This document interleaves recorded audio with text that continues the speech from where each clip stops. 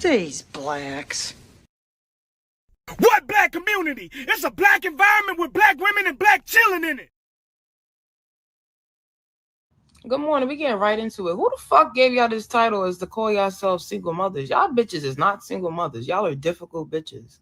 A single mother is a female who raises her children or child alone because the father of her children or child is either incarcerated, deceased, or just a flat out deadbeat. So if your baby father doesn't fall under any of those categories, you're not a single mother.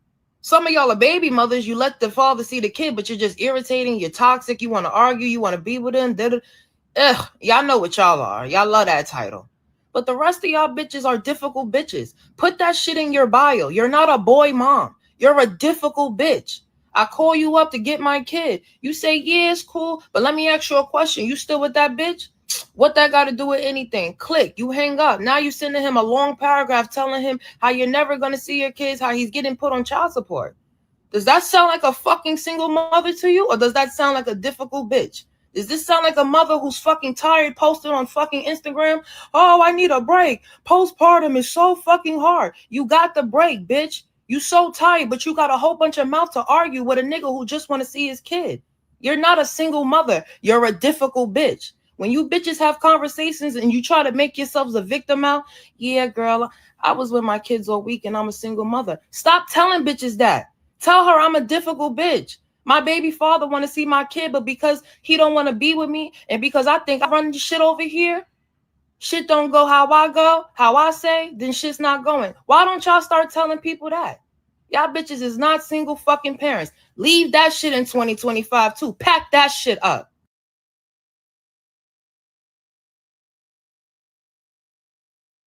All I'm saying is this, right? Let's to move the conversation.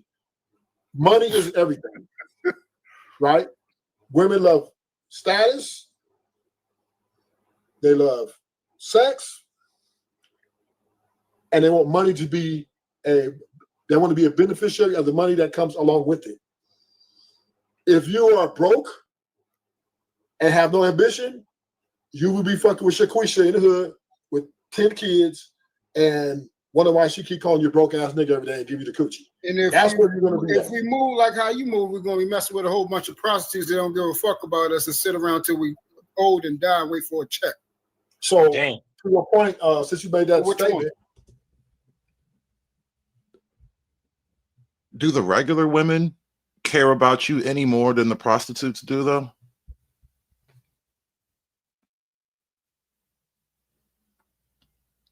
This was on Nidish's panel yesterday. I think the man speaking, his name was Ruthless Truthless. And he was making a pro-tricking argument, even though he was kind of mushmouth about it. It took a lot of words to say something very simple. But I've long kind of seen the problem that he's responding to. I don't know that the average woman has any more or any noticeably greater amount of love for the average man than a streetwalker does. This is what I meant when I was trying to explain this the other day. Like, in terms of dealing with a woman, assume she's something like a professional until otherwise proven. Because even if she's not a professional, she's not gonna have any particular affinity for you any different from a professional.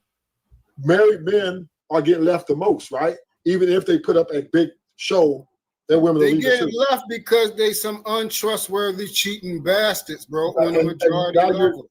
Now you're speculating. No, that's the truth. How would you want there? What? Didn't you just bring up the stats, nigga? I mean, I can name some sales for you, but I'm saying you just speculating. Didn't you just bring up the stats? Got your tape on today, Mr. Superhero. It's okay. Just bring up. And you know, the thing about men cheating, it's like the bane of the female existence, right? That nigga cheated on me. He was out with another woman. He been running around town. You know what I realized about the female cheating problem? And it's almost completely self-generated in the sense that women are most physically attracted to the kinds of men who can easily cheat on them.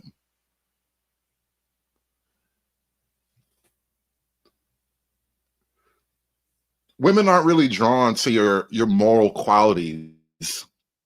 They may come to appreciate it over time, after a series of bills that have been paid, maybe. But as a general rule of thumb, the girls are not magnetically drawn to projections of morality.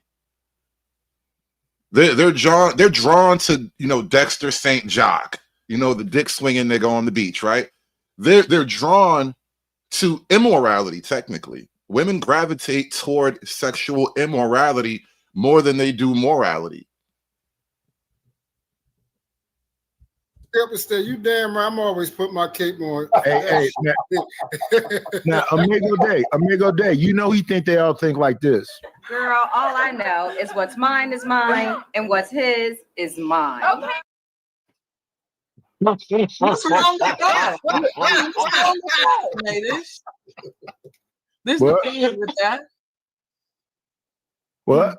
I said there's nothing wrong with that, right? Women give up their womb to have your big-headed, pigeon-toed children, so why shouldn't they have what's yours too?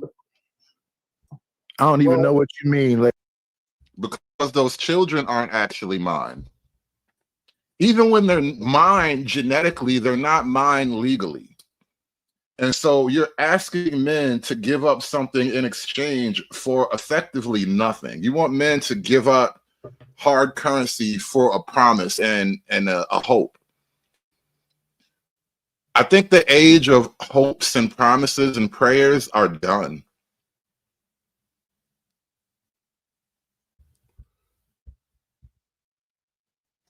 Yeah, Dr. Dizzle, it's a fine line. There's a bit of a balancing act that goes into what you're talking about here. For most of human history, the highest status men had wives, mistresses, concubines, and harems. The Christian idea of monogamy isn't actually how nature works. True. But the Christian idea of monogamy is the quiet engine of Western civilization. And Western civilization is a tantamount to man's thorough conquering of nature. So in order to thoroughly conquer nature in the way that what the Western world has, I don't think we could just totally throw out the Christian patriarchal monogamous marriage. That type of family structure is in the Western culture's DNA. Even if the kings do get to have a side bitch, even if rich men do get to have mistresses, you want that as the core you want that as the core ordering principle of the men and women in your society. You can't afford to have a critical mass of people fall into hedonism and baby mamaism and all that, because then we start to just become like any other savage nation.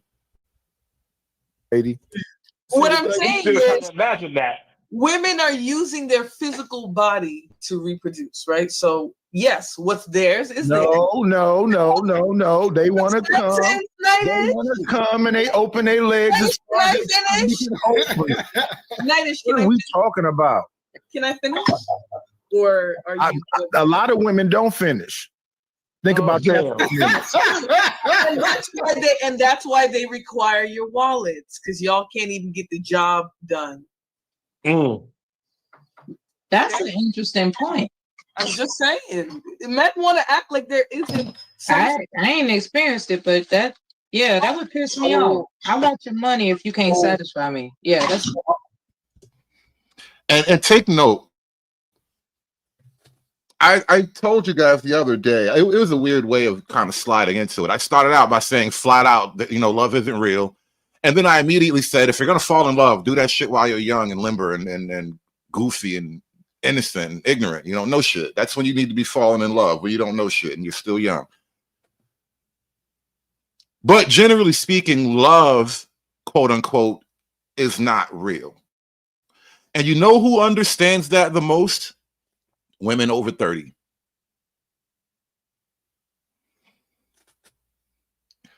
Older women do not operate as if they are willing or capable of actually falling in love.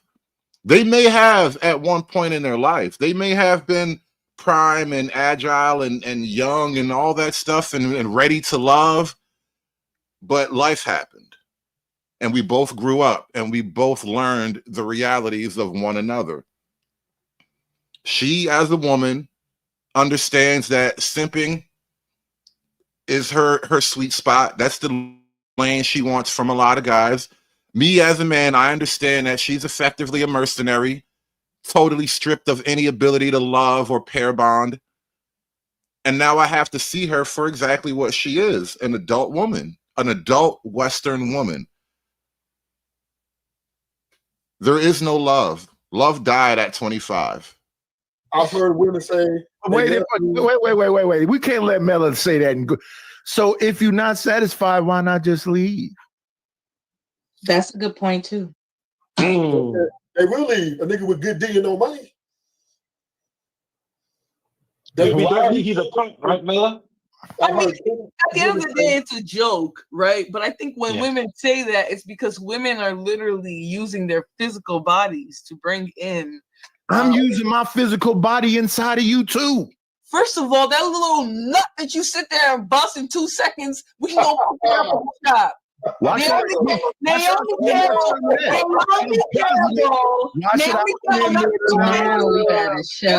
Listen, why should I spend more time than that? Naomi Campbell. And listen, hopefully is good enough. Hopefully is good enough for it to only take 2 seconds. All I'm saying is Naomi Campbell has 2 biological children via getting sperm from a sperm bank. Right? That's not the hard part. The hard. Aren't we all just walking sperm banks at this point?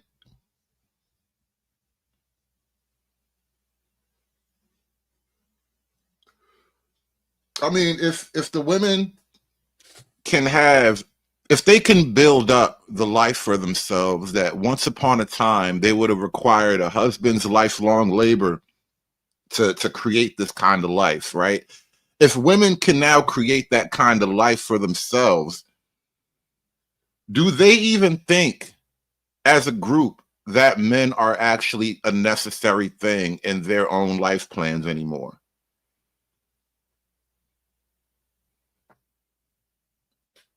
I don't think as men we can really properly account for that type of equation.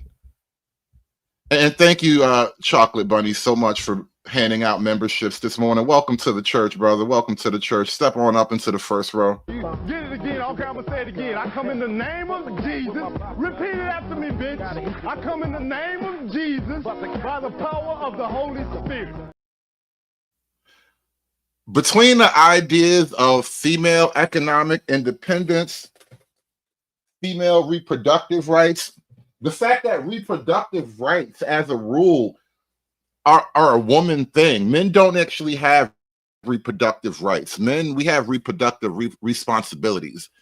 Women have reproductive rights. They get to come up with phrases like reproductive justice and all that. All these colorful words for having their wombs and tombs vacuumed out. In this environment, do women actually think of men as necessary to their life plan? I don't think that it's the same calculation for men, though. I think for men, because biology is real, we do look at women as a necessary part of our life plan, right? Like, you might get on my nerves, but you play a role. You know what I mean? You get on my damn nerves, you piss me off every now and then, but you have a function on this team. And because you serve a purpose, then, you know, I'll grant you some grace, right? I don't know that it really is the same for women anymore. Part is keeping and protecting that baby in the womb for 9 months and bringing it onto the earth. So I do think women are joking, you know, like Chaz said, even though he's running now. Is that women are joking when they say what's yours is mine. But women relationships are supposed to be symbiotic, right? You're supposed to, as a man, bring something because a woman is bringing her body. She's already the table with her body. Do you understand what symbiotic means? That we become one. It's 100%. No. Symbiotic is mutually beneficial. Somebody didn't pass biology. How is it a mutual benefit if you're the table and my job is to put things on the table? I'm not sure if we're grasping the concept of a mutual benefit here. And you know what? I was curious. That is Cora from JP, right? That's the Cora that married JP and then ran off with his heart. She broke that nigga heart. Goddamn shame what happened to that boy. It's not you become one. You both have a mutually beneficial. You're both And getting. you think just because you giving up box when everybody giving up box, symbiotic, nigga. I'm giving that box up. First of all, I'm talking about. I'm not talking about what you niggas be doing. I can't get the box quicker than I can get you to make me a sandwich. I'm not talking about box quicker than I can get you to mop the house. What are you saying right now? That's exactly what I'm trying to say. If you would stop fucking blurting out of your mouth really quickly, what I'm trying to say is the problem. Floor, we have to bring up a guest, so can you hold yours for a second? Fine. Come on in. Play, it's always a treat when players meet. Judge. What up, Hood Conservative? What up? Yes, Miss Floor, you can continue now. All I was trying to say is, at the end of the day, women make that joke about, what's mine is mine. And well, it's not a joke, but what's mine is mine, and what's yours is mine. Because literally, when women come into relationships, their panels. Sorry, I was reading Brownie's comment. It's not a joke, though. If you've ever looked at divorce proceedings and divorce law, it's not a joke. And it's a weird gray area for the men. If you marry a woman, that's the only guarantee that she'll have any kind of legal rights to the kids coming out the gate. But that's the only real structural benefit for the man, is that you kind of have rights to the kids automatically, right? That being said, if she cheated on you and it's not your kid, you still have responsibilities to that kid automatically, right? So it's a double-edged sword. Now, if you're not married, she just gets to own the kid outright, and you have to start the process by first establishing that you deserve rights over your child, right? You start out in the hole, and so the marriage in and of itself doesn't actually solve problems for the man. And so there isn't really a lock on whether it's better to get married or not in that particular sense. You're not really fixing or solving any problem necessarily. Their wombs are literally being used to bring your legacy and their legacy, create a life, build a family, right? At the end of the day, you guys are just two people before. Well, you could be a family without children, but what I'm saying is the woman comes in and brings the family, right? The family isn't.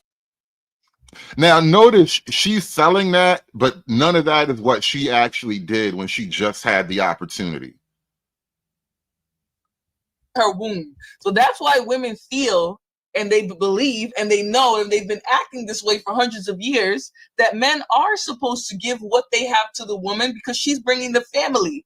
And what your money goes to is the family. Wah, wah, wah, So, wah, Flora, wah. Flora, you mentioned that, that's what they were bringing to the table.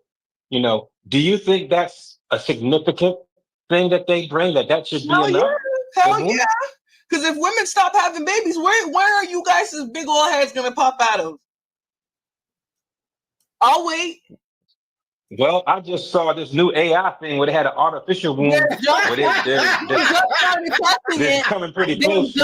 They just started testing it. It's not ready. So if you want to try having your babies via an incubator, go right ahead. But I'm telling you, this is what women have that scientists are trying to replicate, that society wants, right? That's why they're trying to force women into having children again, like we did back in the day, right? But women have stopped. And the thing is, she's using the word force like you have to do it at gunpoint. And you don't have to force women to have kids. You just have to stop giving them money to not have kids. Stop giving them, adult daycare office jobs. Stop letting them wear the high-ris vest and hold the clipboard. Let guys do those jobs, right? We totally restructured the way our civilization functions so that women can enter the workplace and be seen as artificial equals of males. And we can just not do that. And women will just decide that having kids is a much better A deal. lot, but they have stopped as much, right? Because it's not benefiting women anymore. It's becoming a detrimental. But Flora, do you think we look at it that way? Like, oh, she's bringing her womb. Do you think that we place that much value on it in order to keep you around? I believe the smart men do. I believe the men who are arrogant, right, who don't understand the true nature and purpose of a woman, I believe that those men don't understand what it means. I think that men who understand the true nature and purpose of a woman don't want them to have rights. If you truly understand the true nature and purpose of a woman, you don't really want her voting. You don't want her moving around in a world that's going to create problems for you. You don't want her to have rights that'll override your vision of things. If you truly understand the nature and purpose of a woman, the things that she loves will destroy the things that you love as a man. That is the true nature and purpose of her if you let her unchained. So they just treat it however, right? To answer Kasim's question, those men treat it however. The men who understand the value that that woman is bringing when she does bring her womb, those men will do what they need to do. But we do know that women lead in deletions of babies, so they don't really care that much either. But I would say this, Flora, to your point. Well, I do believe that men want you guys to stay. You guys are leaving, not us, right? So I do believe that when you have a man's kid, I never get why Ruthless says that when he don't want to get married. Not to say men are not leaving. He's not even a factor in the dating market. Men in a large number are not leaving their wives. Period. The women are leaving their wives. So the value which they bring in is also the value which they help destroy. Are we talking about marriage when you're not getting married and you don't want to be married? Well, we're just giving a synopsis, Mr. Let's stay on regular relationships then. That's what we're talking. Whatever, however you want to talk about marriage, relationship, it don't matter. Any commitment that you're in, you need to stick with it instead of quitting. No, if you ain't married, she don't owe you sherbet, brother. And I don't owe her that neither. Nothing. Okay, that's fine. But there was a time when, as a woman, you could not get any legal cover for your out-of-wedlock children. If your child was legally a bastard, he had no legal protections in the world, and you just had to make it do what it do. We changed that because, y'all just couldn't keep y'all legs closed. But here's the thing, though, right? Why you say but? We agree. But I'm putting my investment up front, though, and I'm not even asking that money back. So what are we talking about? What investment? Yeah. You giving her an insurance policy? Making all the motherfucking dinners and making sure we have a good time at the park. What is she getting? Nigga, ain't free. Well, this is getting she got a father that could pay for that. And you see how not only do you have this out of control woman, you have her like automatic simp defense team to come and make like pointless arguments. Like, what does her father have to do with anything in the dating conversation? Is her father supposed to be paying for all of her dates? What are you even talking about? That's why I get so frustrated with dudes, because I realize they only have stupid questions, bro. I think we're past the part. We're past the phase of intelligent questions, right? There are no good questions to ask when we raise these issues. And so now he has to bring up dumb stuff like her father. And making sure we have a good time at the park. What is she getting? Nigga ain't free. Well, this is getting unproductive. She got a father that could pay for that. Casino raised. And do they even have a father that can pay for that? I mean, by and large, is that even a real thing? Do most of these women reliably have a dad somewhere in their lives that can do those things? Because those are two different levels of problem. One, that you actually have a father, like you have a relationship with, and then two, that he's actually capable of doing things for you at that point in his life. Those are giant assumptions, bro. Those are Herculean assumptions right there. I'll raise you one, Kasim. You know that the most dangerous time in a woman's life, you know when that is? When she's giving birth. When she's pregnant. Or when she's running Ruthless, I'm asking Kasim a question, if you don't mind. right? The most dangerous. Yeah, and shout out to you, God of the Sea. There aren't stupid questions, only stupid people. I think there may be some truth. Dangerous time in a woman's life is when she's carrying a man's child. That should tell you everything. Hold on. That should tell you everything that you need to know about whether or not men know how to value women for what they are truly bringing, right? Western medicine has made childbirth as safe as a auto production line. Women do not die in childbirth anywhere near the levels that they used to, say, 100 years ago. Men don't value that. That's why they're willing to delete a pregnant girlfriend to hide an affair or a relationship, right? Men can't just leave you. They have to control whether or not you have the child. So a lot of the times, the reason why femicide becomes so high when women are pregnant, right? Because men don't want to take on that responsibility. Now she's talking about pregnant femicide. Think about the minuscule statistical reality of something like pregnant femicide in America.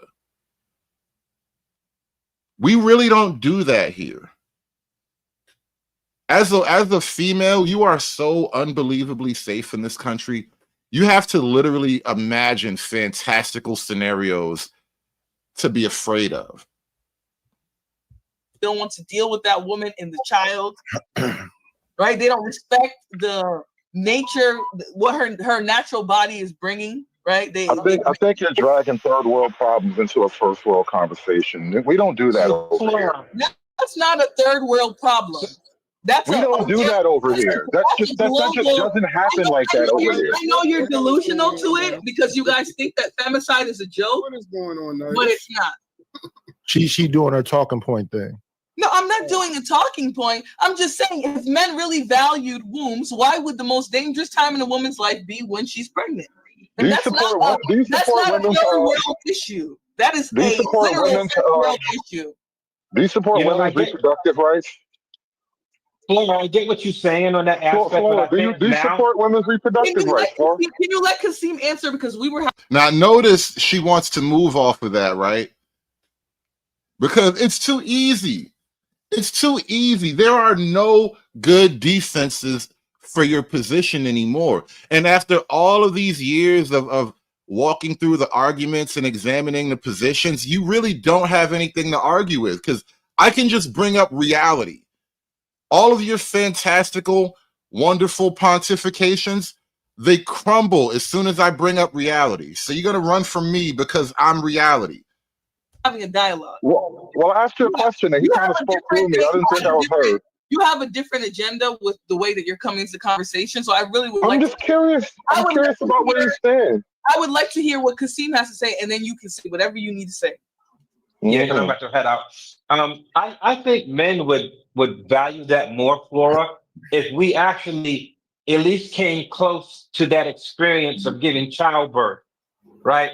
I think as men, we really can't relate to that certain aspect when it comes to what a woman's body is capable of doing.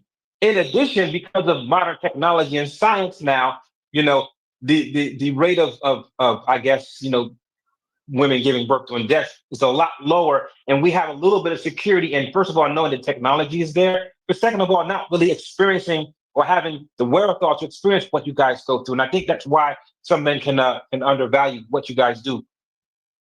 Is that Be Brave in the chat? Shout out to all the crazy white boys. Put a one in the chat if you're a crazy white boy. Shout out to Be Brave. Well, he's old now. He used to be a crazy white boy. Now he's just a crazy old dude. Huh? Okay. How do we undervalue we pay for it, nigga? But the experience, just like as we as men, the things that we go through as men, women would never understand that, right? Never understand that, and vice versa. The things that women go through, we would kind of never understand that either. That's what my point. But can you agree, if a woman is pregnant, a man will provide a house, a place for that baby for her to, you know, if they're together, hold on, if they're together, but let me finish. If they're together in a union, right, and that woman gets pregnant, right, he is going to make sure that house's bills is paid, and she has no problem with birthing that baby. She has all the food and resources allotted to her so that she can have the easiest time possible. We're not talking about the women who, baby daddy issue. We're talking about the ones who are a union of a big commitment or marriage. These guys, when they have children, will fund the 9 months when she's not working, she can't bring no energy sources in. We will butt the bill on our shoulders with no problem and no questions asked. That's value. That's why we value her that much. Now, peep the gaslight, right? She is charging the men with not valuing women and their ability to hold babies and give birth, right? We don't value that as men. And these niggas is up here trying to, play defense and say, yeah, this is the proof that we value that shit.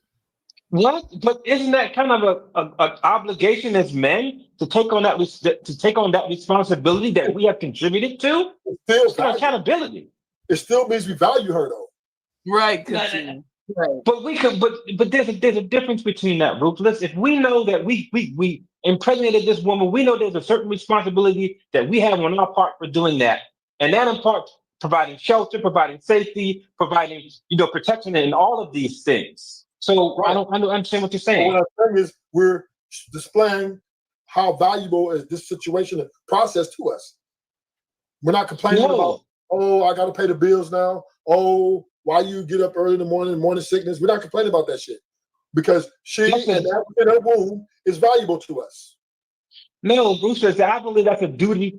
And that's a duty and accepting your responsibility to what you contributed. We're not disputing that, but it's still valuable to us. You got to agree with that.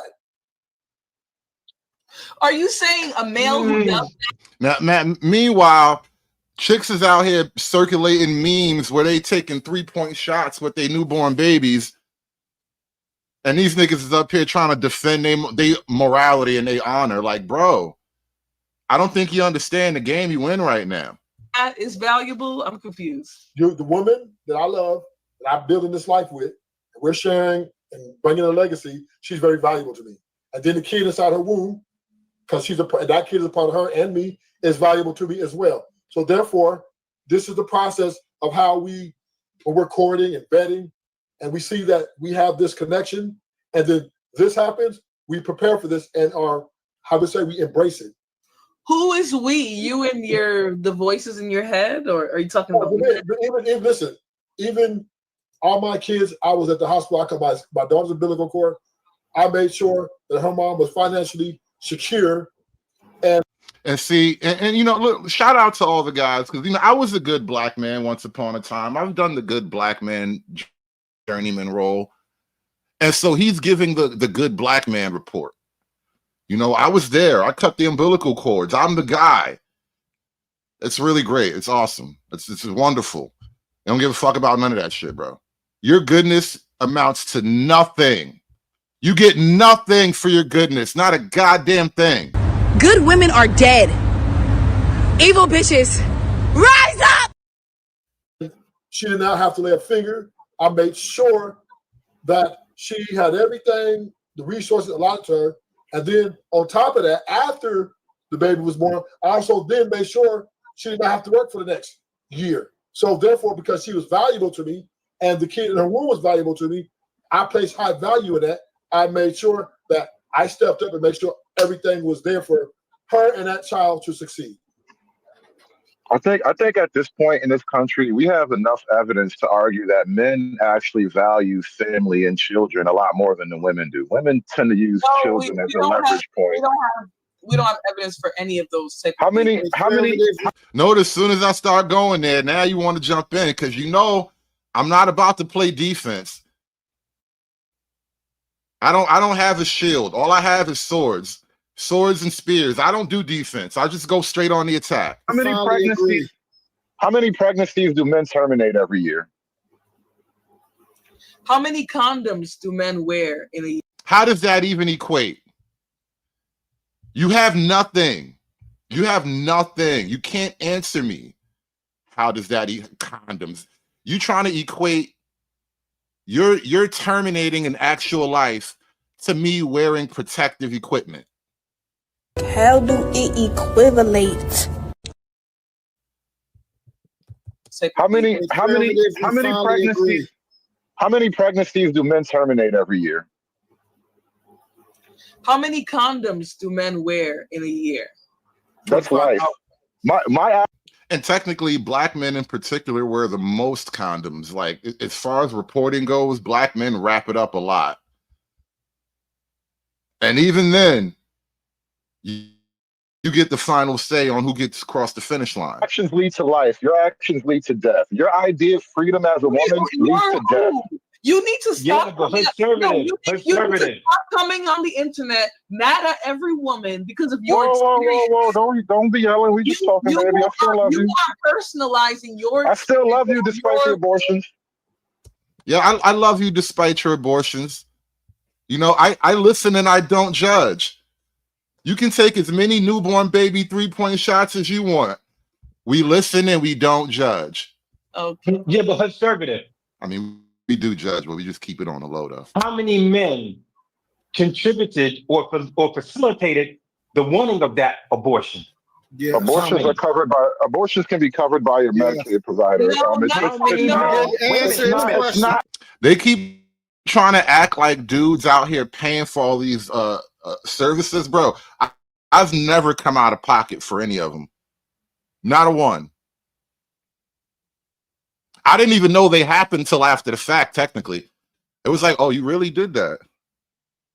And you just gonna look me in my face? Oh, wow, that shit's crazy. You listen, don't try to put that on my pocket. It's free. You can get it done for free. So not everybody has to even pay. The government will just suck the baby right out of your life. How many did men? not answer his question. How A many man men? simply need not.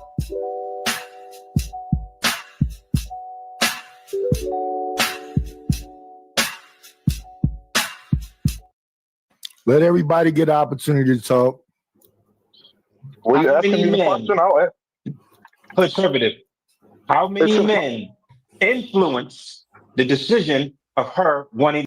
Who is you who's asking me to drop the link? I don't even know if I know who you are. Anybody in the chat know who that is? Who that is right there? Who this person is? Who you? Because I ain't got much time, and I'm curious. It's impossible to know, and only you care about that. Yo, but the you simple was fact playing, is, like- how would you know how many men? It's impossible to know. It's a stupid question. Because listen, conservative. No, how would you know, nigga? How would you know? How would I know? Because I have friends. Oh, that's Truthless? All right, what up, Truthless? We kind of on the same side of this argument, though. That have unwanted pregnancies, and they tell their girl, listen, I don't So want what's to have that, this kid, 5 niggas? and they break them off $500 to get the abortion. All right, so what's that, 5 niggas? No, in a nation of millions. I would say 35 to 40%. So that means now look, even if I take your pulled out of your ass numbers, even by your own conjured up statistics, they look crazy, bro. Even if I take your own numbers, they look crazy. You can't argue this shit. Close to 60% at max of these women will just totally terminate the child. No input, no hesitation, no man required at all. Yet somehow you want to hold a nigga responsible for a woman's sole responsibility. Yes. What are we doing? Yes. What are we doing? That man, again, Do you wear condoms? Notice that does not hold up. At no point can a man stop or force or coerce her situation legally, right? Legally, you don't have the right. Now, illegally, you can do whatever it is that your mind can conjure up. But legally, the right is all in her hand. And so now they want to say that behind her legal supreme authority, somehow a nigga got to hold the bag. Somehow, some way, no matter what the law says, there is a Jermaine out there, and it's his fault. I'm done with life, and it's all Jermaine's fault. It's always Jermaine's fault. All right, it looks like we have a challenger enter into the octagon. What's going on, bro? State morning. your name for me, please, because Good morning, sir. Mongo, This is I can't read that whole thing. Truth. This is Truth. Everybody in this space know me as Truth. All right, what's going on? Good morning, bro. You wanted to take the link, so you jump in wherever you wanted to jump in at.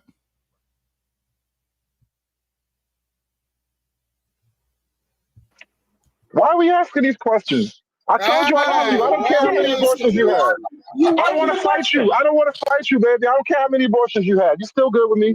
First of all, I can't relate to the hood This nigga, man, I'm you out. have sex with, so I can't relate to that. But one thing I will tell you, sir, I kept up with you. one thing I will tell you, sir, is that you, Salute. Appreciate you for coming up. if you're not using condoms and birth control as a Can I say, because thank you to Kasim for coming up before y'all continue. Truth, what is it that you wanted to disagree with, by the way? Hold on, give me 10 seconds. Hold on. Sure. Thank you, brother. Thank you. Till next time, brother. Go ahead, Flora. I just want to know, like, these guys sit here and talk about what women are doing. Well, we know y'all are out here busting in everything and everybody, right? Whether it's an actual human that you guys are having sex with. So you don't use condoms. So to talk about what women are doing with the escapees, you know, the little abortions or whatever, it's pointless. Escapees? You called the baby an escapee, and you got the nerve to say men don't care about children and pregnancies? You out your mind. You see what I mean? Like, she opened up this entire point of conversation as if men don't care about women and pregnancies, when women literally fight for the right to terminate their pregnancies. But somehow we don't care. We're unfeeling. We don't have emotions. What the hell's even going on? All right, I'm here, brother. Yeah, you want to make a point? And hold on one second. Be brave. I see you in the back. I wasn't really prepared to open up the whole panel. I wanted to take on this particular conversation because he and I were up here on the same panel yesterday. So I'm kind of having a space with just he and I for the moment. And I don't have a full day to do this show. But you got it, Truth. Yeah. So when we have these conversations, are we having conversations just to have them for the hell of it? Or are we trying to find some sensibility to find solution? Trying to make sure I got the right gauge? Well, at this point in the engagement, I came up to effectively counter signal what she was saying, in the sense that the men didn't care about women or pregnancies, or just her general position of misandry. I was there to counter signal her misandry. Okay, so you came up there, just want to make sure I have this correct. You came up there specifically to argue with her. Well, I came up there to talk to her as much as you guys were talking with her. And I don't think I came up there to yell and scream and call her out her name and all that. But I did want to actually speak against her point. Yeah, no, I didn't say yell or scream. That's why I used the word argue. Argue is not a negative nor positive thing. It has an actual definition to it. So you let me say it better. You came up there to create a counterbalance to her dialogue. Does that sound better? Yeah, we can agree on that. Okay. All right. So when I usually have conversations with men or women, I'll be trying to get to a point. So I don't like to argue or go back and forth, because it's a waste of time. It's a waste of energy. It's a waste of time. So if we can get somewhere, then okay, I will probably entertain it. And that's most of the time what I see, not just with women, but also with men. They will argue, but we will never get to a point, okay, hey, how can we at least fix what we're talking about? So like y'all talking about the abortion thing. So the way I look at it, and my view, my POV probably might be different than yours. I said probably because I don't know your background. So I come from a marriage setting. I was born in wedlock. My grandfather, my grandparents all were married. So my ideal of how a man is different than majority of men and how they grew up. Because what happens is when we grow up and we see our mom take care of everything, we then equate that woman on the same level as a man because she's doing everything as a man. And I mean psychologically. Me, I don't look at a woman on a man level in no type of way possible. She is in the lower form. She is the weak vessel. She can't at all. Real quick, did I hear you say you came from a 2-parent home? Yes. Okay. Yes. And no, I'm not ruthless. Ruthless is somebody else. I'm truth. If you say truth or truth is never favored, everybody know who you're talking about. Me and ruthless are two different people. So well, I couldn't tell from the chat. I had to get it straight, but I got you. Yeah, you good. So my ideal is the woman, we're not on the same level. So I can't put her behavior, her mindset, her way of movement in life equivalent to a man, even down to the consequences that she will have. Because I look well, at go ahead. What would you say to the idea that women are children? I wouldn't call them children. Well, if not, then what? I wouldn't call them children. What I will say is they are in between the man and the child. So I would have to handle them in the form of a lower form than me, but not as a child. So in other words, they have consequences that children, while they're learning, they don't have those type of consequences because they don't know. A woman, on the other hand, she actually, something she know better or should know better once she reaches adulthood. And those things that she should know better, I will hold her to that standard. I will never, though, hold her to the standard of what a man is or should be. I think in your definition, it sounds like whether or not you're comfortable with the statement, your treatment of women is closer to children than it is of men. And so that's why I just lean on, you know, you know how when you're rounding up or rounding down, we're just going to round it down to they're more like children than they are like men. And I think we're uncomfortable with that acknowledgement because now we have to live in this duality where if they're like children, then you have to spank them and say bad child if they do something like terminate one of their offspring.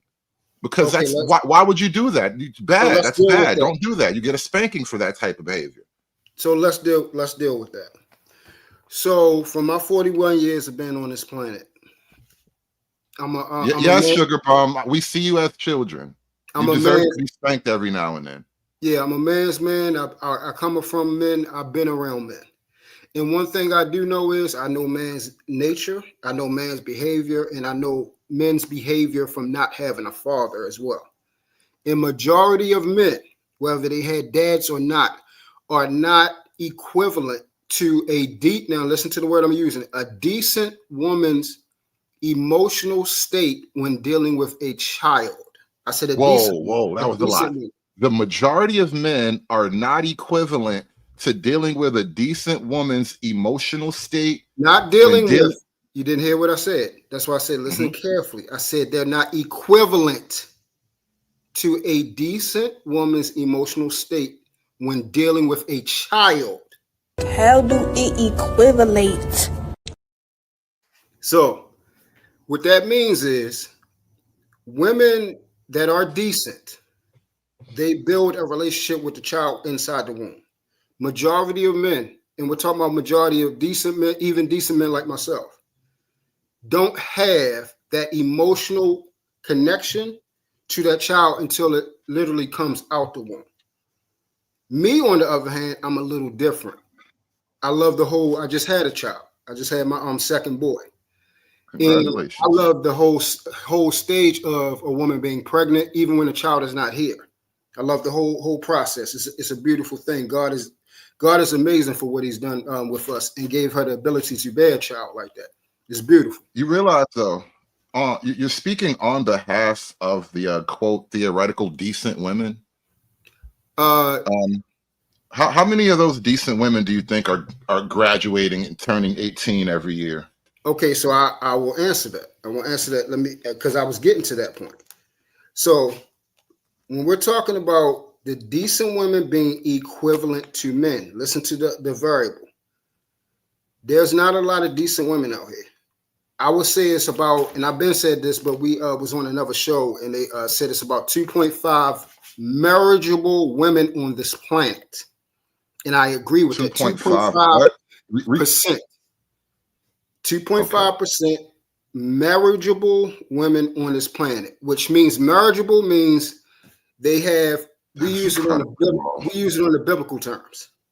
They fear God so that they will fear man. They look at man as the person underneath God. So they are obedient to the man, they listen to the man, those type of women. It's only 2.5. I'm sorry. Globally? Yes. So, I mean, all right, even if you were to take that and rerun those numbers just in the American context, because I don't want to think that big. We only live in America, right? Mm-hmm. I don't even know how you go forward with any kind of on behalf of women type of argument when you yourself are going to now tell me, hold on, but you yourself are going to tell me that only 2.5%, so 97.5% of them are automatically off the table for long-term marriage and relationships, right? That's not so what I are we said, even talking about? That's not what I said. Well, you didn't let me finish. You didn't listen. That's the extrapolation of your number, though. No, that's not. That's not. So if they're marriageable by biblical standards, those women belong to biblical men. That's who they belong to. They don't belong to the rest of the heathenistic world. Those decent women belong with husbands. Husbands. Not men out here that are trash. Not men out here that are sleeping with multiple women. Not men out here that are living foul lives and think women are just some type of trash can or something like that. Men that are decent deserve decent men. The men that are trash, which I used to be one, let's clarify that. Used to be one of these trash men running around here sleeping with women because I had mental issues.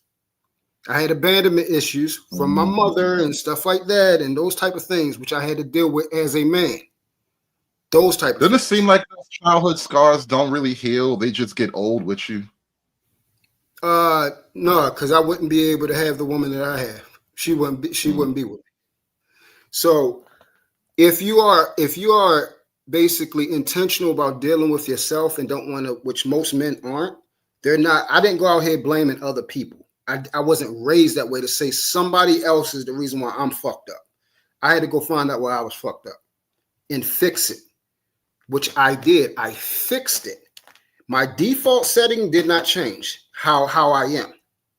What changed was my behavior. So interesting. My behavior. I'm sorry. I have to jump in here for a minute because I'm listening. It's not that I'm not listening, but the problem is I am listening and I can't help but to hear when we having a conversation about what women do.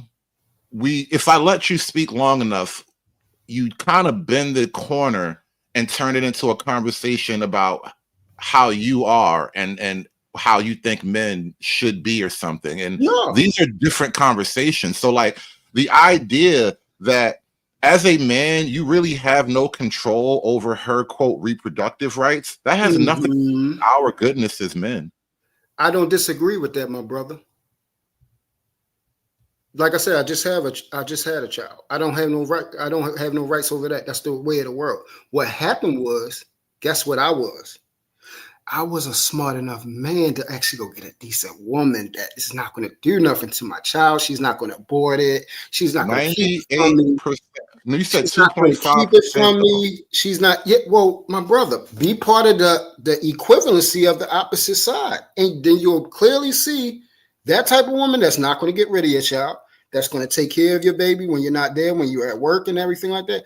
And also, if anything ever happens that so happens, God forbid, that our relationship work, guess what? She will not do anything to my child, keep me from my child or anything, because she understands the importance of a father being in their child's life, and especially a son, because she wants me to raise my son how I am, so he can actually go out here and find a decent woman because he would know what she looks like.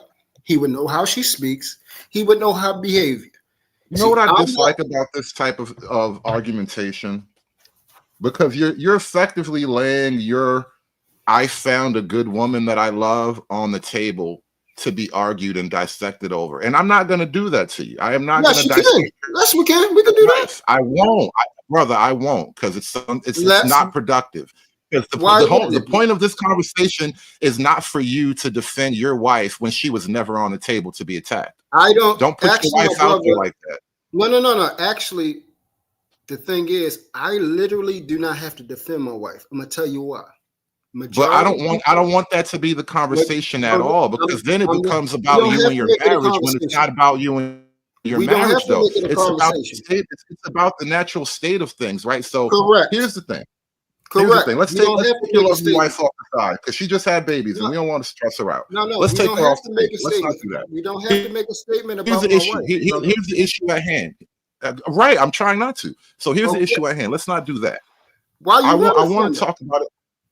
Well, because I don't want you and I to have a conversation about the nature of your marriage. That's not what this is. Why would we do that? I didn't say that. What I said, you didn't. The thing is, you like you said, you interjected, but you didn't let me go back to the conversation. The interjection means you cut it in for a minute to state about the premise that we're talking about, and then you let me get back in. But you cut me off, and then we go somewhere else. We'll take it back up then, but I don't want this to be like a defense of your domestic bliss, because I don't want to be in the position of attacking that. Okay, cool. I respect that. What I will say is this, and this will be the last statement for this premise. Then if you want to change it, we can change it. I don't have to defend her because her character defends herself. Majority of people on YouTube know her, and they will tell you who she is, men and women. So I don't have to defend her. She defends herself.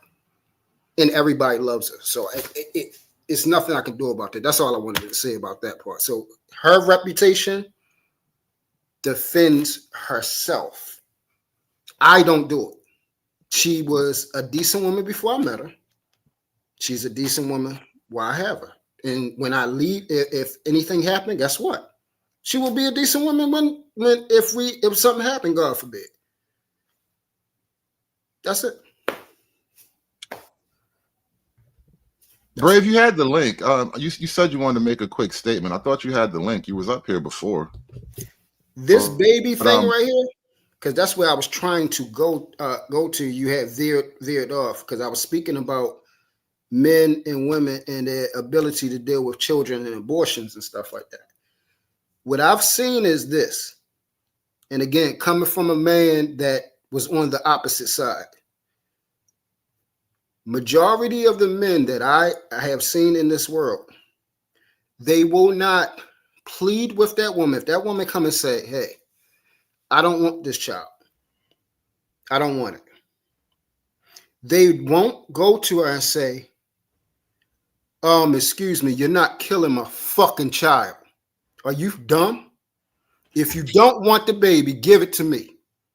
You don't have to be a fucking parent. I will be. You know, I brought this up yesterday. We are conjuring we are conjuring an entire nation of scenarios that we can't possibly have any inclination on how it works. We just assume that these conversations do or don't happen. And I don't want to argue from the position of a conversation that's entirely theoretical. What I do argue is the statistical and legal reality.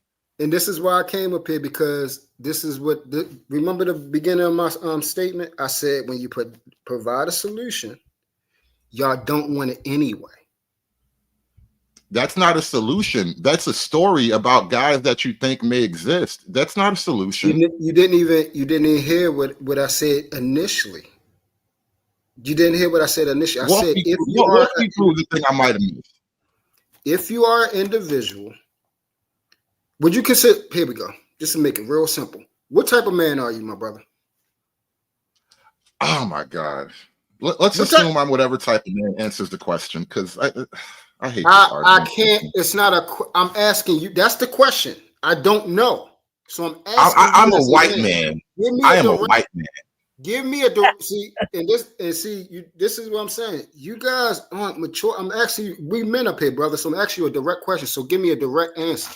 I am a white man. You're white? I hope you're not white. You asked me what type of man I am, and my answer is I am a white man. Now continue. So no. Take that as your answer, and now proceed with your argumentation. I hope you're not white. Talking on black women. You wanted to ask the question. You got the answer. Now use that answer to make the argument you were going to build up to. No, good one, conservative. I can't. So, what this shows is this is the only reason why I wanted to come up here. So, what happens is I came up here as a man with you to have a conversation. You don't hear me yelling, cursing, or anything like that. Right. And you're making jokes and everything like that. You can't even behave as a man. And he's not joking. Man, shut your bitch ass up, nigga. I'm not talking. Let's leave the other panelists alone for a minute. He hasn't done all right, tell him don't talk to me. I ain't bothered. Hold on. And Brave, just give us a moment, please. But men are talking, nigga. Sit back.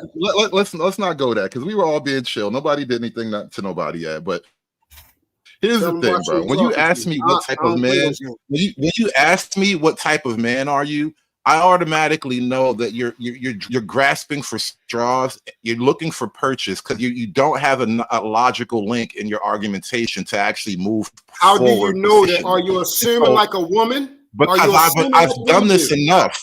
No, I've done this enough to know patterns of behavior. Like women, my brother. I don't assume like women. I collect patterns of observations and I journal them and I share them with my audience. That's why we all laugh at this at the same punchline. Once again, you cannot collect a pattern of observation with individualistic people. That is not logical. Oh yeah, you can. That's the beauty of observation. Patterns are everywhere. Patterns are everywhere, but you cannot deduce a 100% logical definition of somebody else based on other people's parties. I don't judge other people based off of who somebody else is. I judge them by who they are. All right, let's you and I take a moment. So if anybody asks me as a man, I can properly give them who I am easily. Fair enough. I'll accept that. Let's you and I take a moment to tone it down a second. Be Brave. You asked for the floor to share a statement. So Be Brave, I'm going to allow you the moment to share the statement. Let's Be Brave. Let's have Be Brave make his statement. Thank you for coming up, by the way. I don't think you've ever been here before, so welcome to the show, Brave. Hey, thank you. Well, I find you hilarious, and I'm not going to say anything for you, conservative. But my guess, right quick, is your description of yourself as a white man is a little more realistic than what you're letting on. But listen, this whole thing is, and I hear a lot, and I hear you a lot, conservative, and I really appreciate your take on women. But a quick question: I'd say that 80% of American women now have the heart of a whore. Am I close to that, or what do you think? 97. Okay, I'll go 80 though. I'll go 80. I'll accept. Yeah, I use 80 as a rough number, but we can go higher or lower. It doesn't really matter. It doesn't. The point is it's way up there. So that's what I was saying earlier, conservative. I love your description of the failure of women. And by the way, abortion has to be legal. And the good value of it is it shows us how filthy our nation is and how far fallen we are with the love of life and how far our women have fallen. But the abortion is a horrible metric, but regardless, we can use it for that purpose. But I always say this. There's with all your description of the failure of women, conservative, you do know this is more about a man failure than a woman failure, culturally speaking. Do you think that? I agree. I like. What do you mean when you say that, though? I need to hear where you're going first. Well, men just simply aren't understanding that women are now free. We can't. Okay, we don't get the. I'm 70, so remember, I watched the setting loose of the female. Okay, I watched it, seen it. Oh, so this must be a man, right? Okay, continue, sir. Go ahead. Yeah. So what I'm saying is. If women they had to be set free, we don't get to keep them as slaves. That's old bullshit. It doesn't even make sense for a culture. And if a culture has to rely on keeping their women enslaved, it shouldn't be a culture. Okay, so the men are the ones that just simply haven't kept up with their manliness. They've their masculinity in days of old, 50s and the 60s and previous to that, was given to them. Now they have to grab it and keep it, and they're not doing it. Before it was easy. Yeah, they had the Bible, taboo. She's a whore. They had all these assistants in keeping the man the head of the household. Well, those assistants have been removed conspiratorially and for whatever reason. So now the men just got to understand women are free, and they're not keeping up at all. In other words, the true punk is coming out in men. I mean, I don't know how else to put it as I'm witnessing it. I'm going, no, there's a lot of these women that have the heart of a whore.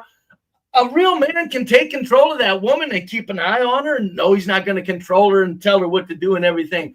But he can shape a woman. But men aren't even in the frame of mind to do it now. They're emasculated. And they've fallen for the emasculation of it. So I'm saying if it's the man that's going to lead the way, and by far he would, the men are the leader of the cultures in any healthy culture. And if he's not going to do it, it's like, because the woman, we're not putting her back in the cage. So if the man's going to be just a silly ass emasculated punk in large numbers, conservative, I get your description of things and your description of women and the failure of women a lot, but I don't know if I hear you enough, and I haven't listened to you a whole lot, and I'll tune in further. Well, tune in just now. Tune into this part. Let me kind of address what you're saying, because there is an element of truth in it, but there's an element of blame placing that I think is misplaced, because I don't think any of us, even you, Brave, as sort of the oldest guy on the panel, perhaps, you didn't vote for any of this either, right? It was this way when you came in. You were already born into a trending. The ground was shifting under your feet when you got here. And so what I would argue is that I think the ground was shifting in about the early 1900s. Well, okay. As men, it's really difficult for. Oh, I'm sorry. What I witnessed was the door was open and all the bullshit was out of the room. All the bullshit was done away with. Go ahead. I'm sorry. As men, it's really difficult, and this is where a lot of young guys today are really struggling the most, I think, because we talk about it on the news, the incels and the boy crisis and all that stuff. It's difficult for young men to grow up into the world and try to achieve markers of traditional male status when it's not the women. I mean, because women are women, they're just going to do whatever it is they can do, but the rules of your very society impede you in so many ways while they prop up the women ahead of you. And so what it creates is a situation where the women are artificially advanced, and now they get to turn around, and men too, because you're kind of doing it as well. You're looking at the women only dudes in the Rainbow Mafia get propped up. Go ahead, Hood. We're looking at women who are artificially propped up by government and social artifice. And then we're looking at the men and saying, why aren't you doing better than the women that we help at every turn? And not only do we help them at every turn, we actually take away energy from men and divert it to women for that very purpose. And then we turn around and look at the men and say, well, why aren't you manning up? It's like, well, get out my way. Like, if you're going to actually spend government money, you're going to take money out of my pocket to empower women against me, then don't look at me as I'm the problem for not having all the power that you take from me on a governmental level. Okay, that's a very good point, and boy, that's very well put, Hoodservative, because actually you're reinforcing my point rather than disproving it. That's my point exactly. They've been set free. They've been used as a weapon, and men, we're warriors. We're supposed to outthink this shit. Fact. My point is they're not even trying to outthink this shit. That's what I'm saying. Now I get the disadvantage that men have. I'm kind of in tune with that. My point is men aren't at all even getting in the race. That's the problem.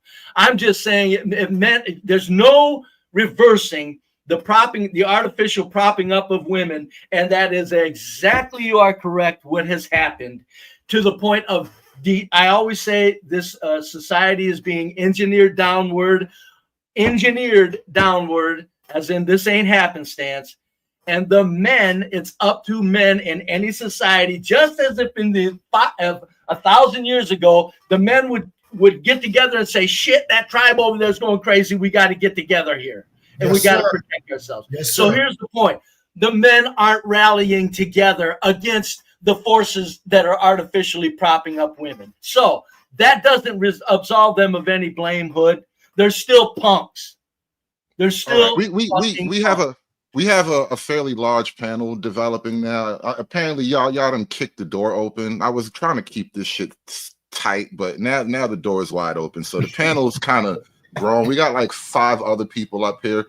So I say that to say we got to move the conversation on to the next guest. Shannon, you're cammed up. I don't know if you know that, but we're going to get to you in a minute. Nobody's visible on screen at all. Mr. O, you are next in line. Mr. O. All right, we're going to come back to you, bro. No placeholder. Hello, Hood. How are you doing? Morning. Jump in wherever you want. Add to the conversation, whatever you needed to. I'm in full agreement. Can I say a quick statement and get on with my business here, dishes and things like that?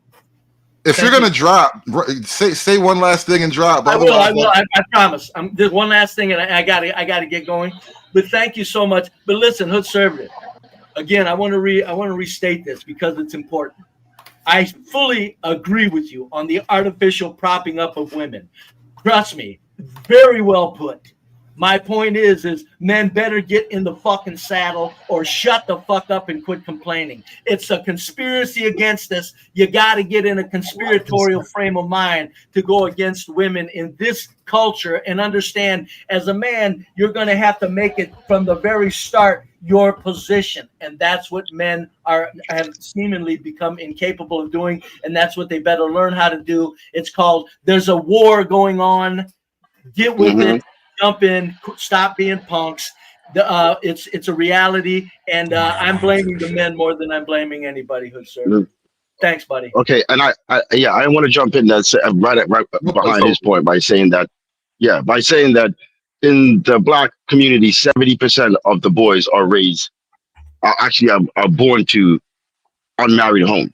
Yeah. I know that basically it's about like 50% of them that actually live solely with their moms and the mix between that. But the point I'm saying is that if you want to prepare boys to do certain things, you need to give them the environment and the tool and the training. You cannot just have a bunch of boys living with their moms that have no idea about how to raise men, or don't understand anything about tactics, nothing about strategy, nothing about preparation, and literally just have her there with the boy eating, playing video games, whatever it is, and 18 years old is like blah. That's why so much of them end up in. You don't want to get into a world of men and not be prepared. I'm saying you have to be, especially when you're dealing with white men. They're very prepared. I'm letting you know that they are very prepared. Right. So you cannot go into a world of white men and expect to succeed if you are not also very well prepared. So the whole idea of giving them, hold on a second, let me finish my point, and you can talk. So the whole idea of like engineering a world where you give the women excessive power and excessive access, and then having them give you a product, which is the men that are in front of you right now, and then complaining about it. Like, dude, if you want better men, the situation has to come from the social engineers. They are the one that have the power. They're the one taking the tax money, facilitating. I'm saying they're the one allowing the women to be financially be in a position to be single moms. If they took away all the safety net, they would have to basically find a decent man to have children with. Let's go. We got more today. Let's go. That's not true at all. Hold on. The thing you were saying about the white men part, and I think it's not just out there with white men, but when our kids grow up, and especially coming out of single parent homes and all that, I saw this because I just dropped my daughter off at college the other day, and I'm kind of taking it all in, and it's like a lot of the kids that you're up against come from stable, wealthy homes. You know what I mean? And so you're really up against. So like as Black people, our kids are up against kids who come from strong families, and that is a huge superpower. Just coming from a nuclear family. What was a family? Hood. But Hood was a family. A man, a woman, and a child making it work. But that's criminalized. That's demonized. Then Barack Obama basically took the man out. Well, he congratulated the man for leaving, and basically put the so-called other studs in the household, or the two dads. They consider that more of a family. Lord forbid, if you are a strong masculine man over 35 dating a woman that's 25, you want to go ahead and start a good old-fashioned marriage and bring kids in tow, they'll ridicule you. They'll demonize you for trying to do such a thing. Hey, conservative, I'm out. We got men up here. My job is done, sure. You have blessings.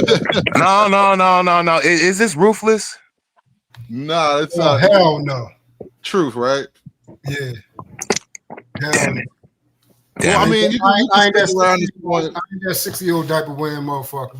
No, look, you can stick around if you want. I'm sure disagreements will pop up. No, I'm roasting old niggas all day today. After Hood go off, I'm probably gonna have to roast that nigga Knightish. Again, he want to be a knight, so he's Knight-ish. That's why he even got the damn name. But what is a knight to a king, though? But anyway, go ahead, continue, Hood. No, I was just trying to open up the floor because a lot of people slid in when I dropped the link. Shannon, you was actually waiting patiently. Let me kick the mic to Shannon. What's going on, bro? Appreciate it. I think interesting, and also I appreciate your content. I always listen to it. I'm at work. It's hilarious. So thank you. But when it comes to like abortion, really quickly, is it just me?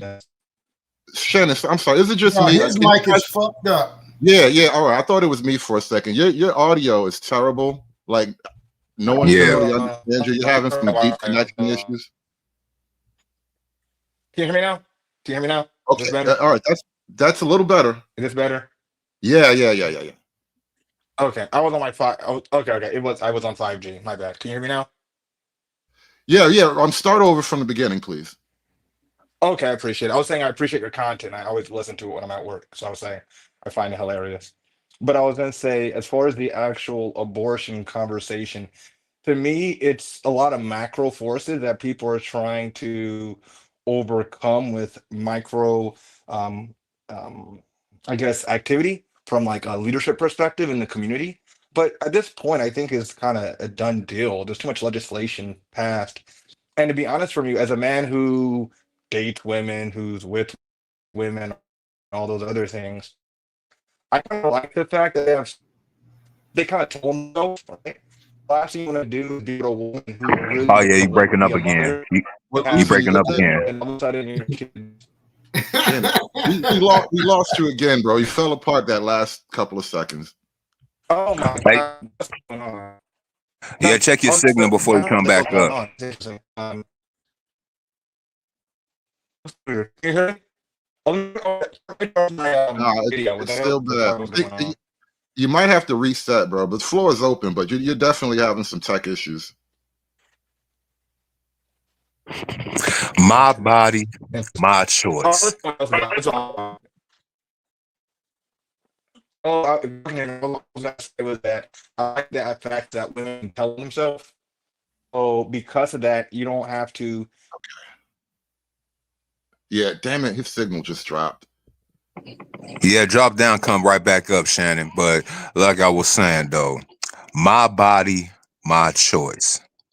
We have been hearing that same phrase, especially us older millennials like me and Hood and some of you Gen X guys that's on the panel or in the chat. We've been hearing that trope, that tagline for the past 30-some years.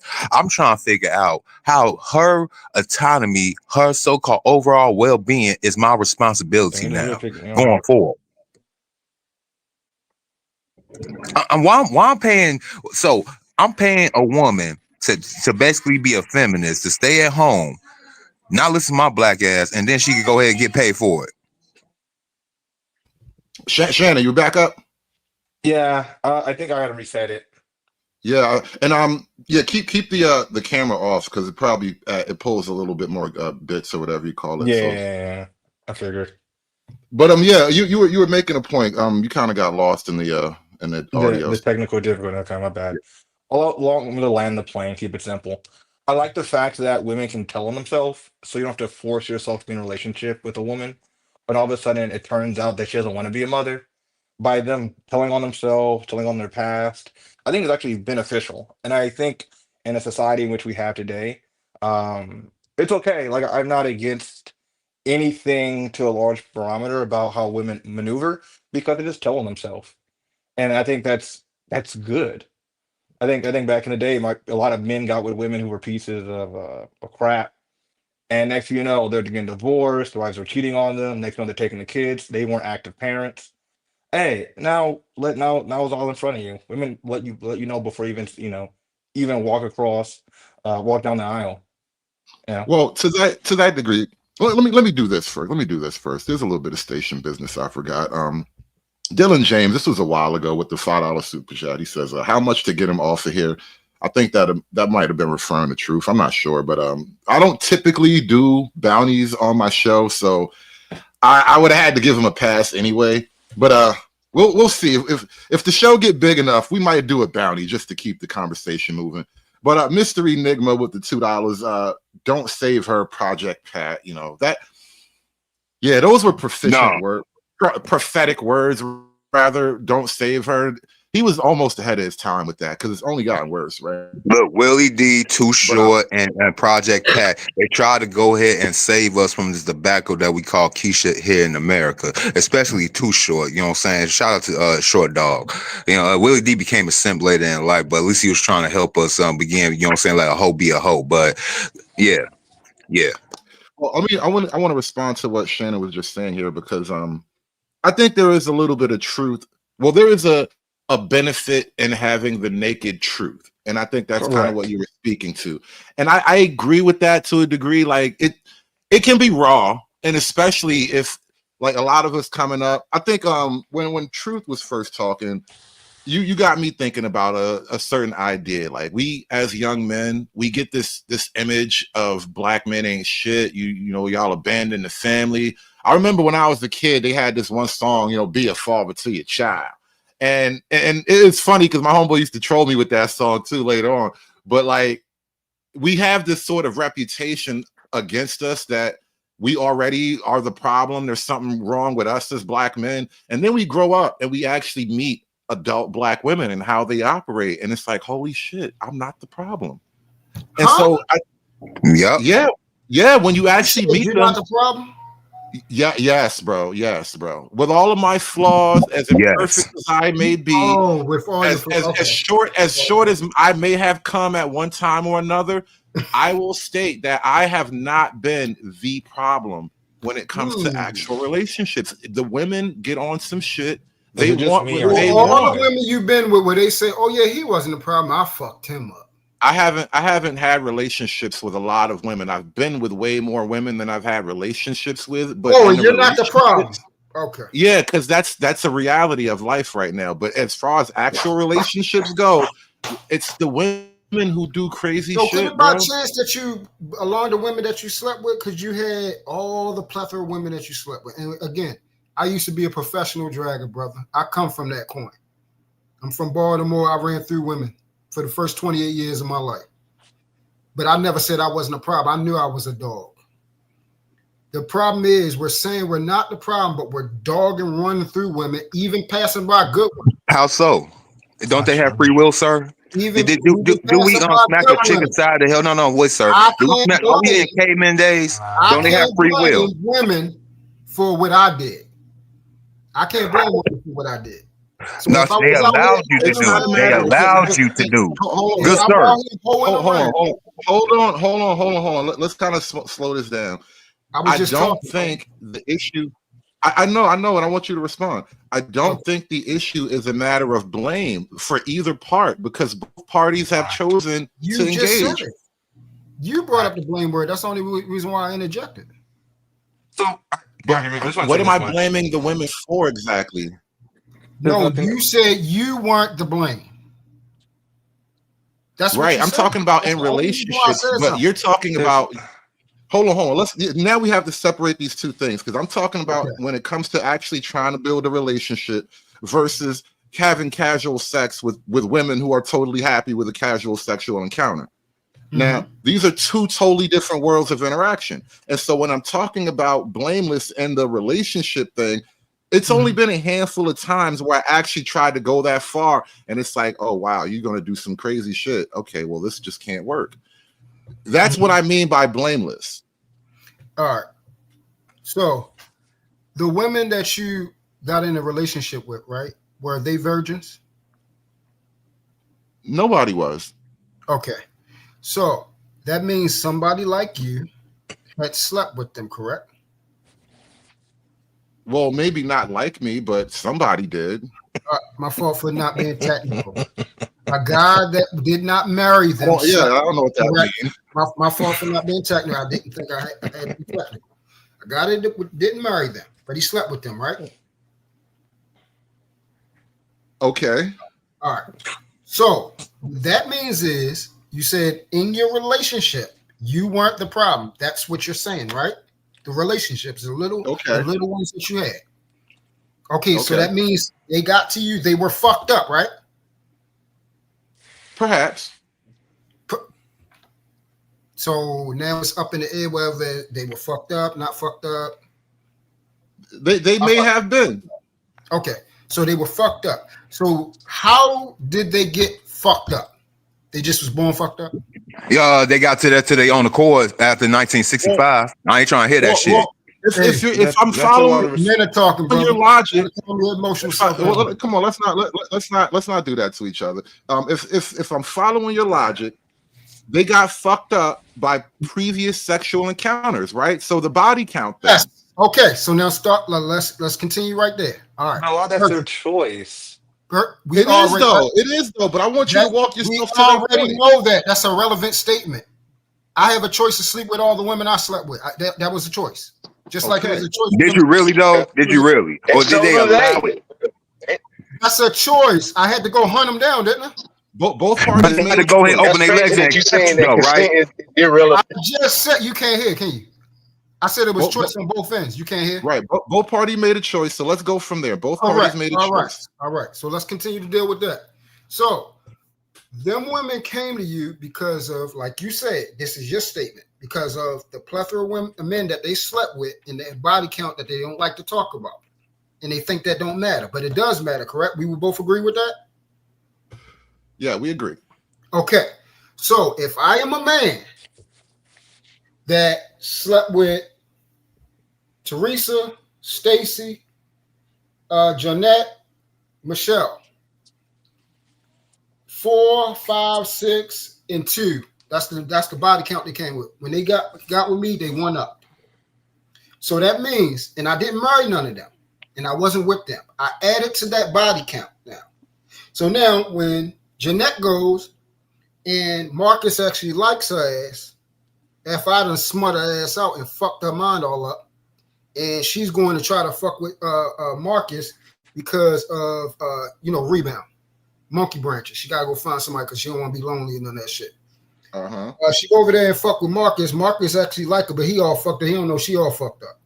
Right. She talk like me now, all that shit. She fuck like me, all that shit. He ain't ready for all that thugged out shit I just did to her and fucked her all up. Now she's going to go fuck Marcus up. Marcus is then going to come on YouTube and say women ain't shit. Because I got with Jeanette, fucking whored out ass. Whoever she was just fucking with, the bitch want to do all types of freaky ass shit. She don't listen. She cuss all the fucking time. She smoked. She drank. She want to go out here and party. She want to hang with her fucking dirty ass fucking friends, all that shit. Because Truth didn't give a fuck about that bitch. He allowed her to run and do whatever the fuck he wants to while she sucked his dick at the end of the night. We don't have to be so vulgar. No, that's real. You said reality. See, this is. That's real. I'm digging this shit. I'm digging this. I'm showing you real. It's reality, but I'm showing you real. No. See, when we talk about this, I don't sugarcoat shit. Because I really did that shit. I get it. So that's what I'm saying. So when that bitch go over there and is fucked up and fuck that nigga up, and now he on here talking about how bad women are, I will say I fucked her up. I did that shit. But here's the problem. I did that shit. But when she went out with Marcus, because she ain't fuck him yet, and she was still fucking me before she, it's a transition when they stop sucking your dick because they actually like the boy, but they don't want to give him no pussy yet. So she'll continue to fuck me while she going out on a date with him. And then I bring her ass home and sweat her fucking hair out that she got all done up with that nigga. A while ago, I brought up this concept of a player's guilt. where the guys who are out there running through women somehow find themselves as now the staunch defenders of women in their later years because you used to be the guy who broke them. And it seems like that idea, it keeps coming back up. But here's the problem with that. Here's the problem with that scenario. First off, shout out to Players Guilt, by the way. I be coming up with some spot on concepts. Kuna Coons with the $3 super chat. Black it was Players Remorse Hood. It was Players Remorse, not Guilt. Thank you. Players Remorse. That was a whole show too, right? Black culture is anti-family. Change my mind. I will not change your mind. I am doubling down. We are very anti-family, and I will say we because I want to own some of my part in that shit No, too, but no, niggas. As a father, I'm telling you, my experience when you actually do try to raise a family, it is the women who are far more anti-family. Because you are a black man. You are a black manhood. Let me tell you. Everybody stop for a minute. Everybody stop for a minute. I need to hold. You know why, right? Bro. I will allow you to answer, but I need to hold the floor for a minute because I'm going somewhere with this. Here's the problem at hand, and I'm responding to everything you just said, by the way, True. Yes, there are some guys, a small percentage of guys who are going to, quote, run through the women and all that. It is what it is, right? What we are leaving off the table is one, even those guys, though most of those women are not even coming to those guys as virgins. You are a notch on her belt. I just said that. And so stop. So being a notch on her belt, it doesn't give you all of the singular blame for who and what she is as an individual. And so that is the problem that we do not like to stand on that particular note. Yes, there are men who will sleep with women who will allow it, but there are far more women who will allow it. And that is the conversation we are not having. Okay, so I never said singular. You like to add words that were never in the premise. I'm responding literally to your. I literally called her a hoe, so she can't not have blame. I literally called her a hoe, so she can't not have blame. I literally stated the bodies that she had, so she clearly at fault. So I noticed you started speaking harshly at that point. I laid out a flat out something that you cannot. I gave you all the variables, so you wouldn't say I was missing anything. Those are hoes. So nobody's making a woman look like a hero. The thing is, I know that they are hoes. That's the difference. I know that men like me and probably some of you guys out there, we are fucking them and making them in hoes because they're not smart. Not at all, not a little bit. They don't have logic like men. They can't see what type of game we run. And I was one of the ones I didn't have to lie. This niggas out here that's lying and then they believe a lie. I didn't have to lie. They didn't give a fuck as long as they could fuck with me. That was it. So since I'm on the opposite side of the game, I'm not going to pretend like that didn't exist. I was both of those people. I'm the man I am today, and I was that nigga that too. I think we have to. When I go in town, niggas still know me from who I was. They still know me as Truth, not who I am now. I think as older men, and especially like now that we've like had our own children, we can kind of maybe see, big picture things. You can see ourselves and our children and that sort of thing. I don't think it's just fair, and I'm going to actually speak up for girls a little bit, right? I don't think it's fair for girls to have so much freedom. It's actually not fair to them. Huh? They were never meant to be this free because That's right. we as men are finding out that what they will do with this much freedom is actually damaging to them individually, to the society that they have to live in, their own images of what they are as women. What they have with freedom is not helping them. Okay, I need to interject. Why shouldn't so I'm gonna show you my POV. I'm gonna just give you my POV. What's happening is they have all this freedom, right? And now it puts limits of constraint on women that will always get way more play than a man. So now the game is inverted. And what happens is niggas don't like that shit. They don't like it because now we don't have where we can fuck them, and they used to keep their asses under control.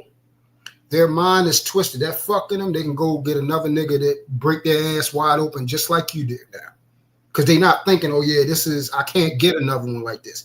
They actually in their mind, the world has fucked them up that they're going to, even if they don't find it, they're going to go try to find a nigga just like you to break their ass wide open. And the game is inverted now. And what happened is men don't like that now because now a lot of men, we're not winning the game no more like back in the day. We was on the upside now. Now women are running. And it's going to be like that. It's not going to change. It's going to get worse. Well, a woman's freedom is a man's oppression. Do you want to be oppressed by these so-called systems that's in place to go ahead and keep your black ass in line when this chick want to go ahead and have her way? I want to ask you that. That's a great question. So me being a man raised by men, shit can't oppress me because I can still be the dog I used to be and run through them. I'm just calmed down because I have given my life over to and submitted to a person that's greater than me. And now I follow by those guidelines and rules that limit the heathen that I was. That's the only thing. If I go back to that, these laws don't stop me from running through another 200, 300 girls. I can play the game way worse than them. It's easy. They will never tramp me. They will never beat me. None of these women, they will never make me belittle myself, cry, nothing. I'm the man. So I want it. Can I interject? I hear everything you're saying, but you're putting this onus on men like women don't have their own accountability. I can give you this, right? So I went to college. I'm in my 4th graduate school program. So I've seen how white women move, Indian women move, black women move, all across the board, right? The reality is that most African American women choose this. They aspire to this. It has nothing to do with their upbringing. Is that a 2-parent household? This is what they choose.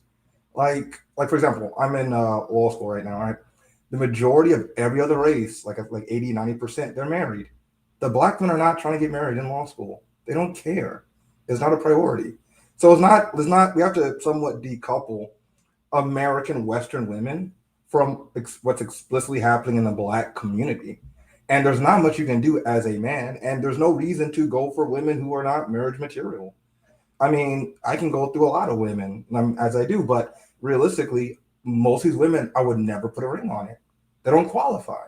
And there's nothing wrong with that. And they don't want to qualify. So I think it's like this weird thing that we want to put this onus on men that, hey, we need to do more. We got to step up. But these women have their own objectives, have their own goals. And you being married to you is not one of them. They have their own autonomy, right? They got their own free will, right? Look, I'm sick and tired of these so-called player apologists. Y'all want to go ahead and apologize for being players. God gave you the so-called status to go ahead and pass on your damn seed. That was the whole point. You did what God designed you to do. You discarded the chicks. That's on you. Hell, if the chicks didn't want to get in line and follow your game plan, that's on them. So hey, what's again, your brother name speaking? Mr. O with the info, give me what you need to know. But you ain't here for me though. What's up? Oh, okay. I like that. You read the Bible, brother? Every now and again. I was raised in the church. Not the Bible. Oh, man. We got the Bible thump. I ain't trying to get no Bible thumping. I ain't trying to make this into no what we used to call them things, congregation, amongst like-minded individuals, submit to a higher power. You said you submit to a person, right, sir? You say you submit to a person? No, I submit to Christ, sir. No, you said you submit to a person. I heard what you said verbatim. I submit to a power that's greater than me. You gotta listen clear. No, I did. I did. I'm not submitted to no man on this planet. I didn't say no man. You said person. You talk to one. He is a person. Really? Oh, you don't know Christ is a person? I don't know what Bible you reading, brother. You must don't know who Emmanuel is. He goes by many different names. I call him Yeshua. What's up? You call him Yeshua. His name is Emmanuel. His name is the angel of messenger. See, I actually read the word every day. You see what I'm saying? And I actually follow it. You feel me? Really? You Yes, follow sir. all six? So you follow all 615 commandments in that Bible? No, Oh no, boy, it's here not we 15, go. my Here brother. we It's go. 613. You gotta make sure you be specific. Yeah. Okay. Okay. 613. I'm done with that Bible portion. Say it again. Okay, I'm gonna say it again. I come in the name of Jesus. Repeat it after me, bitch. I come in the name of Jesus by the power of the Holy Spirit. How dare you say that we are not interested in families in the Black community? Let's take a pause from that. Let's move on from that. Have Cole in a piece of This conversation before. You do No, understand that. it's all good though. When you talk about family Babies are formation, born for our nations and worlds to go forward. So that when one generation passes away, another generation is coming in. This is the process of life, right? So no matter how you look at it, the baby has to come in to replace you and him and me. That's just the law of the process. That baby ain't gotta come up into a fucked up situation. Well, I just know that's the way, right? Now, number Wait, one. wait. I know what I need to do right here. I need the dollar. Have children in wedlock and out of wedlock.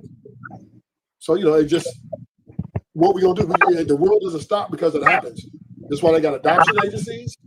This is why they have other family members stepping up, try to help people. So yeah, everything is not going to be perfect in the union of a family. We get married. It just ain't gonna happen. It never have happened like that. So sex is a part of the reproduction. Damn, he didn't let me have an opportunity. Amigo Day, darn it, that's not nice. So wait, he's supposed to slow down. Dude. And I'm not saying that. I'm not trying to put that in spite. People have their choice. No, I'm not trying to use that as spite, Flo. I'm just saying, right?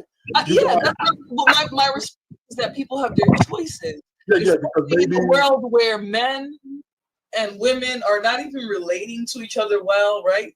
And especially if they don't want to use protection. Yeah, people are going to use that method. Yeah, and I'm saying is maybe it's not the best situation. Maybe you're not financially stable, whatever the reason is, right?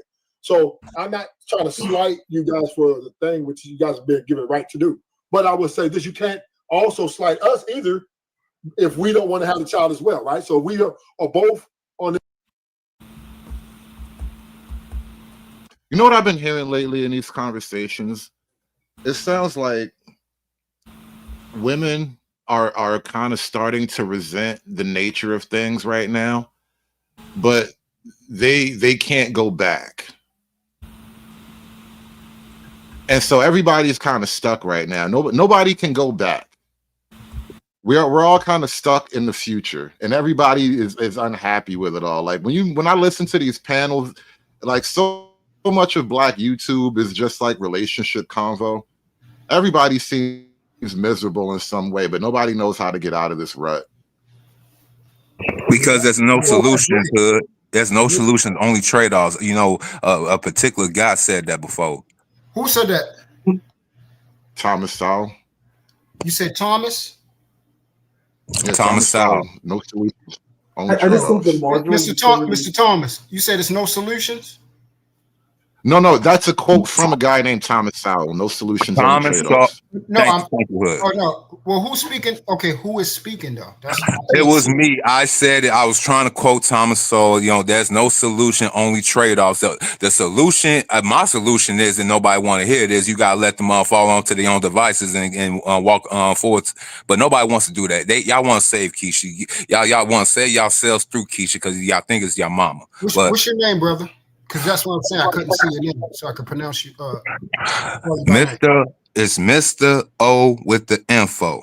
Oh, it's still Mr. O. Okay. No, Mr. O, guess what? Believe it or not, I agree with you. I agree with you right there. That is a solution. That's one. So the women that are heathens, that are trash, that are hold out, don't bother with them. But see, this is the key thing right here. You say leave them alone, but you guys won't leave them alone. And I'm gonna show you why you won't leave them alone. You'll say you won't marry them, but niggas is not stopping getting these women pregnant and they damn sure ain't stopping sleeping with them. See, I'm actually worth something, so I'm not going to give a crud ball me at all. I don't care if it's for 15 minutes. She's not worthy to be with me at all.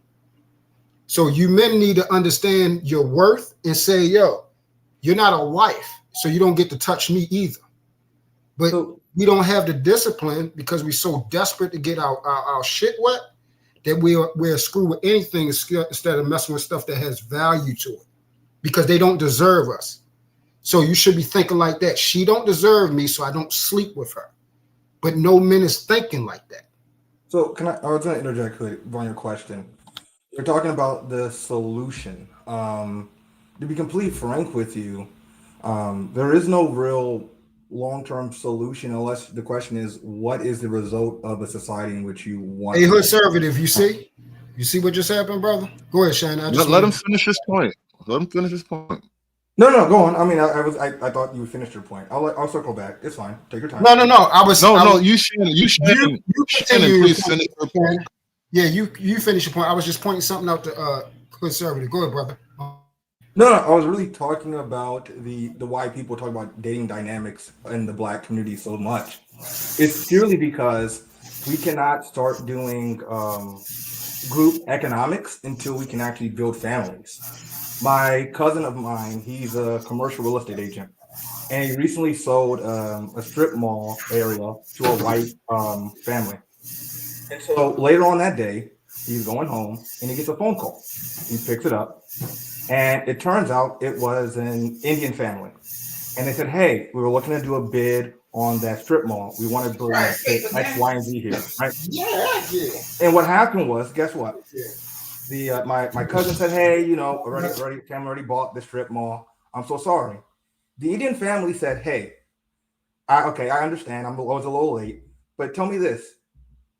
Was it the Chinese? My cousin said, wait, what do you mean?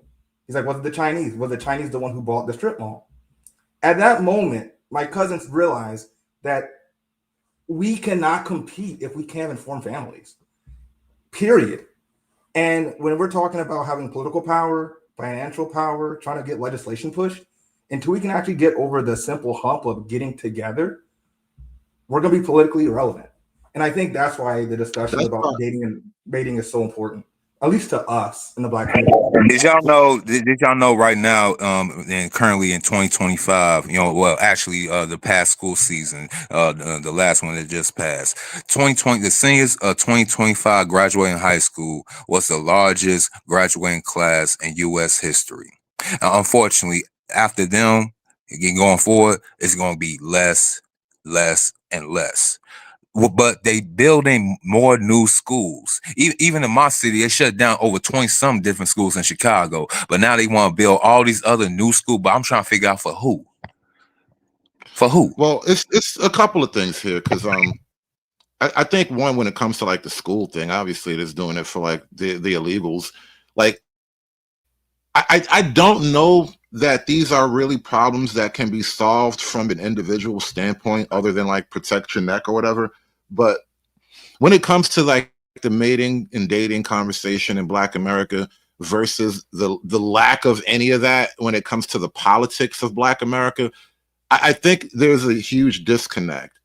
So you have a politics that is completely ignorant of the actual problems in the lives of their constituents.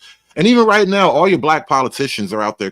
They're fighting for Latinos and illegal immigrants. That shit is so bizarre to me. The whole Black caucus is like learning how to speak Spanish right now. But instead of actually doubling down on the Black family and restructuring the Black family, you get sold race and racial issues as a point of focus. And that's one of the reasons why I can never really get on board with any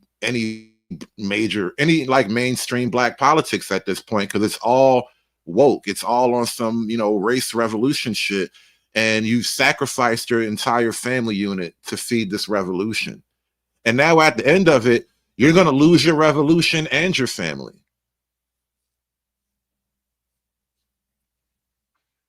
I think where it has to be It's already acknowledged. lost, sir. It was called the Panthers. It was called the 1980s. It was called crack. Hold on, Well, Mister, you saying something? Yeah, about like talking about avoiding women and things of that nature. We have to respect the fact that throughout human history, 60% of women are going to have kids, regardless. 80% of women.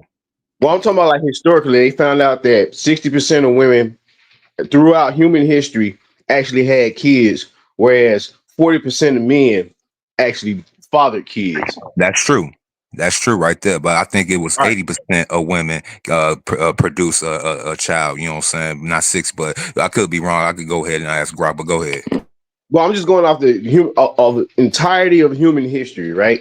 So if the large majority of women are a certain way, that's gonna create a certain trajectory for your society.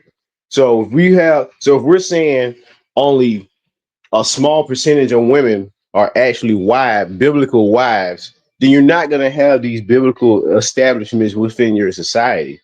It's gonna, I mean, we got whore culture now, right? We can say that 80% of women are subscribed to the whore culture. So chances are you're gonna have kids with the whores, and that whore culture is going to continue that way. And so this where, and then I want to touch on, by saying that, I want to touch on what the gentleman said earlier about men are not fighting. Fighting doesn't actually have to be like bucking the system right away. So when it comes to high stress situations, there's 3 options. There's fight, flight, and freeze. So of course we have the fighters who go in, the men's rights guys who have the conversations and going through courts and things of that nature. But also we have the fleers, the let's say the passport bros. They're fighting the system as well because they're taking resources out of the system. You got to think that one of the reasons why men are not trying is because as they make more money, they're feeding into the system more. When they climb the tax brackets and things of that nature, that's going right back into the wealth distribution. So by not participating in the MGTOW sense, like being a MGTOW monk or a MGTOW ninja, they're able to, fight the system as well by not feeding it. So it's just more than one way than just directly quote unquote fighting the system. Sometimes it's like we say a lot, the War Games movie, right? The best move is not to fight at all, not to even play the game. Is the best move. And so I think that we need to consider all that into play. It's not just one thing, one aspect, or you just stop messing with these women. It's a plethora of options to just not feed the beast.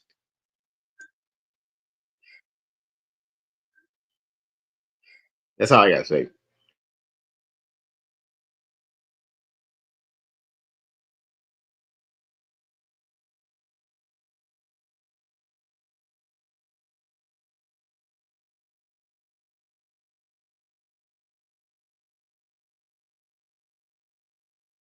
Damn, everybody got real quiet real quick, didn't they? And shout out to Truth that was on the panel about the Bible. You know what I'm saying? I love the Bible. I just ain't read it in a long time. My thing is, since we are talking about characters, prophets in the Bible, that was a particular prophet. Can y'all hear me? Can y'all hear me? Is we still rolling? Yeah, you good. I can hear you. All right, so we had a particular prophet by the name of Hosea. I hope I'm saying the man name right. Hosea. Hosea. Since that time, Israel was treating the Most High as a 304. In retrospect, he's a very clever individual. He made the whole entire male nation of Israel wife up 304s, particularly Hosea and Gomer, in which he was trying to teach a lesson that since y'all want to treat me like a 304, y'all must go ahead and suffer with the 304s, watching your woman that's supposed to be yours go from one dude to the next to the next, get pregnant, and you got to raise their kids. And he did that for a specific lesson. Never bite the hand that feeds you. Point blank, period. So, men, the Most High will deal with us first through our women and then through our children, if we have any. Blessed is the man who will have none of them problems during the end. And I pass the mic.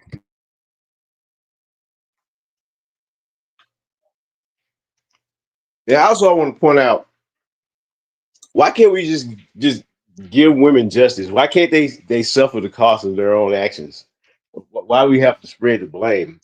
As soon as we talk about putting it right there, put them right there in the seat, like the guys, they got to jump in and spread the accountability on, who made her a broken person and everything. Like she did that. And also we have to respect that. On top of that, it's disrespectful to treat the rapper Sexy Red like she's Claire Huxtable. Like that's a form of disrespect on women in general. And I think that's one of the big societal problems, that we as men, we're disrespectful to women in that way. We don't want to see women for who they are. We want to, romance their image and everything and treat them better than how they have earned to be treated.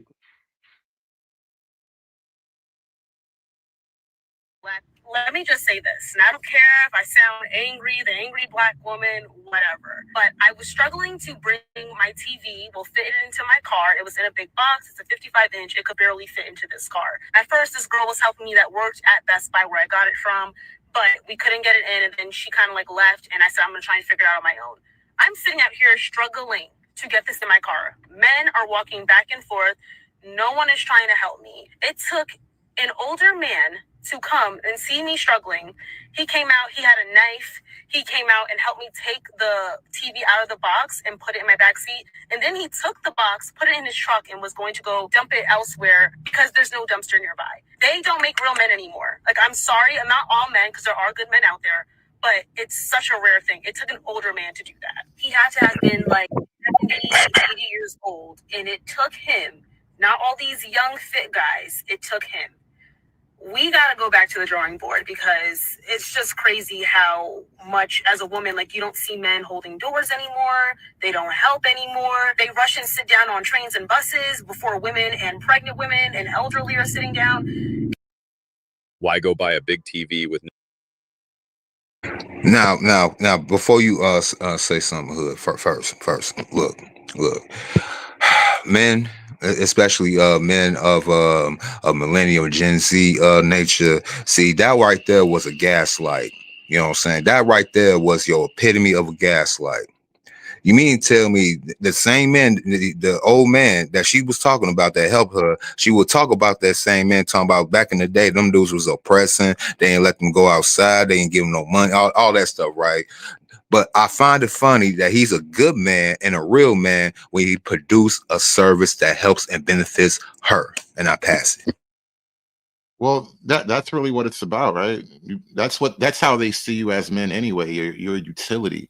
And this is what I kind of start to realize when I was saying, love is gone and all that stuff. Because I think for a lot of women, they will like to encourage all of those sweet ideas in men. Like, women like to encourage romance from men, but women have no concept of romance to men, generally speaking, right? They're detached from the idea of, I don't know, service or whatever it is. I don't even know what that would look like in reverse, but it just seems to me that the idea of men are just supposed to do for women and women are just supposed to exist. That's just how a lot of women see it. And what's happening now, though, is a lot of men are just now no longer seeing women at all. Hood, see, a lot of people, and shout out to the education system here in this country, and especially Chicago public school system for the fools. Now, Romance is derived from the so-called word Romans, right? And they was talking about and always posterized the Roman culture and a lifestyle, and they believed that when they was doing their so-called practices, they thought these men was just being the nicest. You will think, in retrospect, that the Roman man of yesteryear was the shit. You'll think that he was on Don Juan de Marco, he was on all that, but guess what? Everything that we took from the Romans is actually a negative. Y'all women wasn't talking about, well, what happened to romance, chivalry, women first. Okay, jag off, you stupid chicks. The Roman men allowed women go out first because they didn't want to go and deal with the catastrophe outside. That's what women first come from. They'll literally let you go outside and get dealt with the elements, the animals, and everything before they'll go ahead and do it. You know what I'm saying? That's what the lady first come from. Also, chivalry. Chivalry started out as a military code. It's about how men. I was getting to that. I was getting to that. And what is chivalry? Who was attributed to chivalry? What particular person? Was it a knight?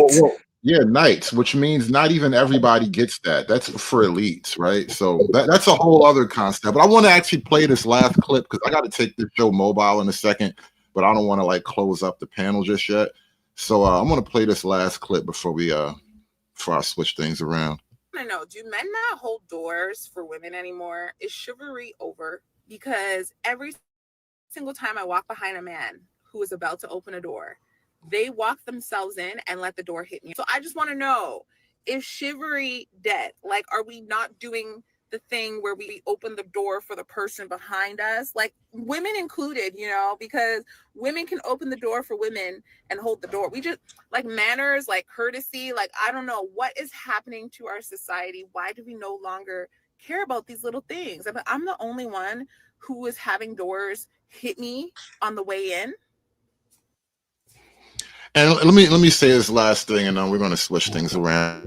Hey, sir. But can you hear me? Hold on 1 second. Let me just. Yeah, I can hear you. Let me get this off my chest real quick. I think the price of equality, and this is some cold-blooded shit, but it kind of got to be this way, right? The price of equality is ambivalence. So, as a woman, your existence as a woman was automatically special for just being a woman. But now we've reached like peak equality, or even equality might be the wrong word. We've now hit a point of peak equity between men and women, where the price of this peak equity is ambivalence. And like, I genuinely don't care about certain things as much as I used to. Like I talk about the Chris Brown thing. Like when it first happened, it's like, oh, Chris Brown, how could you do that? It's terrible. Oh my God, it's awful. And then you start to learn about how it happened. And then also in my own life, I experience more and I go through things too. And it's like, oh, I could totally understand Chris Brown and a bitch right now. Like you get to see the reality of it. And over time, I just built up a sense of ambivalence. Like I just don't care. I understood why Ike Turner did it. I understand why Mr., who was actually the hero in The Color Purple, by the way, I understand why he did it. I understand why OJ did it. You know what I'm saying? A lot of things. Oh, I really understand why Ray Caruth did it. Oh my God, I really understand that now as a 38 going on 39-year-old man, bro. Whew. I understand now. May I say something? One part about chivalry that women don't understand is that chivalry acknowledges that you are lesser, right? You got to think chivalry was given to knights who were not only men, but they were trained to kill. Exactly. And in order to keep them humble from going into the town and acting like assholes, they were given a code of chivalry to, to keep, morale up and not to go around bullying everybody. Like there's even part of chivalry of what to do when you severely wounded an opponent, right? You're not supposed to like play around with or torture him. You're supposed to like end his suffering right away. And so it acknowledges, in order to be a recipient of chivalry, there's an underlying understanding that you are lesser. Like I can kill you. I have the skills to take you out, and I have the foundation of force. Facts. On my side. And so what's your name, brother? Mr. E. You said Mr. E. Mr. E. Okay. Yeah, that's where. Go ahead. If you're not done. Go ahead. Oh, that's it. That's all I got. Yeah, so I'm just going to just piggyback off what you pretty much said everything that I was going to say, what chivalry actually is and where it came from. That's why I was about to go down to the historical and origin factor.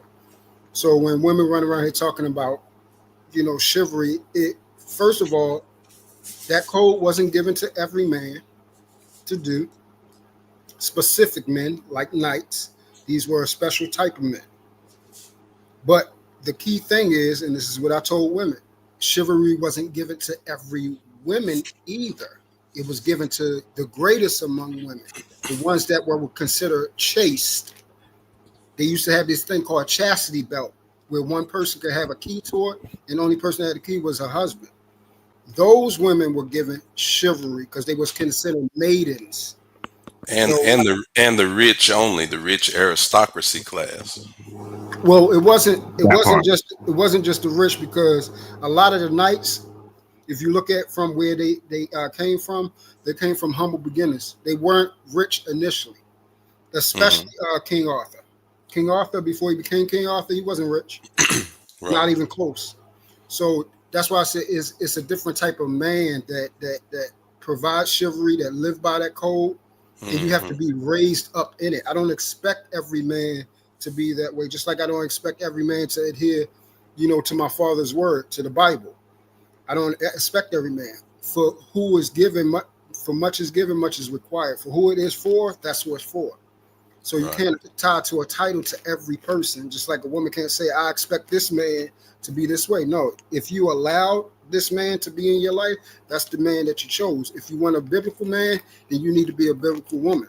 If you want to be a man that's a knight, then you need to be a chaste maiden, a decent woman, a woman that stands by the door and say, hey, I'm a lady. I need, I expect you to open the door. You have to carry your demeanor towards that. Ain't nobody open the door to a woman running around the corner yelling, cussing, calling people bitches and shit like that. I damn sure ain't. With some blue hair and her booty out. Yeah, I know. Snuffle up with his eyelashes, judging you judging eyes and whatnot. Yeah. Exactly. I ain't open no door for no fool like that. No, hell no. I ain't open no door for no fool like that.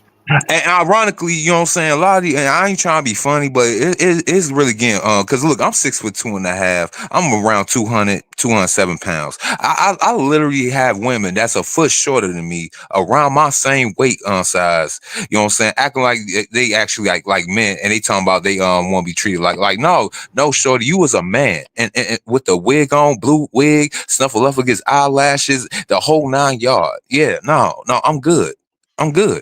Amen, brother. Facts.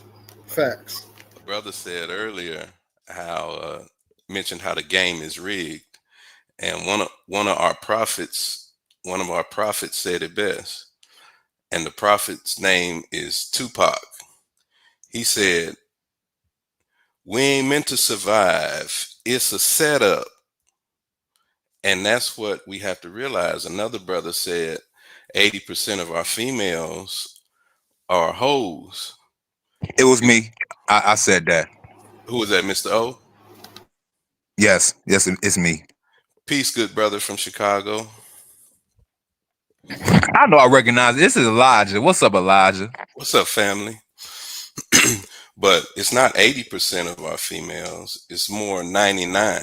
Because like the brother said, he loved the Bible. Revelation 12:9 said, the devil tricked the whole world. And if you need proof, that's just why 90% of our sisters are fat. Who wants to marry that? What man wants to marry a fat woman?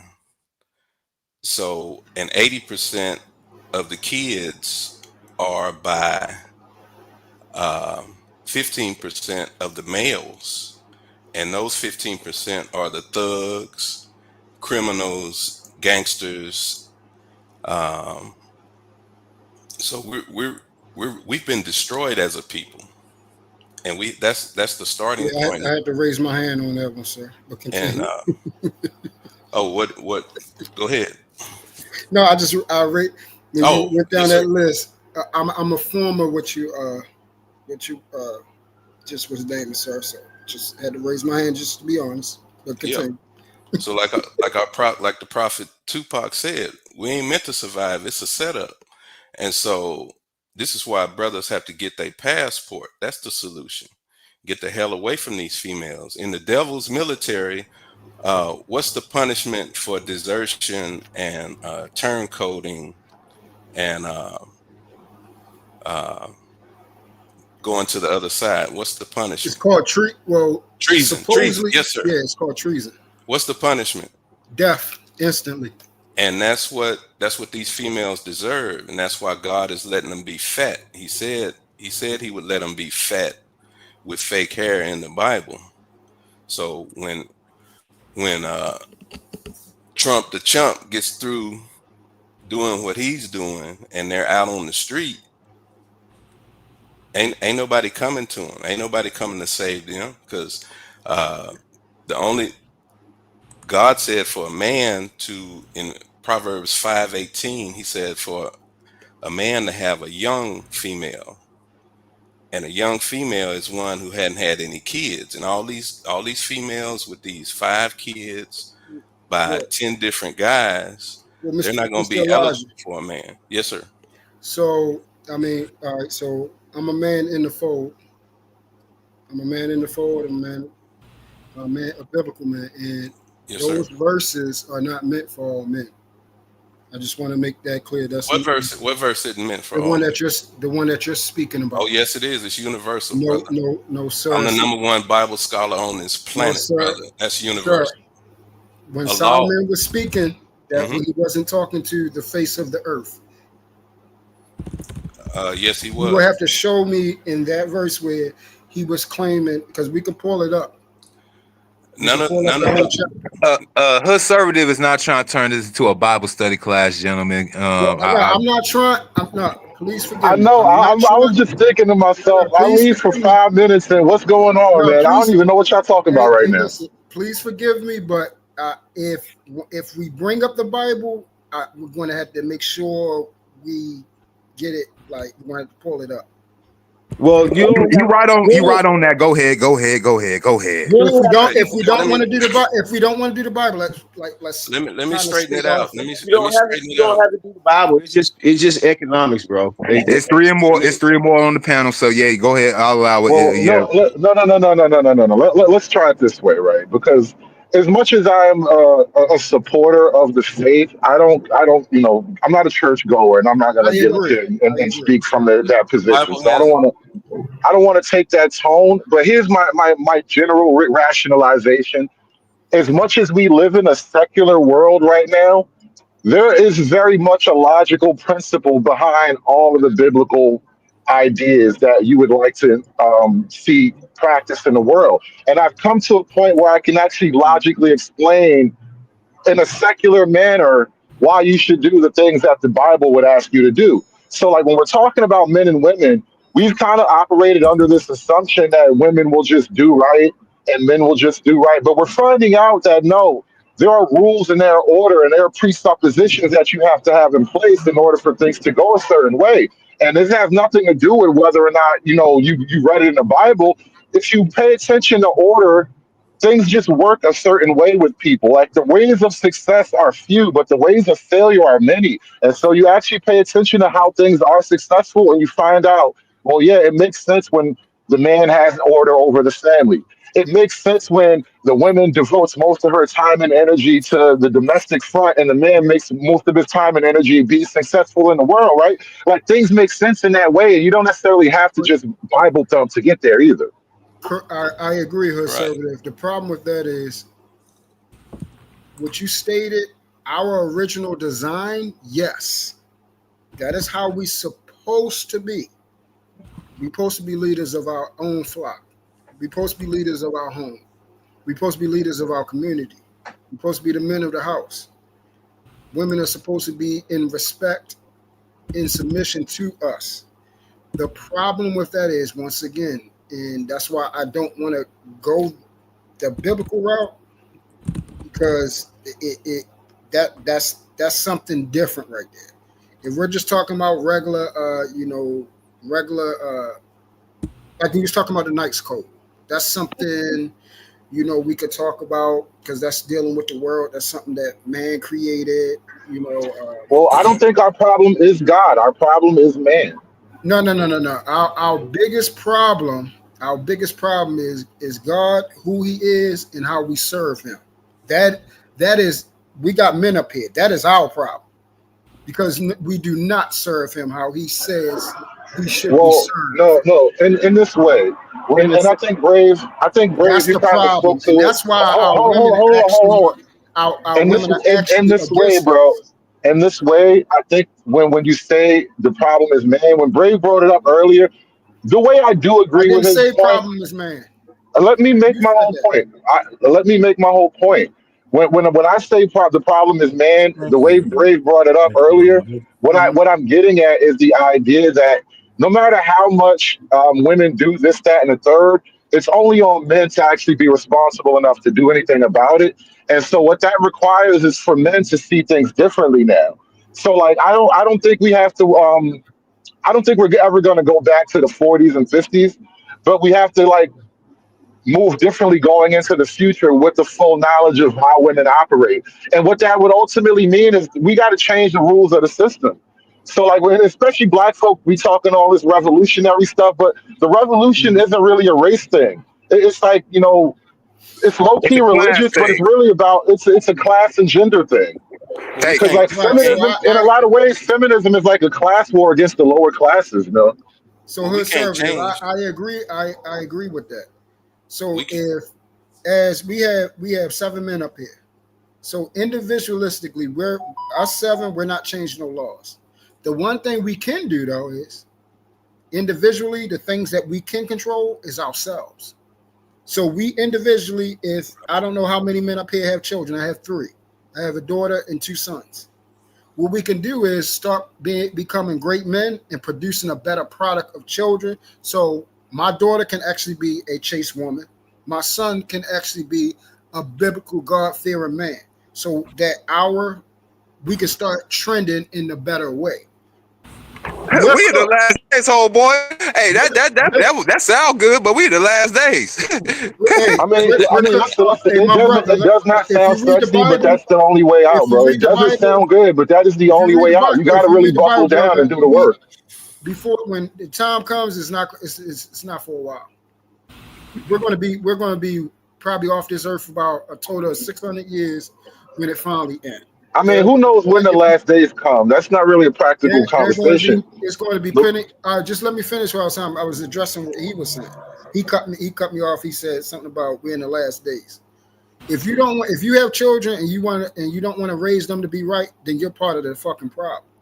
Your parents created you, and then now you creating fucked up people out here to deal with. The ones out here, I'm only going for you, but I'm pretty sure the rest of these brother, conservative, has a daughter. I'm pretty sure he is worried about her future as well.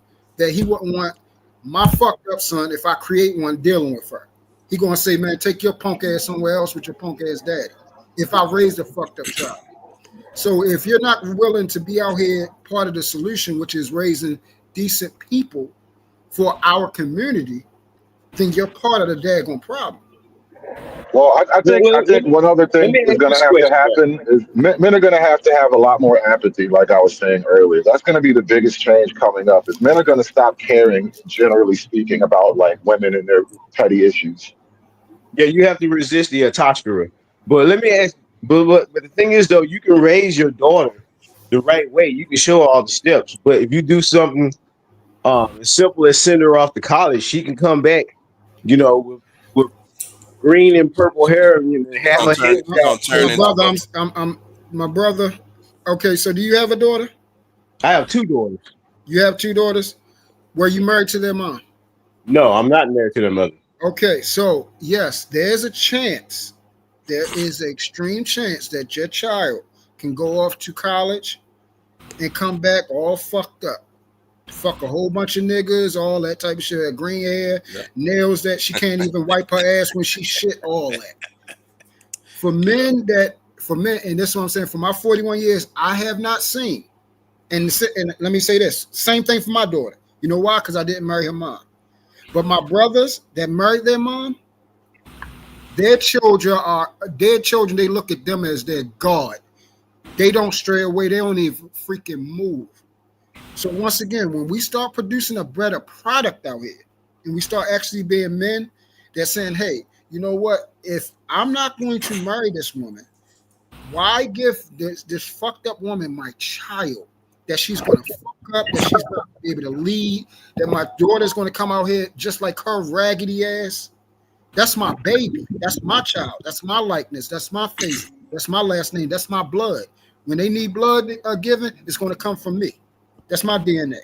Why are we going to do something like that? We got to stop doing that part and actually marry the woman if we're going to have children with them, so the child can actually come up decent. No, I want but to. the environment. That sound good. The environment will fuck You up. saying it sound good, but you ain't doing it. I ain't the problem. I ain't got no kids. Hold on, gentlemen. I want to You're not actually get doing some it. other. I want to get some other voices in this conversation. Angry Snowman, welcome to the show, and You're I not see Be doing it. Brave is back. I want Angry Snowman and then Be Brave to come into this conversation I now. gotta stop talking like y'all ain't part of the problem, bro. We all are. Angry Snowman, Mike check Snowman. Yo, Yeah. What's going on, bro? not much, man. I was sitting here trying to brush my daughter's hair, you know, that way she'd be a virtuous and chaste woman.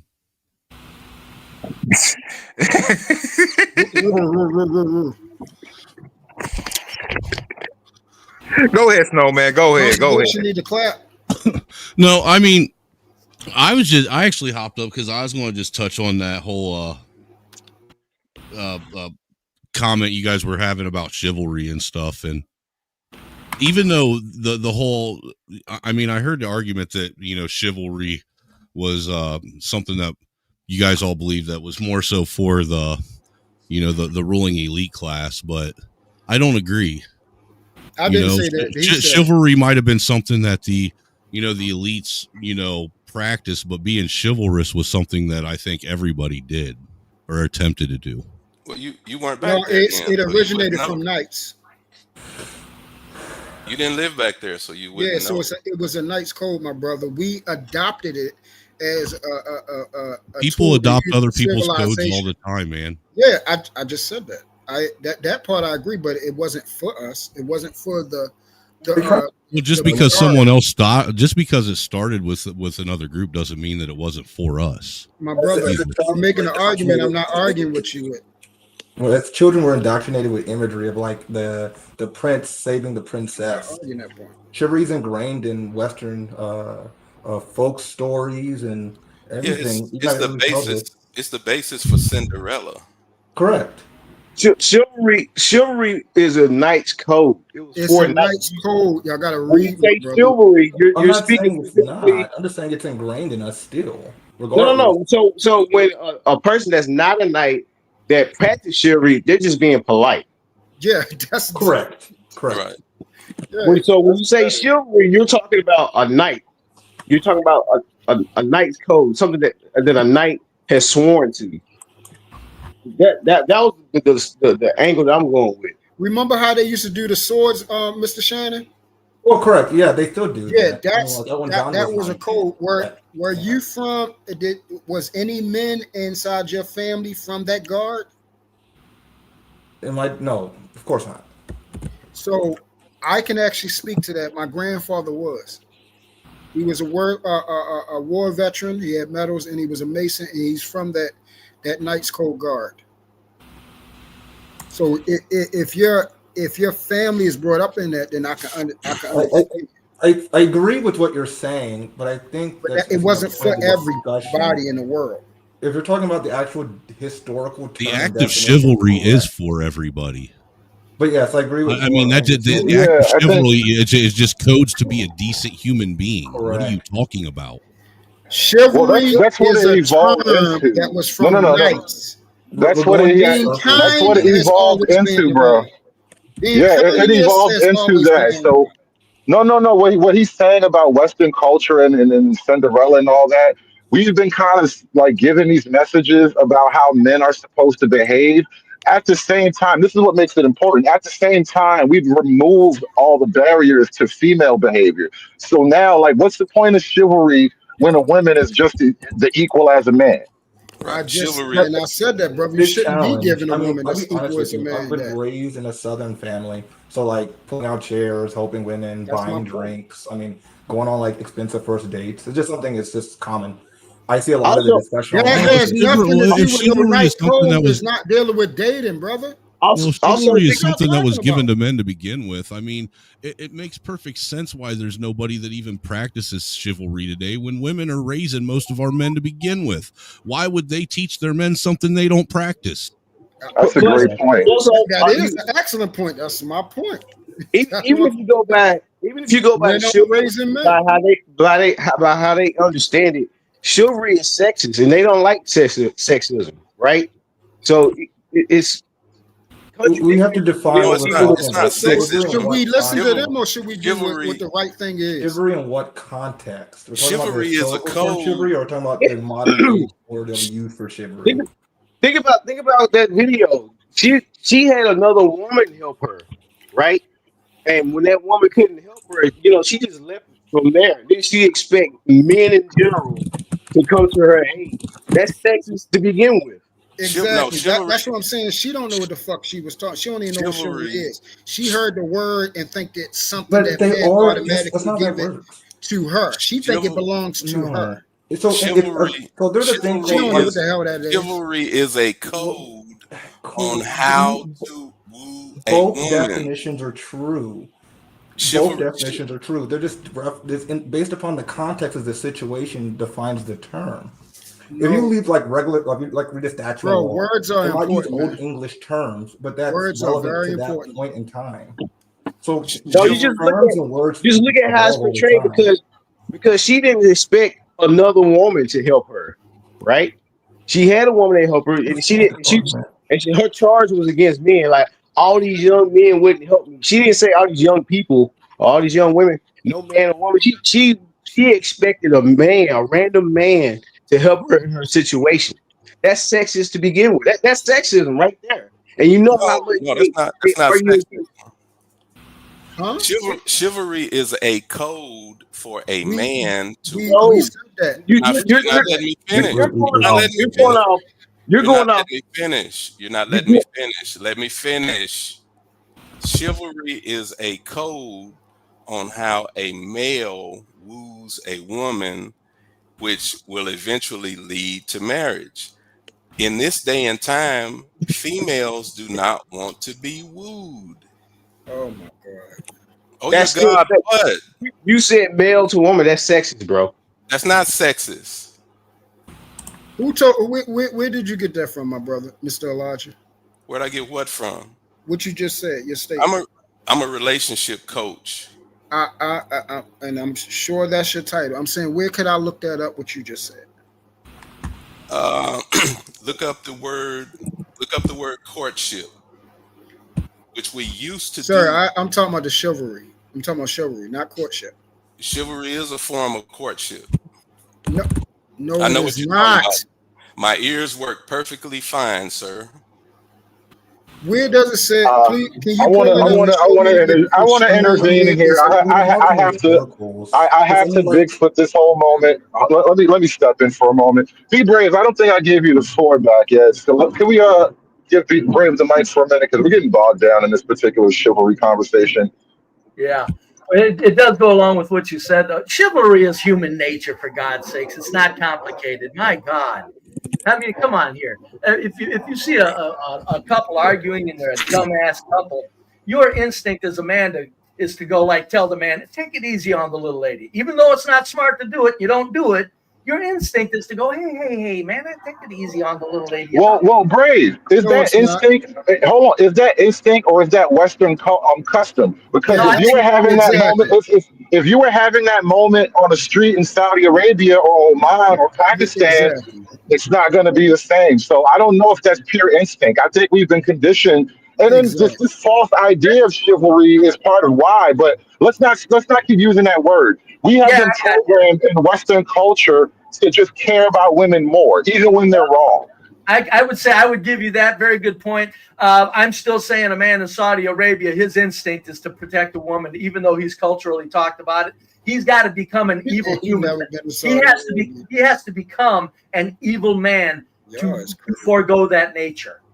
That's not nature for him to. I think there's a long because they way. don't do chivalry. However, Yeah, my I think there's a That's long way from insane. there to evil, Brave. There's a lot That of is distance insane. between that point and evil. well, no, I think if you sat there and you're so against women that you don't care anything about them as the weaker sex, I wouldn't call See? you okay. Because Evil what you're talking about is not sir, my chivalry. goodness. It's courteous. I mean, I don't care. I mean, Yeah. We got a lot of people talking. We got to let them have the floor. Let's not interject so much. Brave, would you consider apathy evil? No, that's what I just was going to say. Probably the use of the word evil was a bit overstated, but it's still borderline because you got to be half crazy not to want to protect the weaker sex. Something's wrong with you. My point. But earlier you said women have too many freedoms, and I'm going. What we're in a place now. We do not have cultural protection of masculinity. That's over. So now it's up to the individual men to be men. If men caught on to that and acted accordingly, it would be a better society. Correct. Simply because women would understand their place even more. Before, women felt threatened into their place. If men would grab a hold of their true nature and say, look, woman, I know we're either having fun, it's a business deal, we might get serious. If a man would just keep track of his own behalf and the women fall in line with him, they're naturally falling in line with him. That's better than being forced to fall. But hold on. I don't necessarily say forced because what I'm describing isn't necessarily a plan. It's just what I see. Apathy is what's happening. Apathy is what will happen to force that into play. Like it's not going to be direct force, but like. Well, all right, so when we talk about the streets in Pakistan, if a man is yelling at a woman, another man isn't necessarily going to intervene because you're yelling at a woman. What happens when that spirit takes over in America? When you're as a woman, if you're in the street and you're having a moment with a guy and then nobody comes to intervene because it's a woman in trouble, that's the only kind of change that can actually move the needle in the direction you want to go. Because otherwise, how else do you get there? He was talking about back in the day. I tell you what, if men really grabbed a hold of and said, okay, I don't need culture to protect my masculinity. I'm a male. As a human, I'm a male. Okay, so if they actually did that in numbers, you're correct. Things could get real ugly before they get better, conservative. But the point is it's still a matter of the fact that women are getting away with something right now that's unnatural because of men shutting up. And so what I'm saying is, what freedoms do you don't need to take freedoms away from women. Men just need to go, you know what? You're free. Guess what? These are my rules. These are what I feel as a man. This is the way it's going to be in my world, or thank you, have a good day. Men are afraid to do that. It's too simple. And if women see that in much larger numbers, women would catch on to it and say, you know what? These men aren't playing anymore. To hell with nonsense of politics. And it would get back to the natural thing, because where women were forced to behave was still done accordingly somewhat to nature. So now that they're no longer forced to behave, nature is still there, is my point. Come on, man. The collective product of what you're describing is the eventual loss of privileges or freedoms or whatever you want to call it. That's the collective product of what you just described. No, it's not. No. How is it not? What freedoms are you talking about taking away, pray tell? Well, I'm not even talking about outside of something like restricting a health care. Look, the abortion is an obvious issue. But really, when it comes to like things like if you look up right now scholarships for women, the government doesn't have any scholarships for young men. Not one dedicated to men specifically, but there are myriad scholarships for women. So when we start taking men's money collectively to prop women up as a class, that's the changes that I'm talking about. That has nothing to do with biology. That's discrimination. It doesn't, and it's all policy. That's not That has giving them nothing to do a with free. Hold it. biology. That's not giving them a freedom. That's discrimination. I still need to know what freedoms you want to take away. Exactly. Well, how is it discrimination to actually remove government support? If nobody, how about No, I'm nobody get a saying- scholarship if You're only saying on- girls are you're going to get saying one? on That's their crazy. part. No. If the discrimination, if men aren't going to get it equal, that's the discrimination. Yeah, he's saying on their part. Yeah, that's what I'm saying. I'm not saying that take it away. I'm saying if they're not going to give men the scholarship, The same. that's discrimination. Yeah, that's that's not the woman discrimination. getting the freedom. Right. See what? Yeah, so, but it has nothing to do with the freedoms, though. My good But man. that literally that constitutes their quote freedoms because most of it is economic, and so we built an artificial path to economic freedom for women is what I'm trying to describe. So yeah, women can be in the workplace, but So how does that favor us? let's not put a thumb on the scale so that you can have however many women is the quota for a workplace, right? No workplace quotas, no DEI initiatives, none of that stuff. So conservative, how would that put us in All it takes is one woman to disrupt the productivity of a workplace. Discrimination or freedom. Conservative, you're talking about discrimination. Yeah, sir. how would that put us in a good place, conservative? Can you tell me that? The fact that you're framing it as discrimination. My fault, brother. I was talking about conservative. No, I got you. No, it puts us in a bad place as men because what I'm pointing out No, is not a bad place. I said, how would that? If we do that, right? Take that stuff away. Diversity, what is it? Diversity, equity, and inclusion. I think it's something like that. If we take all that stuff away, DEI, you was right. DEI. Yeah, let's say we take it back to when they couldn't get anything except if they were married. Let's say we take it back to that. How then will that help us now? We're talking about just that one part. Whoa. Y'all do realize that the reason why we talking about just that one part. I'm conservative. Let me answer. The thing is though, when I say DEI, it's not about marriage or you can only get such and such as a wife. I'm not even talking about welfare on that level. That's strictly the workplace, right? So what I'm getting at is that women's economic freedom is the literal thing that destroys the family formation. The fact that they're off going to school, the fact that they're getting filling into the workplace. So if we start removing the government, government is nudging women with all the free money into the workforce, into the school system. So instead of doing that, they will have The money ain't free, though, hood. They will be left over to just do what they otherwise did, get whatever job there's available, but they would most likely get married and settle down and have families All right, and be so give wives. me an example. Give me an example of if that's taken away, how would that boost up? Okay, let's use you for example. It would boost. How would that boost? It would boost productivity and birth rates. How? Like because the women would be It more happened before. economically. Yeah, literally baby booms. The literal baby booms. Reality. That was the reality before 1970. Okay. And What that I'm was saying the- is, I'm that was saying. the- let me I'm answer the saying question. about the. That was the I'm reality. asking. I'm asking him, brother. I That can't was hear the him. that was the reality before 1970. Okay. For 1970, Okay. America. Let me finish your point. Let finish your point, Elijah. America was the #1 country in all categories in the world. We had GM, Ford, Chrysler plants where brothers could drop out of high school and go make the equivalent of $1,500 an hour. And some brothers in Detroit were able to buy the whole neighborhood, not just one or two houses, and take care of women and families. Okay. So we had one more sentence. And we had something called an 85% marriage rate.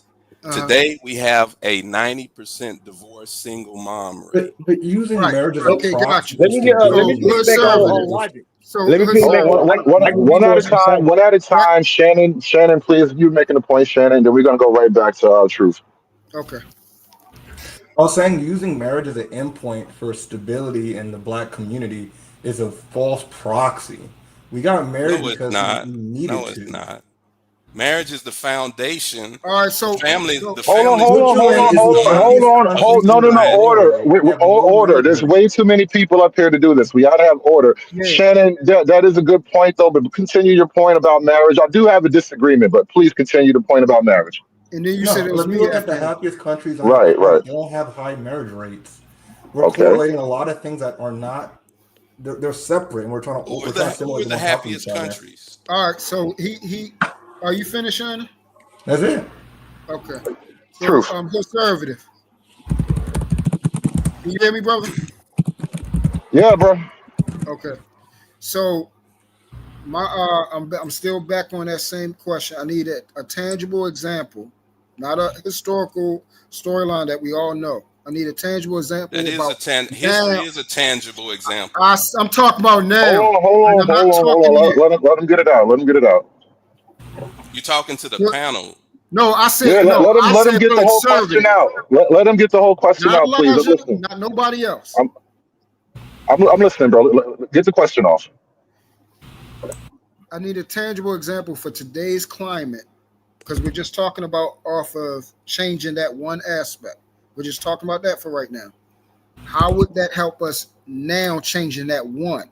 Because there was a lot of other underlying factors that contributed to what he's talking about. I got a video It example. wasn't just DEI.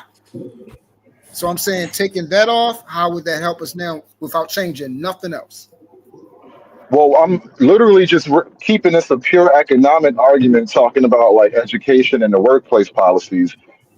What happened, and then Shannon just brought up a point. People do get married out of need, right? The whole romance thing is, That's it the whole happens, point. but it's That mostly was the out whole of point of need. marriage in the first So, place. so hear me out. What we're doing is we're restructuring the economic environment to create need.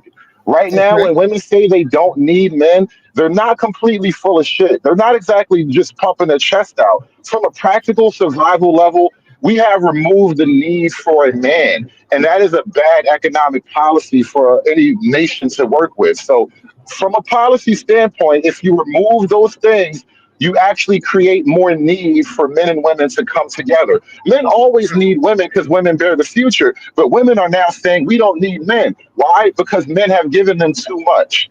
Okay, so now that goes into I forgot who said, I think it was Be Brave. So what you're describing, if we take away that, now that's what he was talking about, the force.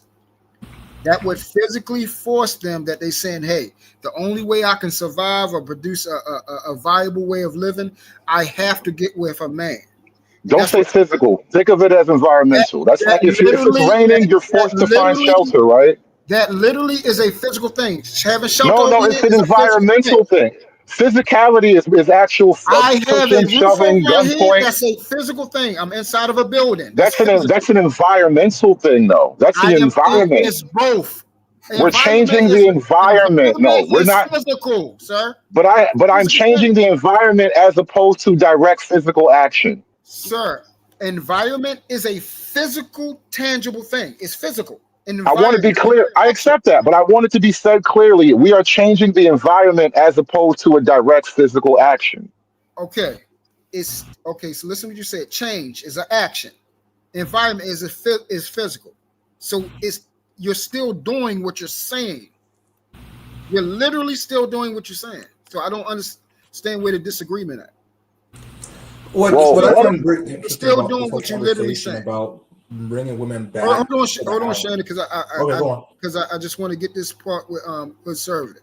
So what Be Brave was saying is, if you take that away, that force, you might don't like it, like the word, but that's what's happening. You're forcing them basically to say, I have to be with a man in order to have a viable, productive way of living. Well, What that is doing now is, okay, so what that is doing, and that's why you had a lot of relationships.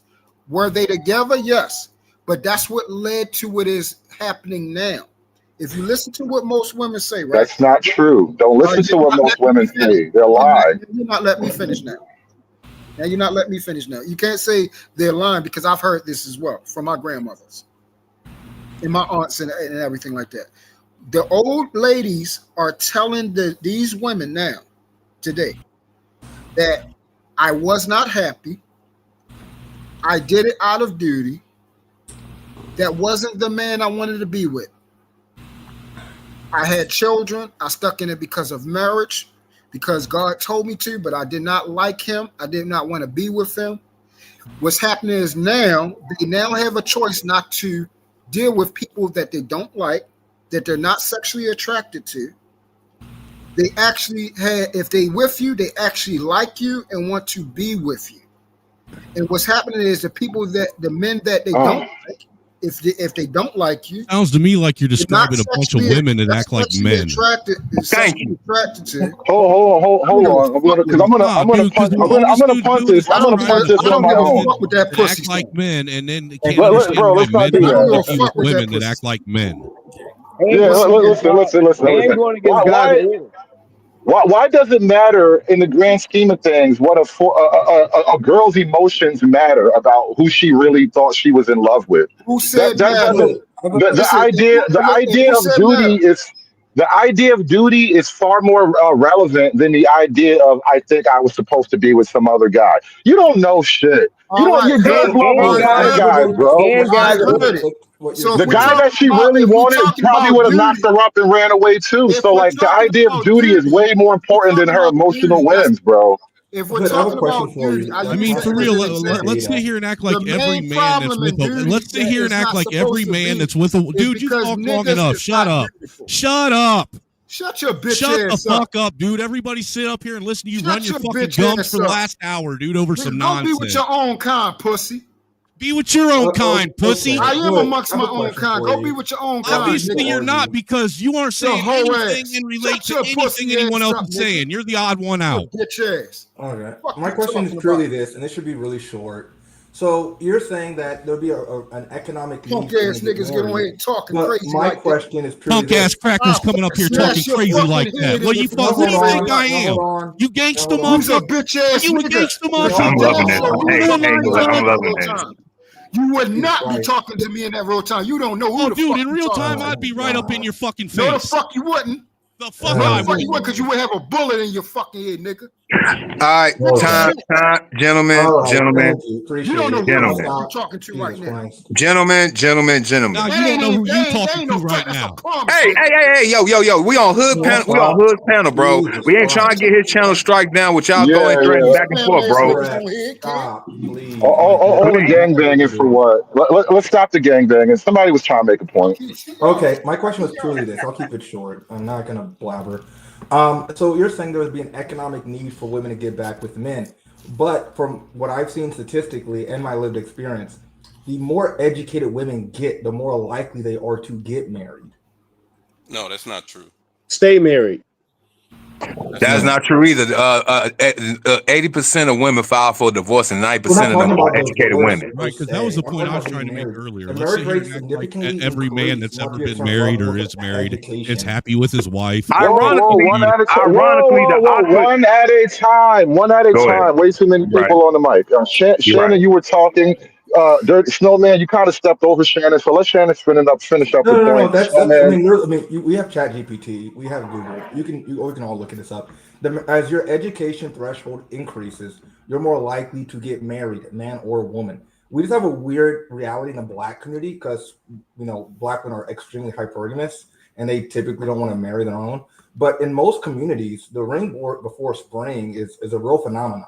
So it's not the education. It's just the discourse between getting with someone who you seem to be less than. So I don't think getting. Oh, go on. That's my point.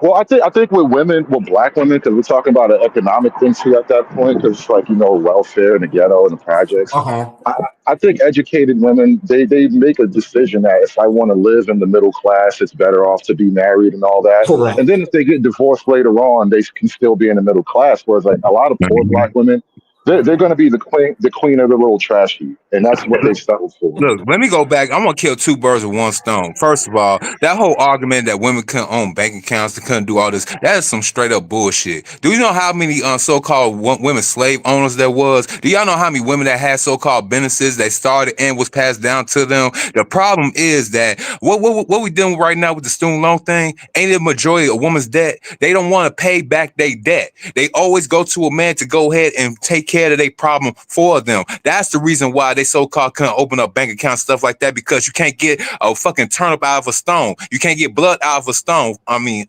you can't make these women pay because they ain't got ish. And if they do, they got to get from some man.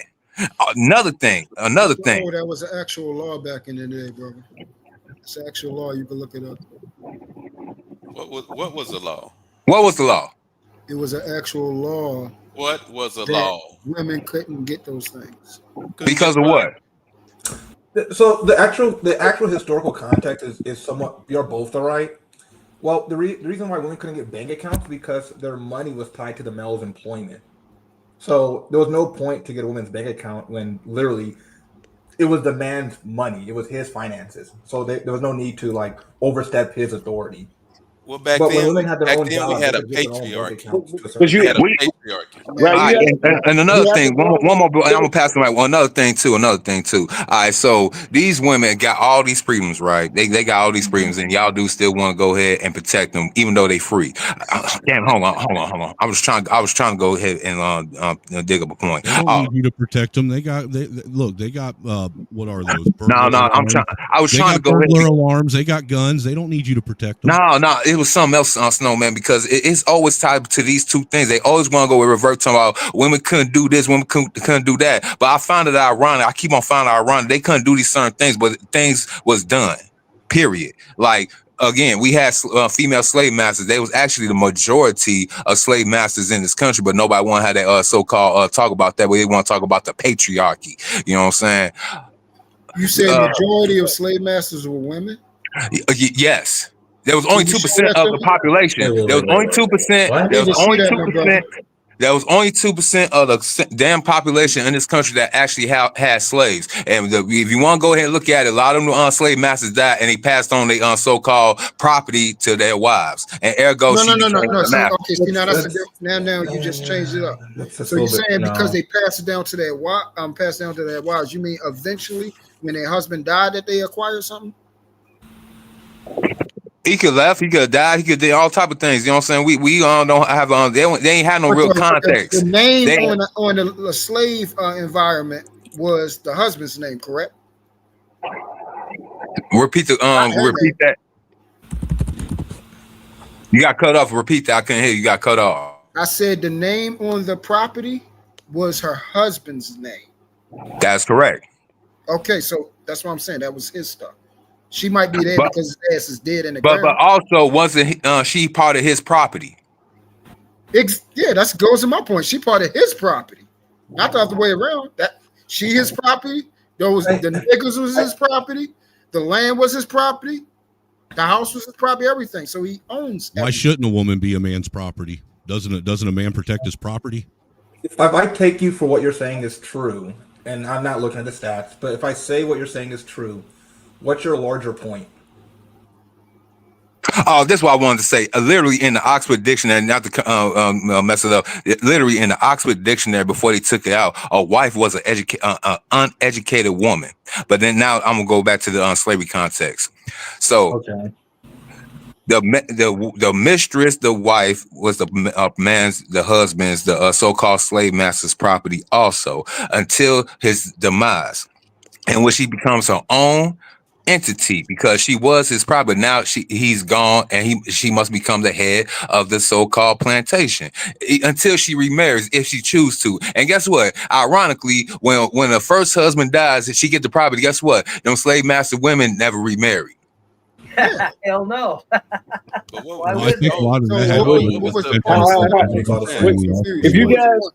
If you guys want to argue, Mr. O, what you say is, does the wife get the property or does his son get the property? Well, Mr. O, I'm trying to figure out where was we going at with that. What was No, the Yeah, my here's larger where we point. What was the going. This is larger? how you What was the go, larger point percent, that was Mr. Mr. being O. made O? with that? That women Mr. could O. be owners of slaves. Was that the whole point? Mr. O. When the slave master died, and let's say the slave master had a son, does the property go to the wife, the widow, or to his son?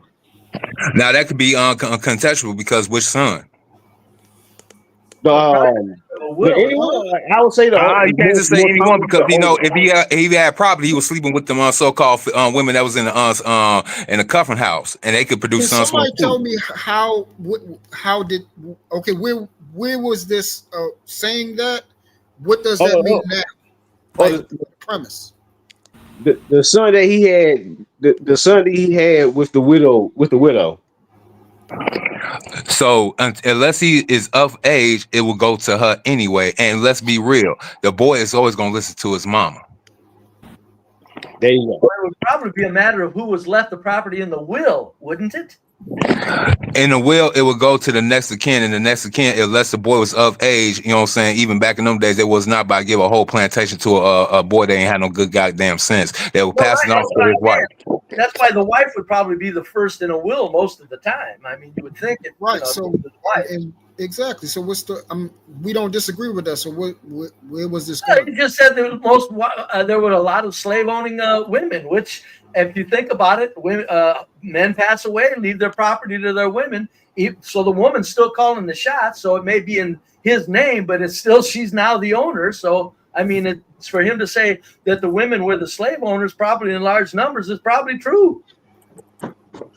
That's all. I'm confused. Well, no, but anyway, right quick, conservative. I'm just saying this, conservative. I get a kick out of the way that you are very willing, and I think it needs to be done by men to tell women, it's a new day. We all get it. Women, you're full of bullshit. I get that. That's a very valuable attack.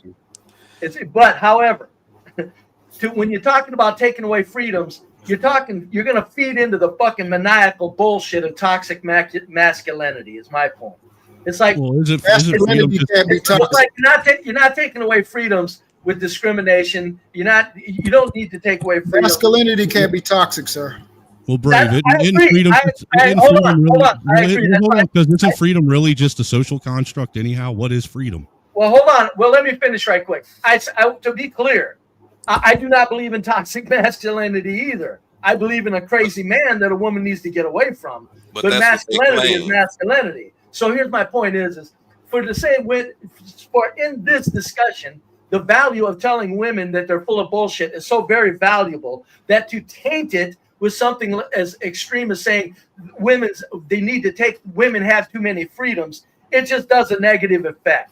It's like, you know what? There's an easy way to tell women they're full of bullshit on a cultural basis, and for men to go, we're not taking the shit anymore. It's like, hey, okay, we're on to it, without talking about taking away anybody's freedoms. That's my only point. Hey, be brave. Okay, Brave. All right. So what's the better course of action then? You don't want to take away their freedoms. What do you propose to do instead? It's not a matter of there's no freedoms to be. What freedoms do you want to take away? Hood service. Can you answer his question? No, I don't want to take away any freedoms. They're free. No, he didn't ask that. He did. That's not what Mr. said. Hood Sertives said that the actual scholarships and things like that are freedoms, and I'm saying it's just a matter of discrimination is what he's talking about. If you're talking about freedoms, to say that women have too many freedoms is counterproductive in and of itself. Conservative is not up here, Mr. Brave. Well, don't women say men have too many freedoms? I mean, aren't they actively passing legislation to take men's freedoms away from them? They are. Conservative isn't up here? No, Mr. E asked you. That's why I kept saying. That's why I kept trying to revert you. Conservative is not up here. Mr. E asked you a question. Oh, I'm sorry. I thought I was sitting way back here. I thought that was still Mr. Conservative. Okay, what's the Mr. question? E, answer that question, please. All right, so with the too many freedoms are out there, you said we shouldn't take away freedoms. All right, so what do you propose to be a better course of action instead? I just keep, for one thing, the path that the tactic that a Hood Conservative does on his show is a good tactic. Just keep telling women you're full of shit, and we're not buying it anymore. That's not it. That's not taking away any freedoms. That's not. It's just saying you're full of shit. Guess what? We ain't falling for it anymore. Oh, we don't need the political nonsense. We're not afraid of being labeled toxic. All that shit. You know, go to hell, lady. I always said, if you can't tell a woman to go jump in the lake, we're in big trouble. That's what we need to do. Just tell them, oh, shut up, go jump in the lake. You're But being those silly. are just Hey, Mr. E, you still there, brother? Yeah, I'm still here. Yeah, was you here earlier when we you was here earlier when we all had came up when Mr. O and I think I forgot who else was here. Truthful, whatever his name was, Truth. That's me. Well, there was another guy. I'm talking about another guy. So you Truth, there was another guy up here.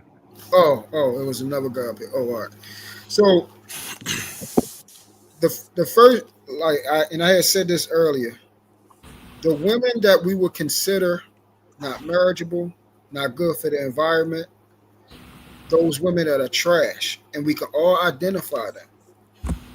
And not real readily, though. Some of them are like snakes in the grass. Okay, Come on now. all right, got you. That's fine and dandy. I'm sorry if you don't know women enough to be able to recognize. No, I'm saying you can, but I'm saying that there are women that are real good at being real nice until they and they very far. I don't think a woman that's smart, brother. You can't predict whether or not a woman's going to turn her back on you 20 years down the road. Bingo. Mr. E, I would suggest the women that, like I said, the women that are clear to see, the people that ain't stupid. It's a lot of people out here that's dumb as fuck. If you can clearly see that she got on fucking blue hair, nails, she running around person, don't have no fucking morals, values, anything of that sort, you can see she's not a woman, wife, nor fucking. Oh, that's mother. very true. Very true. There are neon signs. Do not fucking bother with that trash. That's the easiest solution to start with. She got the magic. She got the Magic City outfit on. To start with, you can use that one, Mr. E. What's happening is, if you talk to majority of men, they don't want to at least start with that. Nope, you're correct. Bothering with trash. That's why I said earlier, men are now pumped in large numbers. So that's the problem. Until we can at least do that, because that's real easy. Don't mess with some shit that you don't like. It is very true, and a lot of men are afraid to do it. It's disgusting. But that's manhood training. That's that horny water. That's what that is. That's that horny water. That's stupid. That's right. How many of you guys up here are married? Thank you for making my point for me. Stupid and ignorance comes from no I'm curious. How many of you guys up here are married? But I'm not hearing the fundamental. It's just like one gentleman said earlier. A woman you don't know what the woman will be 20 years from now. Like she can easily flip the entire script on you. You know, especially now we have laws on the books where if you marry her and you stay with her for 10 years, she's entitled to alimony. She can just fake the funk for 10 years just to get your alimony and then dip out. Mr. E, that was my point. I mean, it is. Why be with a woman that you know that does not like you? Well, marriage is over with in America anyway. Time, but that's the problem, Mr. E. Majority of us, we would know the woman don't like us. We would know she's only going out with us just to get some goddamn money. But just because how good she look, just because she can fuck good, or we want her around and all that type of shit, we would go by knowing damn well that woman don't like us. We know it. So, like, I do agree. You know that woman don't fucking the like conversation. It is hard to find someone you can see yourself being with long term. I would love to be married. I may call me weak for that, but the problem trying to get married in today's climate is that it's hard to find a wife, and I think we all agree with that, right? It's always been hard to find a wife, brother. That's why it says in the Bible. I think there's a missing component. It's hard to maintain a wife as well. It's not just hard to find her. It's hard to maintain her when she's incentivized to disrupt your family, to disintegrate your family. I mean, it's hard to maintain that when there's an obviously. You had lady, what's her name, Susie Osmond, whatever, giving advice to a woman to tough it out for another 3 years so she can get alimony when she finally divorces. Come on, bro. I think that. Hey, Mr. Shannon, you know what a lot of us, and even and and that's why I say us, because I did this too. Okay. When we go into relationships, we're not intentional. We do a lot of things that produce temporary pleasure, satisfaction, relationship. We know it's going to end. You can see that it has. You can see that it has a shelf life. You can see, hey, I'm not. This woman is not going to be a wife. Yeah, carnal minded. If you want to use that, you can see that she's not a wife. She's not a mother.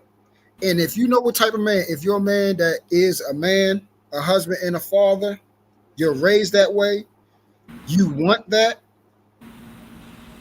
As a man, you should automatically say, hey, this has a shelf life. It's not going nowhere. You're not going to be able to change her I just avoid it into what you want. You got to find a woman that is I totally that. agree with you. I mean, I don't know. I'm in circles. I'm curious where everyone lives, but I'm in Silicon Valley. So, like, you meet a lot of hyper-educated people: Berkeley, Stanford, UCLA, USC. And the thing is that it's just very common that most people in our community just don't want to be married. They want to be the high-paid corporate executive, and I think that's great. But I'm just saying in general, I just don't find people who want that. Males. I agree. You didn't hear me say that part, Mr. Shannon? Males are Oh, go on. Continue. No, I said I agree. I said remember when the gentleman in the chat posted the scripture. And I just didn't want to say it was a scripture, but it's always hard to find a wife. What happens is we have to be patient. We have this innate design that we want to, spread out likeness, have sex and then produce, our likeness, which is the baby. Are you talking We have about an innate nowadays? drive to do. We have an innate drive to do that. The problem is we don't quell that drive until we find a suitable, not compatible, because we love that compatibility word. Suitability. We need to find somebody that suits us, that actually fit our makeup and who we are. Then have our likeness come through her. That's your wife. Are you talking about modern America? No, I was talking to what Mr. Shannon had said. That's your wife. We're not patient enough to wait and find Well, the you're right. Okay, in your context, you're all right, because we ain't supposed to be looking for a wife either. It's in the biblical context. The Most High said to not look for a wife. Even then, they said, "Well, what was Where say that at? It says in the Bible." I'm trying to figure out which book it is. No, it actually says, "He that finds a wife finds a good thing and favor from the Lord." I thought that was King Solomon. You are supposed to seek out her. Exactly, but you got guys out here seeking out to find a wife, and No, this they're type not of looking for a wife. They're looking to find something to fuck, brother. They looking for not necessarily. No. They looking Okay. But then you say you should do that. Is that They're not- looking And to the find Bible- something to fuck and then think and the that's going Bible to turn says- into a wife. And the Bible says it's better to marry for sex than to fornicate. Yeah, that's burn taking love. the cart before the horse, my brother. You got to find a wife and then have sex. But what you got to That's how it's realize, supposed to be. what you got to realize is when before 1970, when we had an 85% marriage rate, it wasn't the son that picked the wife. It wasn't. It was the families. I understand that, brother. It was the father, and so when there's no Mhm. father, and like he said, it was the father and the family. That guaranteed success because the father was 40 years old and the grandparents were 60 and 70, and they knew what qualities to look for. When you destroy the family, you destroy that ability to pick a mate. When I lived in Africa like 7 years ago. I was in the Gambia, and there was a young lady that wanted to marry me. Her father wasn't available, but they brought 8 of her uncles to look me up and down and give me approval to say yay or nay, should you proceed? And then they said, well, you have to pay the bride price. There's a process. See, marriage is not between two individuals. Marriage starts, number one, you're marrying two families, 2, you're marrying 2 businesses. Then number 3, then you get to the 2 people. Mhm. And we have, that's completely been lost in fucking suck America. Agreed. But I Mr. think Elijah, another factor agreed, and they don't want to do it though. I think another factor is None of the men up here would agree with that. Amen. Amen, brother. That's why So that's the problem. that's I don't right. think, That's why another hold on, factor hold is on. that Let me say one sentence. That's why the solution is, brothers, you got to get your passport and use it. You know what's crazy? I'm gonna be honest with you, and it's gonna sound wild. So ever since I turned, what was it? No, 30, I would agree with that, brother. I think ever if we since I turned change, 30, I've this never world will dated change. an African American woman. And it sounds like it was done like maliciously, but realistically, the women of the other parts of the diaspora were more nurturing, more sensitive, more loving, and they actually wanted relationships.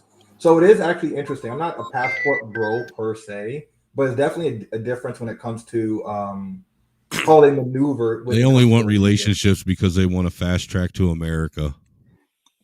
No, that's not true. well, Trump has changed that actually. Now if you bring a foreign woman, a foreign bride here, she won't get all the same provisions after the divorce like a Native born American citizen would have. So it's not like that anymore. Nobody said you had to bring her here. Right, you don't have to bring it here, but at the same time, I was going off the premise of they want to be here, but by coming here, they're not given the same privileges as an American woman when it comes to divorce. Like Trump is kicking out illegals, and basically, if she divorces you, she becomes an illegal, and she's getting packed up. So let me give a little bit more clarification. When I said other parts of the diaspora, I mean you can meet those people in the States. You don't have to go overseas. No, you can't. You can't meet those people in the States. Really interesting. Okay. Why not? Why A not? little bit different. Because they've been the number one weapon, the highest level of racism is feminism, and they've been feminized so saturated that the black community is now a gynocracy. And now I agree with that. It everywhere is. you look, you see purple, orange, green, and blonde wigs with their ass out, and they got 5 and 6 different. They got 5 and 6 kids by 8 different dudes, and telling you what you need to be doing for them. So It's saturated. yes and no, but I agree, Mr. Elijah. Hey, Bridget, we're glad to get our passports to leave your monkey ass behind. We get grabbing real quick. Shit. I hate the fact that we paying black women. It's like there's definitely, like I was in Martha's Vineyard, right? There's like the black bourgeois. Like there is other groups of the black community.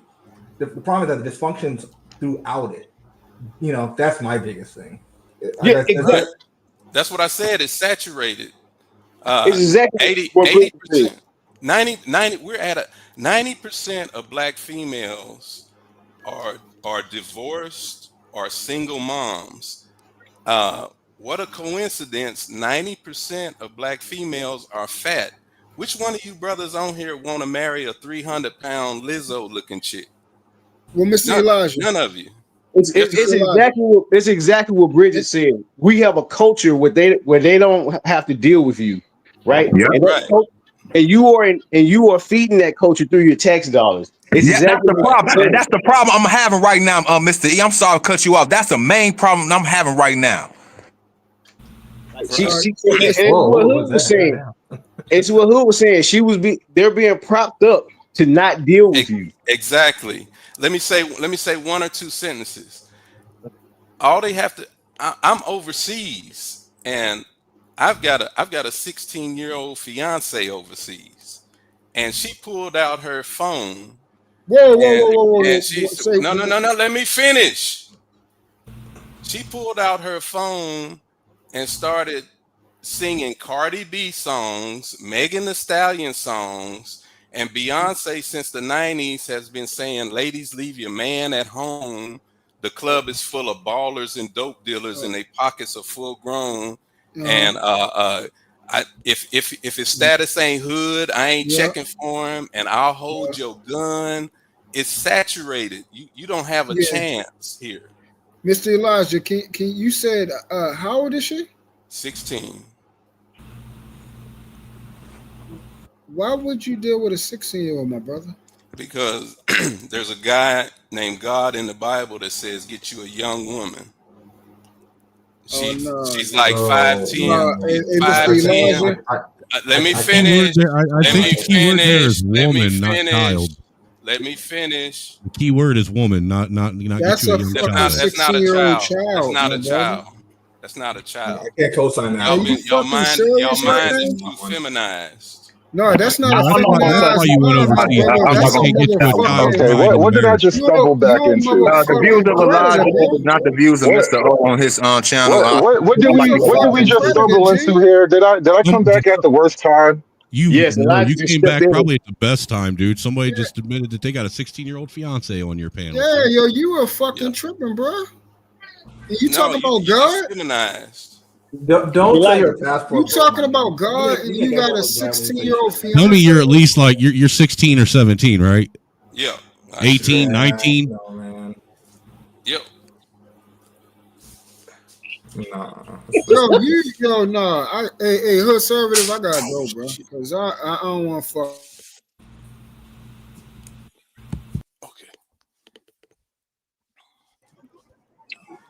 Oh. Well, yeah.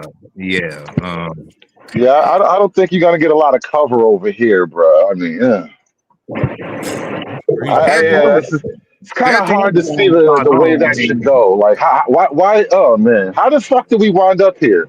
I leave you niggas alone for 5 minutes. Hey, you know what? I played nice and kept my mouth shut, dude, like you asked. I did not Chicago the panel. Not one time since you've been gone. I have not Chicago the panel, so you can't blame me. Wow. Did nothing happen? Well, no, it's an uncomfortable revelation. 16 is a bit too young to be being betrothed to a grown man. No, it's not. No, it's not. I'm not. Some other comfortable Western standard, it probably is.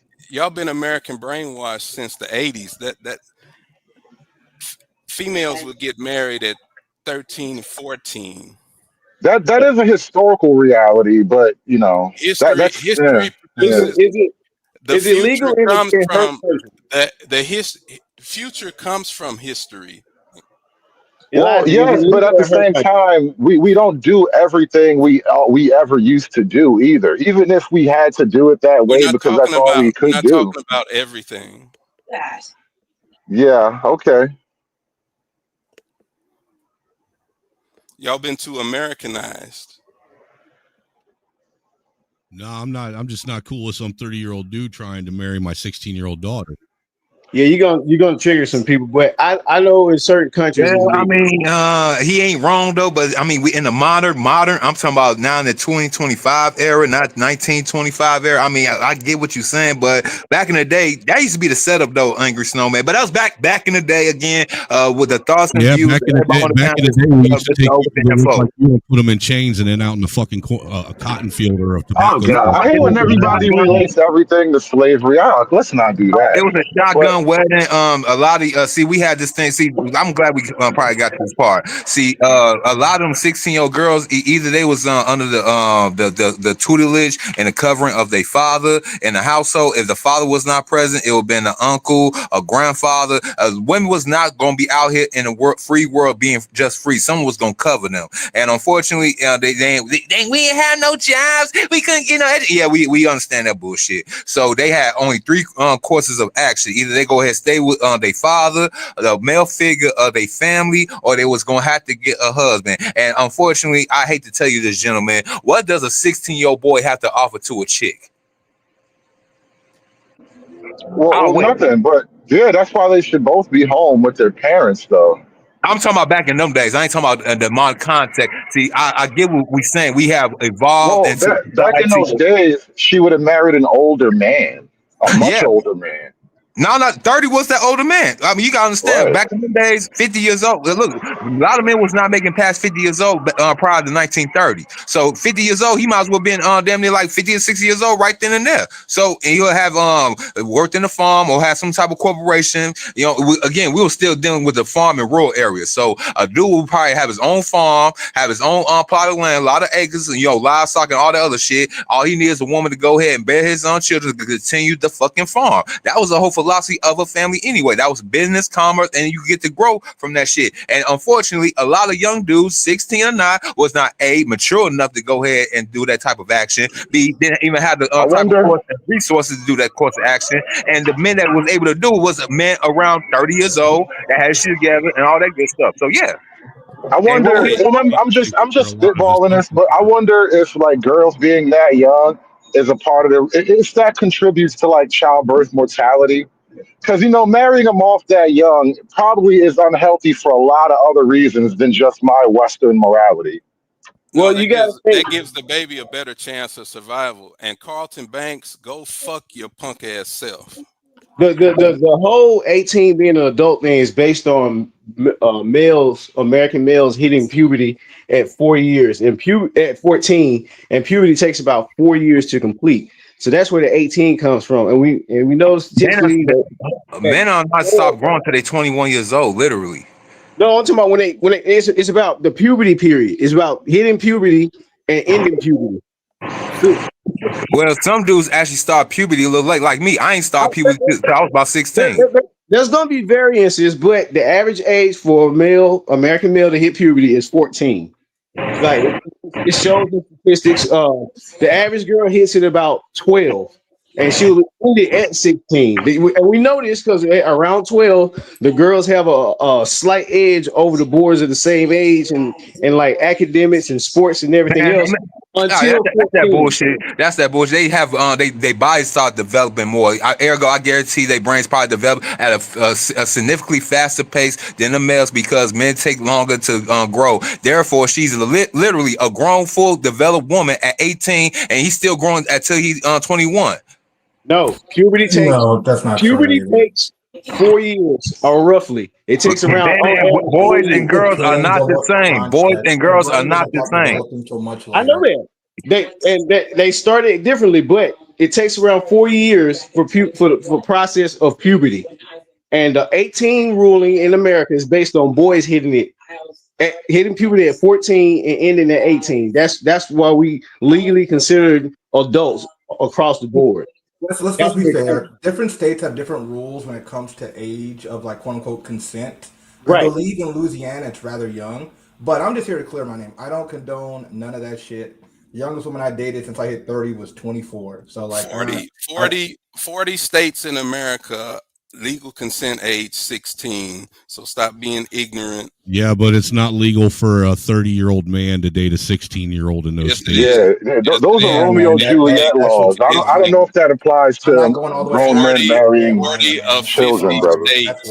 40 of 50 states. 40 of 50 states. Alaska, Arkansas, Connecticut, Georgia, Indiana, Iowa, Kansas, Maine. So let me I have to ask about this the logistics of such a thing. How did you pull that off? Like, did you go through the dad? Was there an exchange of money? Like how did that work? Was it straight up like, hey, what's up? What you doing? What attracted you to a high school girl? He said he went over to overseas to the continent, go through their customs. He got to go through their customs. He had to go through a whole trial process with the uncle since the father was not available. Now, in that context, I mean, shit. As long as he ain't deflowered the chick, I mean, if she turned 18, he want to go ahead and marry her. Well, who's the think he doing something wrong? I mean, yeah, it's a little bit uncomfortable for us, but that's literally how they live over there. Maybe he got a point. I ain't trying to go ahead and defend the man, but maybe he do got a point because all right, so in this so-called country, we ain't got no type of barriers and entries to talk to these bitches. The main person that we got to probably talk to is their mama, and guess what? She want to go ahead and deal with the same niggas that she trying to get with. She probably trying to get with you too. This girl is 5'10", 170 pounds. Now, if you think if you a stupid ass enough to think that's a little girl, you go right ahead. That's wild. Hey, a lot of you, boomer dads, Gen X dads, millennial dads, and future up-and-coming Gen Z dads. I hate to tell you this, your dog's gonna get fucked. Y'all cannot protect them. Y'all cannot do this. Look, your mom got fucked. Your sisters got fucked. You know what, Mr. O? My daughter is going to get fucked. I accept that reality. She's just not going to get fucked by someone that looks and is the same age as me. I hope she don't. That's how they do over there, though. That's just crazy as hell, though. Some 30-year-old man tries coming at my 16-year-old daughter. I'm gonna beat him to fucking. Hey, all right, so in retrospect, Angry Snowman, what's good for the goose is good for the gander. So, do you got a son? So, if a 30-year-old woman comes to your 16-year-old son, will you hold sway with that same philosophy? I'll wait. Right, I will. Yeah, because my son ain't got no business ruining his life with some woman that already ruined hers. I won't be. She's gonna prey on him the same way. I wouldn't trust that either. I'll say more so. I'll be less violent, but I'll be even more worried because I'm pretty sure she's trying to give him child support or something worse.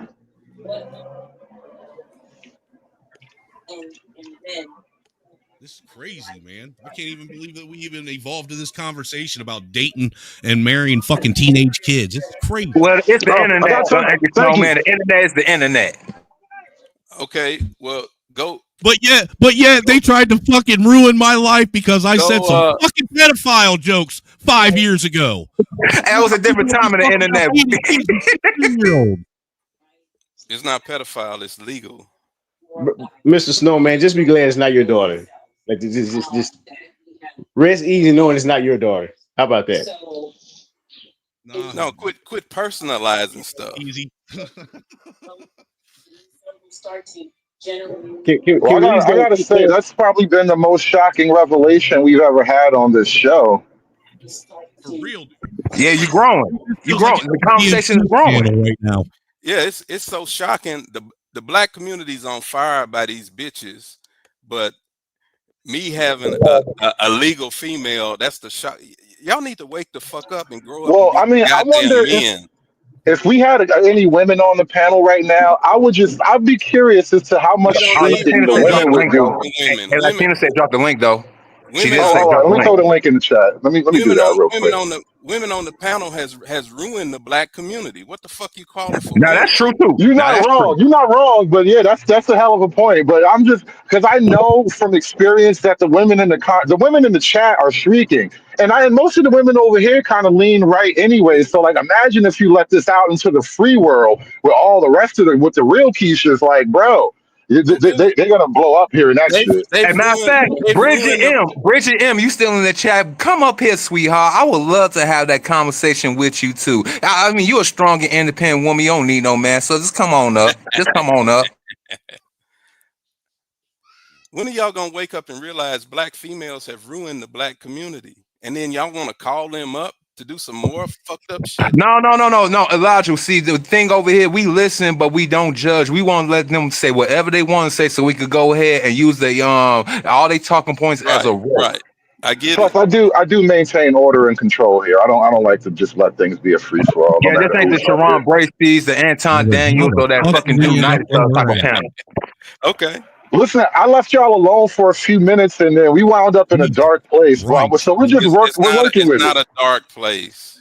It's not. I'm giving you some shit. I really am giving you a hard time, but it's not as dark as you make it sound. Because look, that is you went to a whole other country in an entirely different culture where that is how they have been living since forever.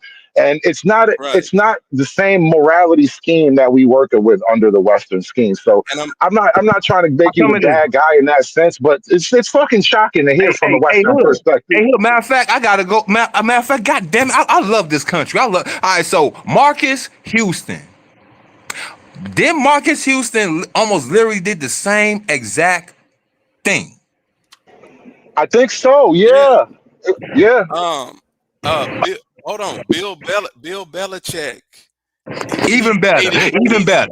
He's 80 years old. He's got a 26-year-old. Yeah, but she's fully grown. If she was 18, it might look a little skeevy. Okay, let me 16 and by American standard, it's a little close, but yeah. Fuck The America. reason why I use Marcus Houston, because he is of the black community, his woman's of the black community. That is literally supposed to be the representation of what these so-called quote unquote black people, it's called black religion. They call that the power cup. That's literally a power dynamic. He's getting the best of the best, and she's getting the best of the best. They both are getting what they want. The thing about Marcus Houston is, I think she got married at 21, but the story goes, this is why it makes it a scandal. He was dating her since she was like 17 or something. Yes. So like that's why they kind of charge him with, I don't know, not charge him, but they kind of looking at him crazy because like, bro, she young. And I mean, yeah, it's an uncomfortable conversation though. Like, you know, we draw the line for a reason, but it's an arbitrary line though, technically.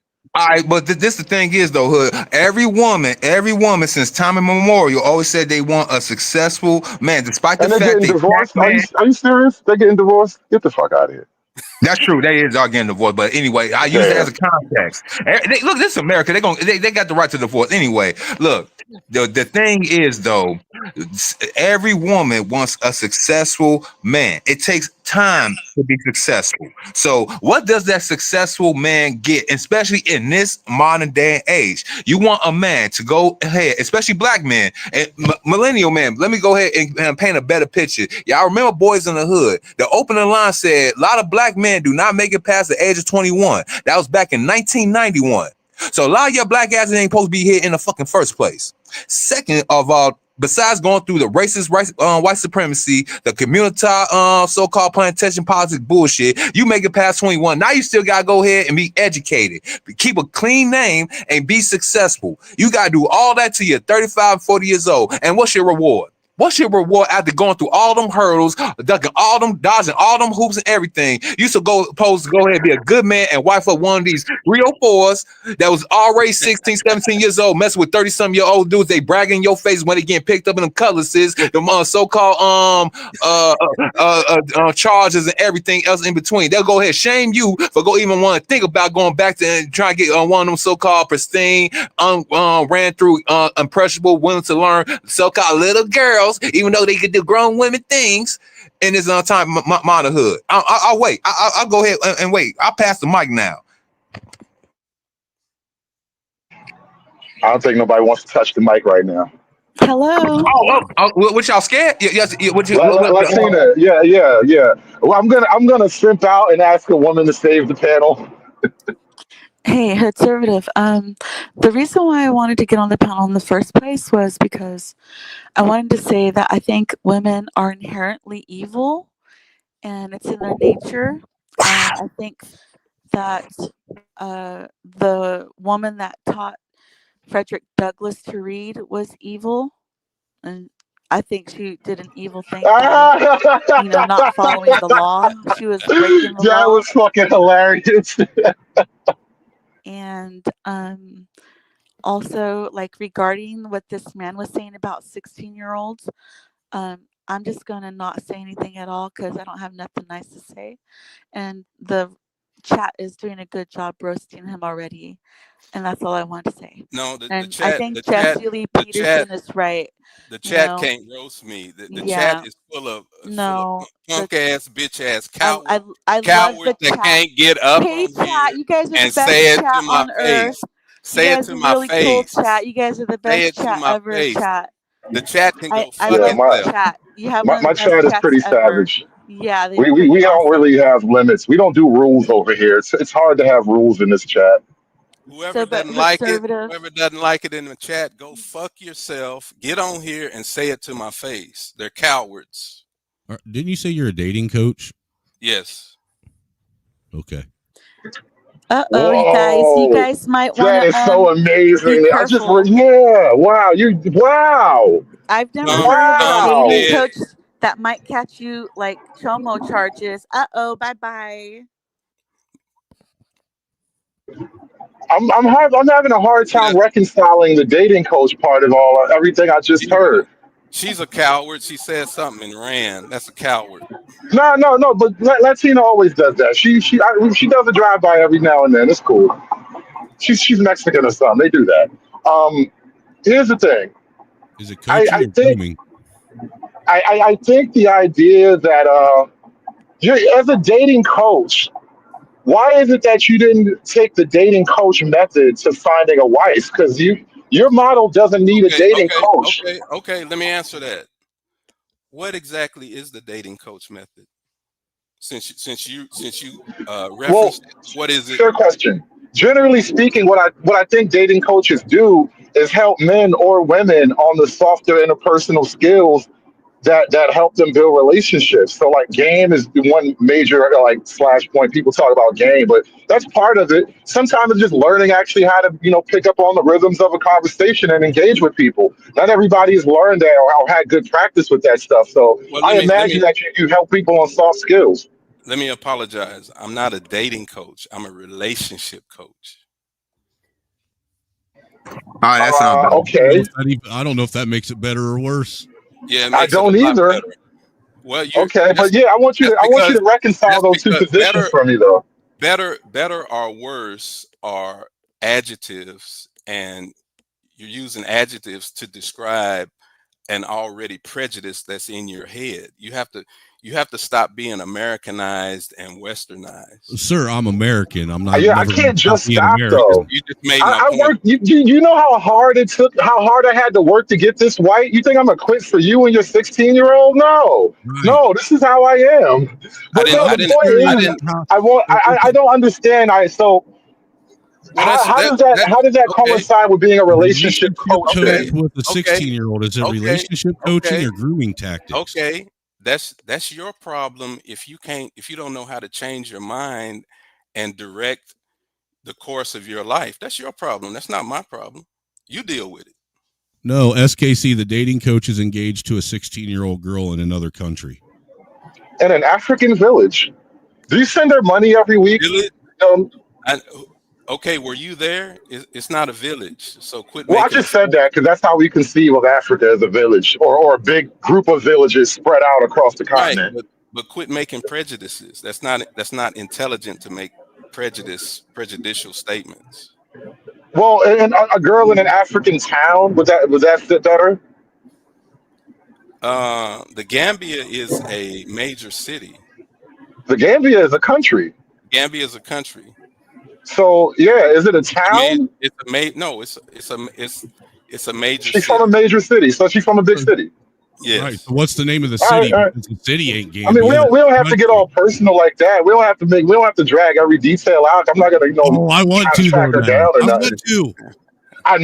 I know. We have to be delicate. It still is personal, right? But this is a shocking conversation, though.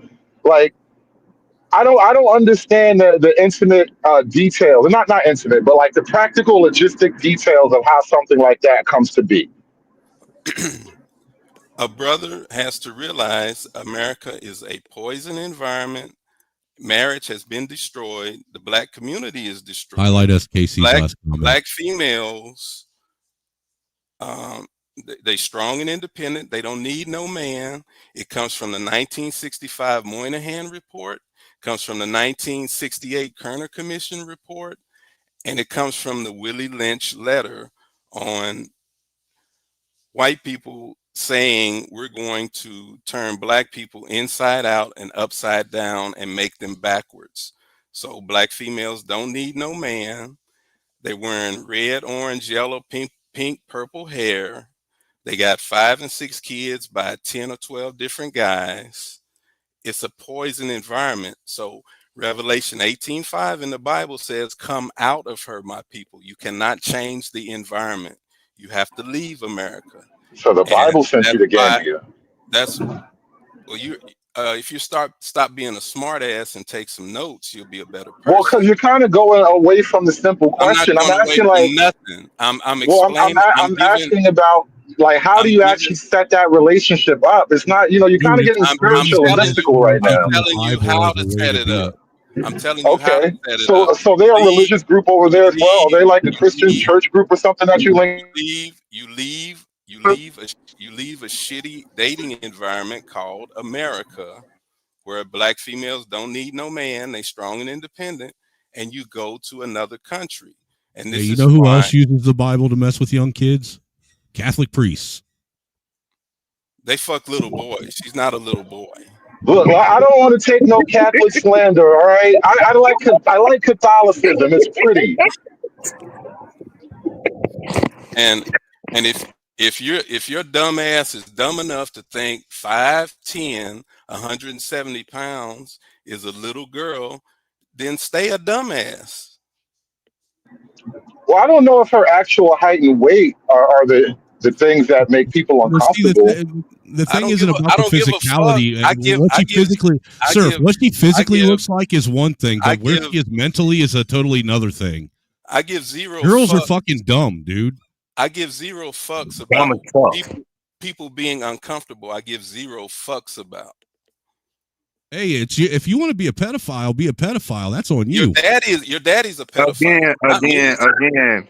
I mean, if we're gonna be using definitional terms, it's not pedophilia. Pedophilia is dealing with like prepubescent children. I mean, we gotta start using the words for what they really is, and not just using because of our feelings. But I ain't talking bad about you, Angry Snowman. I'm just using it just for out of context. You know what I'm saying? It's like I forgot what the term is, but yo, a pedophile is like you said, dealing with like small children. Right. You know what? And see, Angry Snowman. Angry Snowman comes from a race of people. His men go over to the Philippines and buy 6-year-old little girls and have sex with them, rape them.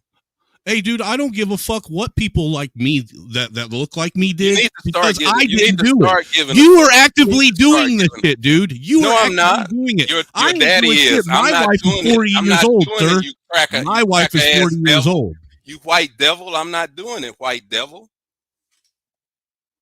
You're the one with a your relationship ain't shit. You're a white You're the devil. one with a And John 8. And you want to talk about what someone that looked like me did? Man, we need Khalid Muhammad. Does, not did. Does. Y'all still do it. Y'all are the biggest rapists. Ain't no y'all about it, dude. I don't know who this y'all is. This y'all is you because you're the one that probably that shit. Mr. O is right. Like literally the actual definitional position that we're in. I'm not going to hit you with the P term. I'm not going to do that to you because definitionally, that's not what it is. It's more of a statutory thing as far as we're concerned in America. Like it would kind of be considered a statutory thing. I don't even know if grooming, as people are using the word, is technically a crime. It's more of a process. But again, by Western standard, you're kind of in hot water here. But that is what it is by Western standards, you know. 16 is legal in 40 of 50 states. I'm not in any hot water. I don't know if that applies to adults though. Like I'm seriously questioning: is that a like Romeo Juliet deal or not? Elvis Presley and Priscilla Presley hood. Do I really got to bring them up? Do I really got to bring them up? Do I really got to bring that up? Damn, that did happen. Yo, Hollywood niggas be doing all kind of shit, bro. Hollywood is the worst. Hold on, Jerry Lee Lewis and his damn 13-year-old cousin. Thank you. Just because they did it doesn't make it right. I didn't do it. Don't sling it my way. Are we gonna have a real moral? See, because look, I'm a more pragmatist. You know what I'm saying? We want to conflate laws with morals with laws. Look, just because it doesn't feel right doesn't mean it ain't right. Because again, we all serve God, right? If God tell one of us to go ahead and take care of our group of people right now and we'll honor Him and you'll get redeemed, are you gonna take them people out, or are you gonna sit there like, no, it's not right? Why should I go over there and take them people out? What they do? So cut the bullshit. Are we really fucking going down this road, dude? Seriously? Are we really going to fucking sit here and just, dude, no, it's not happening. Do what? No, absolutely not. Yeah, she's got to stay in Africa for like 3 years, bro. According to whom? Exactly. As a matter of fact, all right, so can we use R. Kelly now? I mean, R. Kelly did marry Aaliyah when she was 14. Ironically, women still sending R. Kelly love notes. They want to go ahead and you know what? While you want to sit up here and talk about what all these other motherfuckers did that they shouldn't have done, are you going to go out? Are you going to stand on it, Mr. O? You going to go out and go get you a fucking 14-year-old? No, I'm not going to do it. No, I'm not going to do it. Then why the fuck you want to sit up here and fucking try and find a way to justify that shit? I just understand, though, sir. I mean, we are not. I don't understand nothing about finding a fucking young girl that's still in high school attractive. Yeah, I've been trying, and I can't understand either. I've been But struggling with understanding. but ironically, the female school teachers found the young boys in the same schools attractive, and they And that getting shit pregnant ain't by. fucking cool either, dude. Yeah, but you know why do you understand that whole power dynamic concept? That is her exercising a weird power fantasy as a teacher. This is the only time in life you will ever be physically more powerful than the man you're fucking. That's why they do. That's why they like that type of shit.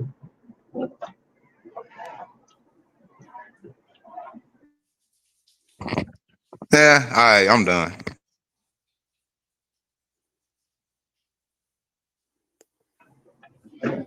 Yeah, we've just stumbled onto the most shocking revelation ever in conservative history. This is the day Good for the content, record though. books It right makes here. good content. It started the conversation. I guarantee you by next week we're gonna have somebody gonna steal this conversation and they gonna try to blow up off this same conversation. I Oh guarantee God. you. Yo, listen, the passport bro is gonna be like, why you let this happen? I didn't let nothing. I'm not a passport bro. This is a passport business. Like this is Well, what you you make can the get with a passport bros passport. look bad, Hood. You're making them look bad. You're not selling them properly. And listen, the dark side of passporting. Teenage brides. It's not no dark side. It does feel a bit dark though, because like because you've been Americanized and Westernized. listen. I remember my daughter at 16 years old, and if a 30-year-old man had a kid to, we be going to violence, bro. Everybody's not you. Everybody is not you. No, I get it. That's how they do it over there. But I mean, this is also another reason why us in the West, we rightfully so mocked a lot of these third world countries as backward and primitive. No, it's not. Hey, yo, Hood. So, recent content. Hood. Remember. Okay. We just did have a revelation that Africans, real Africans, don't have a concept of time. Yeah, damn it! I was about to say that. What is 16 years anyway? Oh, fuck. Oh, God, it's so dark. It is so dark. What the hell does 16 years mean anyway? Oh, man, I'm getting depressed all over again. But now, Hood, dude, it's all dude. Now think about it. Now in the modern, in the last couple of years, right now they have been saying that the frontal lobe does not fully develop until 25. Now we are having this argument that we are talking about these people that's under 21. Let's be politically correct. Under 18. We talking about 18 being the so-called adult identifier, right?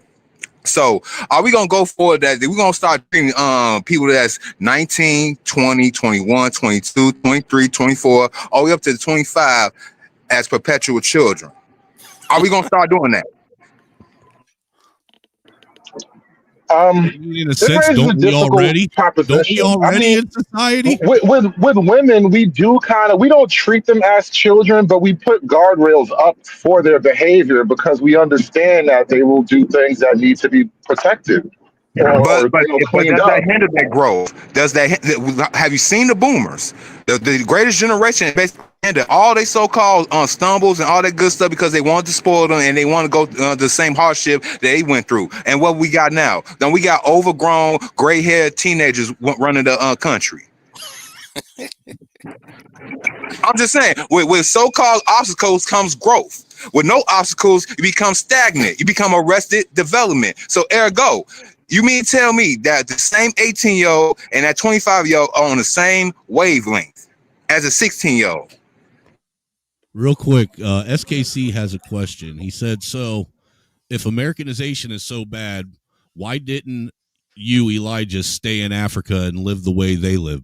Biblically, Jacob worked 14 years for Rachel. Okay. Great question. Because my people spent 500 years building this pile of shit, so I have the right to be here. I have ownership here, and any damn place else I want to go. I got. At least you didn't. At least you said 500 years and not 400. Listen, after 400 years of slavery, he has earned the right to an African 16-year-old. Exactly. Good. You trying? Yeah, listen, I said that shit unironically because that's how it is, right? That's the reality. It's a crazy thought. It's a crazy thought, bro. But I mean, niggas think crazy things. You goddamn right. It's not crazy. It's natural. You've just been Americanized. Americans been fucked up in the head. Everything's backwards. Just go read Willie Lynch. And white folks ruled the world from Willie Lynch. Stop laughing like a bitch.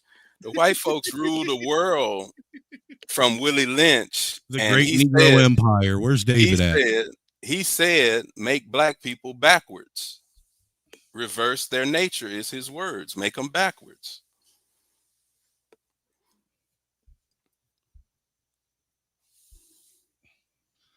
Yeah, because you want me on that wall. You need me on that wall. You know, I don't think a lot of people appreciate this, but the very act of European colonization, and you know, it was an ugly thing at times too. A lot of brutality went along with that. But at the same time, it was brutality against people who they themselves know nothing but brutality, apparently. So I get maybe it's a wash because, like, if we end all the child sacrifices and teenage and child marriages, is that a bad thing? Is that racism if I make you stop marrying your teenage daughters off? Is what a bad thing? Was it a bad thing if when they made I'm being facetious, but let me be a little bit more historically accurate.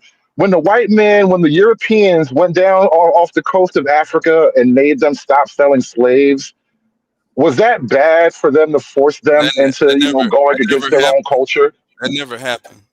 It almost certainly did happen. No, they didn't stop. They never stopped the slave trade. Well, they stopped the wholesale Atlantic slave trade, but I mean, black on black slavery never really stopped totally. They never stopped the slave trade. So I guess the question I'm asking is it a bad thing if the white man has to go into Africa and make them stop doing these things that they always have done to each other?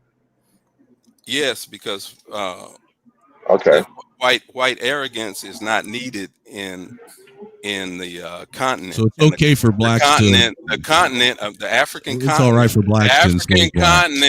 The African continent. Well, whites can't stop them. The African continent is fucked up today because of white colonialism. Africa is a pie that is cut up and being eaten by European nations. Who's that laughing like a bitch? They sound like a bitch. That's the Andrew Wilson laugh. A lot of white guys are working on their Andrew Wilson laugh.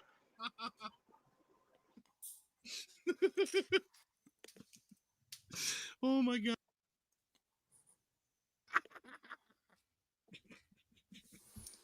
Can somebody mute that bitch?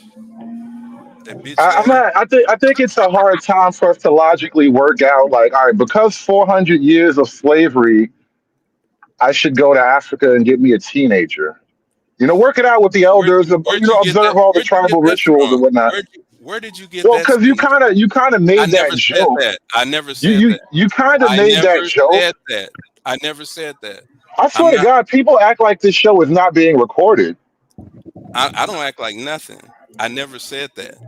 Those are your words. Okay. That's your prejudice. Okay. Listen, we're all gonna have fun on the playback.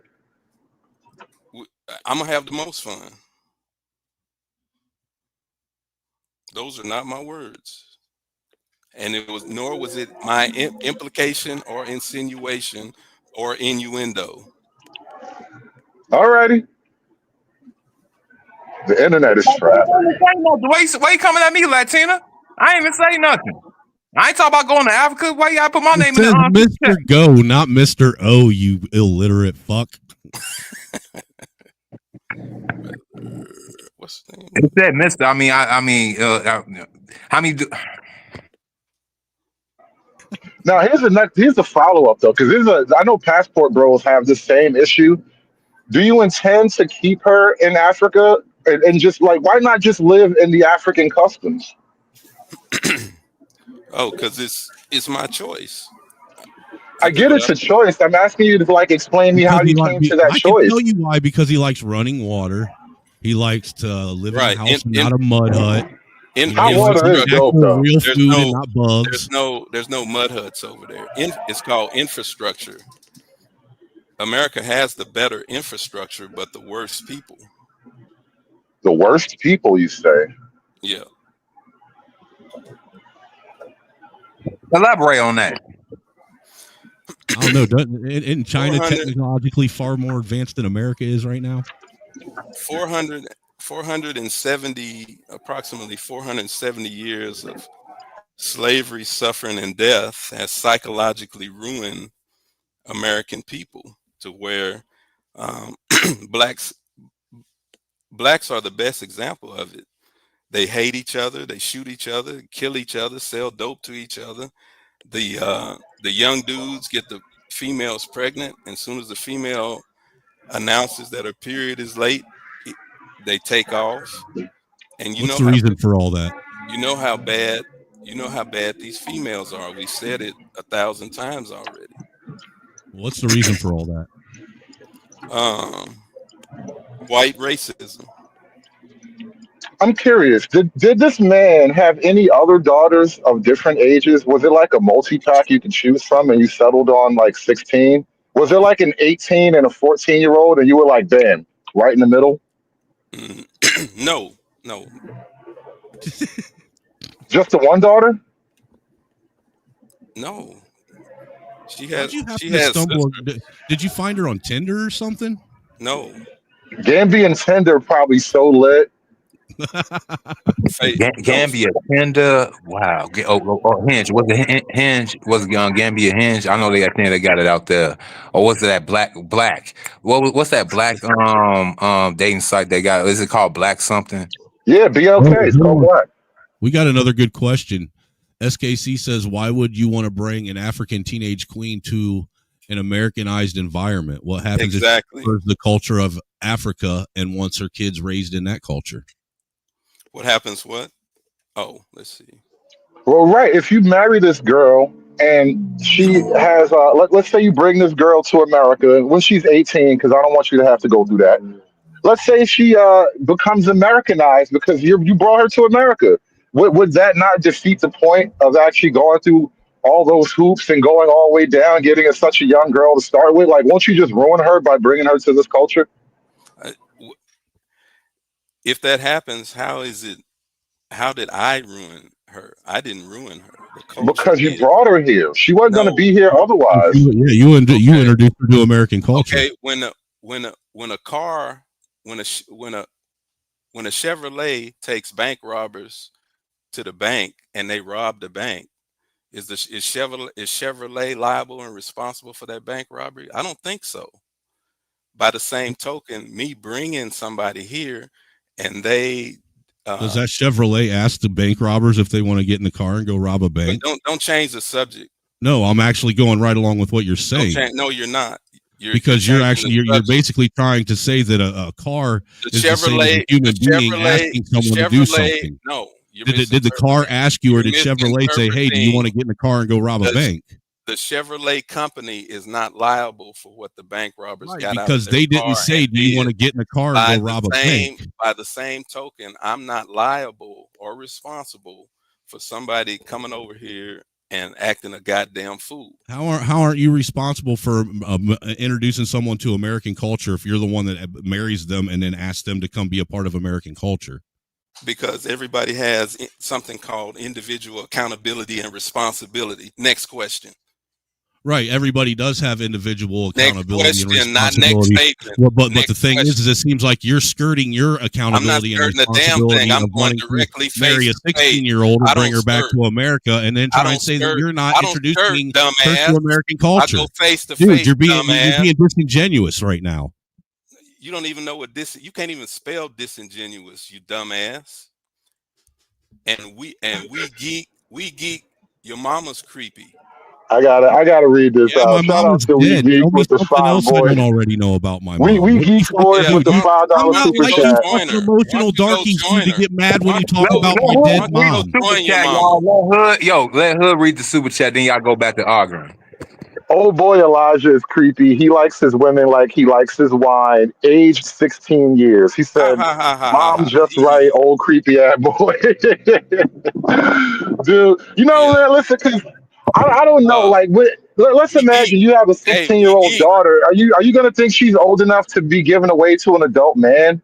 Like, I'd be uncomfortable with her having a teenage boyfriend, but I'd quietly like make some kind of begrudging peace with it if it's a teenage boy.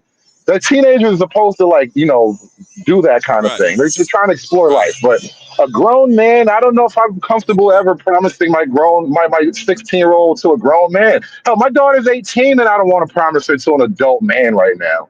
Right, because 16-year-olds, they're going to in 5 years, they'll go back to being 5 again. You guys are so lost on reality, and we geek. Your mama's pussy is creepy. Oh, you said they go back to being 5 again. What? Wow. What was that? No, yeah, you have to speak directly and clearly when you say crazy shit. I did. No, y'all were saying the crazy shit. They go back to being 5 how? Y'all act like a 16-year-old girl is. This really does sound like the African time thing, where she said time moves backwards through the African. Y'all act like they're not gonna grow up and be adults. Y'all need to get a grip on reality.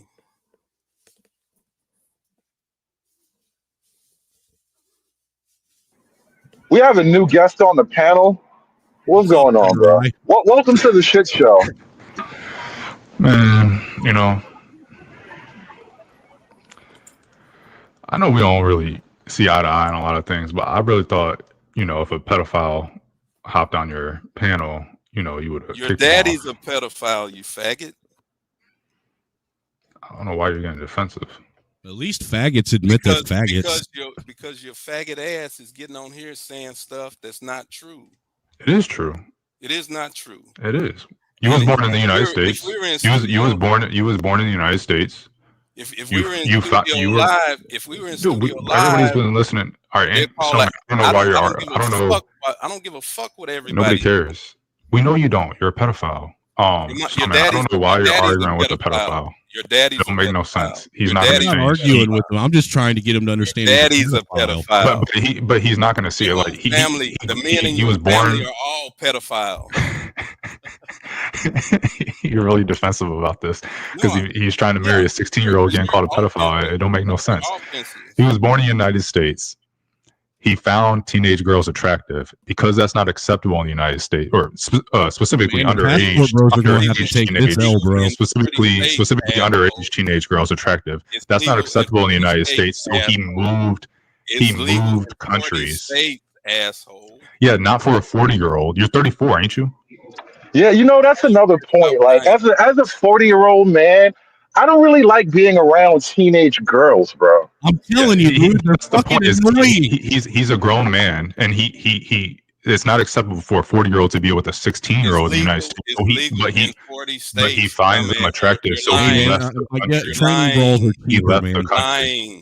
Whether it's let's say it was illegal for a 40-year-old to be with a 16-year-old, it's still not culturally acceptable. So their parents wouldn't allow that to happen. So he had to move countries to go be with a 16-year-old girl. No, that's pedophilia. It's not like he was born into it. He didn't grow up in African area or Indian area. Pedophilia is talk. Look, when we say pedophilia, we talk about use that word.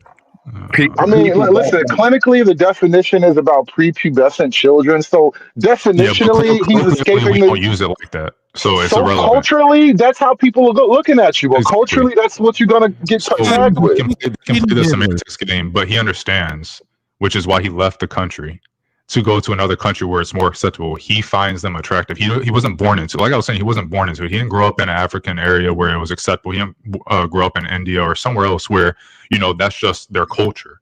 He grew up in the United States. He was finding 16-year-old girls attractive. Random 16-year-old man. They're searching that shit out. So, it's crazy. And then he gets defensive because he's getting... Hey, bro, what is your name, by the way? Because you kind of new up here. Random Independent Man. We talked on Sharon's podcast. Oh, okay. No, because I got to overlay up. I can't see. People can't see. They're asking in the chat who the new panelist is. Damn, I don't, dude. I rarely agree with you, Random, but I'm going to take this as a win today. Yeah, I'm glad that we can all come together and fight against some weirdo, whether we want to call it pedophilia or whether we want to call it just completely weird mentality and behavior. I'm happy that we can come together and fight against that. Go fuck yourself. It's legal in 40 states. You ignorant, stupid ass. And this is his defense. Well, then why didn't you? Then why did you from America though? Yeah. Then why didn't you get one from one of the 40 states? Then why'd you have to passport bro out to go get your little, young whatever?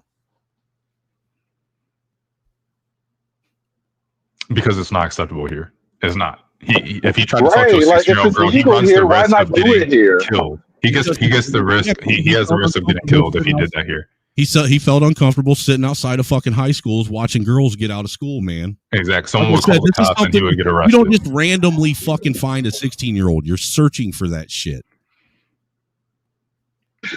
Like seriously though, like oops, a 16-year-old fell into my lap. Like that does not happen. The man, it's insane. And I don't understand why he's getting defensive, because the dude had to leave the country to find him a bride that has they can't even object to what's happening to them. Like, to me, you're just pathetic, and the world would be better if you were dead. But it's okay. Eventually you will die. Hopefully before that girl has to suffer through too much trauma. Respectfully, I mean that with all due respect, by the way. Oh god damn, chat's they're building the volcano. Damn. They're trying to break out the volcano now. The chat has spoken. Man, this would be a perfect time for that I can't shut the fuck up clip. Bro, play it. And I can't shut up. I wish I could. I really wish I could shut the fuck up. But I can't. And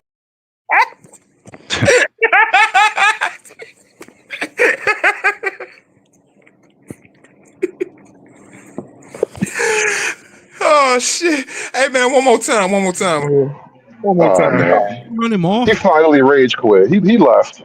Oh, my bad. He made him quit. I was trying to draw it out as long as I possibly could, because this is fucking wild, bro. Why would you say that in America to people? To fucking people, bro. Don't say that shit to people. God damn.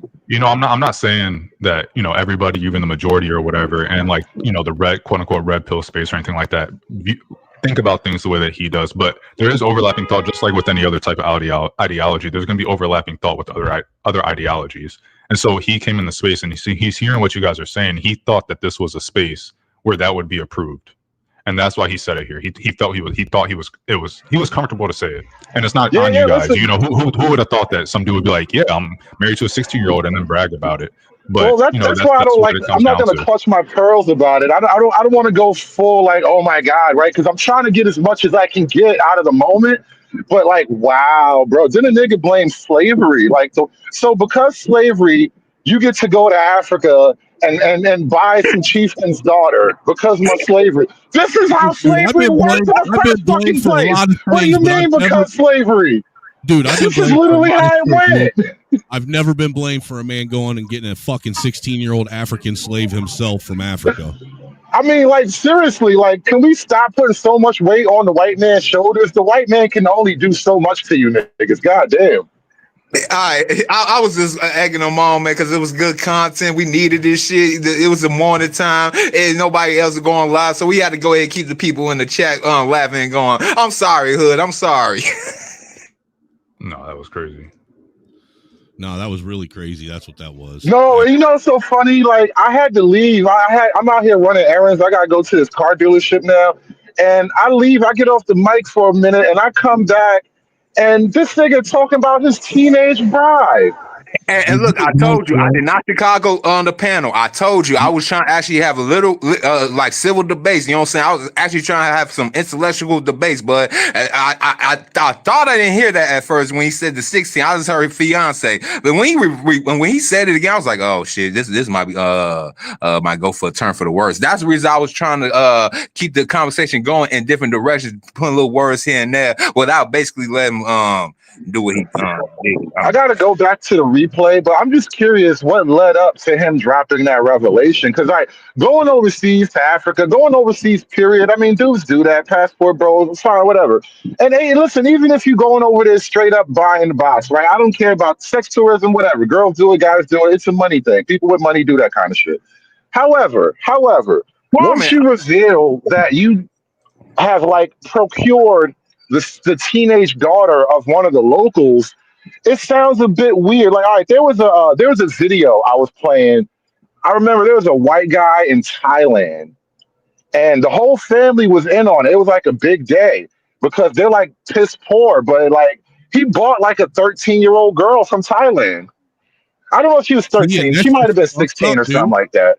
But like, bro, I mean, because like, listen, they're dirt poor over there. Like, you can buy somebody's daughter, but that's not the type of shit you should be talking about once you get back to the States, bro. You're gonna wind up on a list. We're gonna have to check your hard drive now that you said that. The passport bros are gonna have to take this L. This is an L for them. I mean, they've been taking a lot of L's and they bounce right back. I mean, they'll bounce back from this quick too. You know what I'm saying? Remember when they kept on saying they was going to all these different continents, mess with so-called either underage boys or underage boys. You think the passport pedo will ever come back? Again, I mean, they on TikTok right now, still being mad at Passport Bros, and it's been what, 3 years? Even Kevin Samuels was talking about Passport Bros. He been gone for almost 2.5, 3 years, bro. Passport pedo, come back. No. Well, at the very least, we have an entertaining show. We do entertaining content at the very least. God damn, what the hell just happened here? You know, I keep saying I'm gonna do my regular show about them Indian truckers, and I keep getting sucked into this craziness, bro. I have to do a regular, structured, normal show. You are now the Black Jerry Springer. Accept it. Look, this was a good Jerry Springer hour. You are now the Black Jerry Springer. Accept. No. Chaotic Truth is. Don't let him do that to you. Don't let O give you that title, bro. Like, Chaotic Truth, man. And it's only because you let O on that you have your title, nigga. Yeah, let Chaotic have that one, man. Let Chaotic take over that one. I don't know if I want to do the Jerry Springer thing every day. Do not. It's not like, oh, I understand. Like you seem like you more in touch with streets than most, and most people need to hear that sometimes because don't nobody want to talk to them at all. But you got to at least like report the news. But yeah. I know, but you couldn't imagine hearing this type of shit today. The news in Chicago, and I call it Chicago for a reason, and yeah, bro, the news ain't just in Chicago. The news in other places too. It's just you willing to talk about it, and I don't have a problem with that. It's just sometimes certain niggas, like Jap said it before. Sometimes certain niggas need headphones and not microphones, and I'm not saying that's you, but I'm saying that. It was like don't take that shit from him, Mr. O. He's saying that shit's you. He's saying that's you. He said you need to shut the fuck up. Just like my stream from yesterday when women say, man, just protect, provide, and just shut the fuck up. I get that, but now Elijah was from another content creator. You know, Red Supreme. Elijah scared me. Elijah scared me. I have nieces. I have cousins with daughters. There are people who try to tell me that people should hoop against my nieces. Elijah, man, that's too holy of a name for someone like that.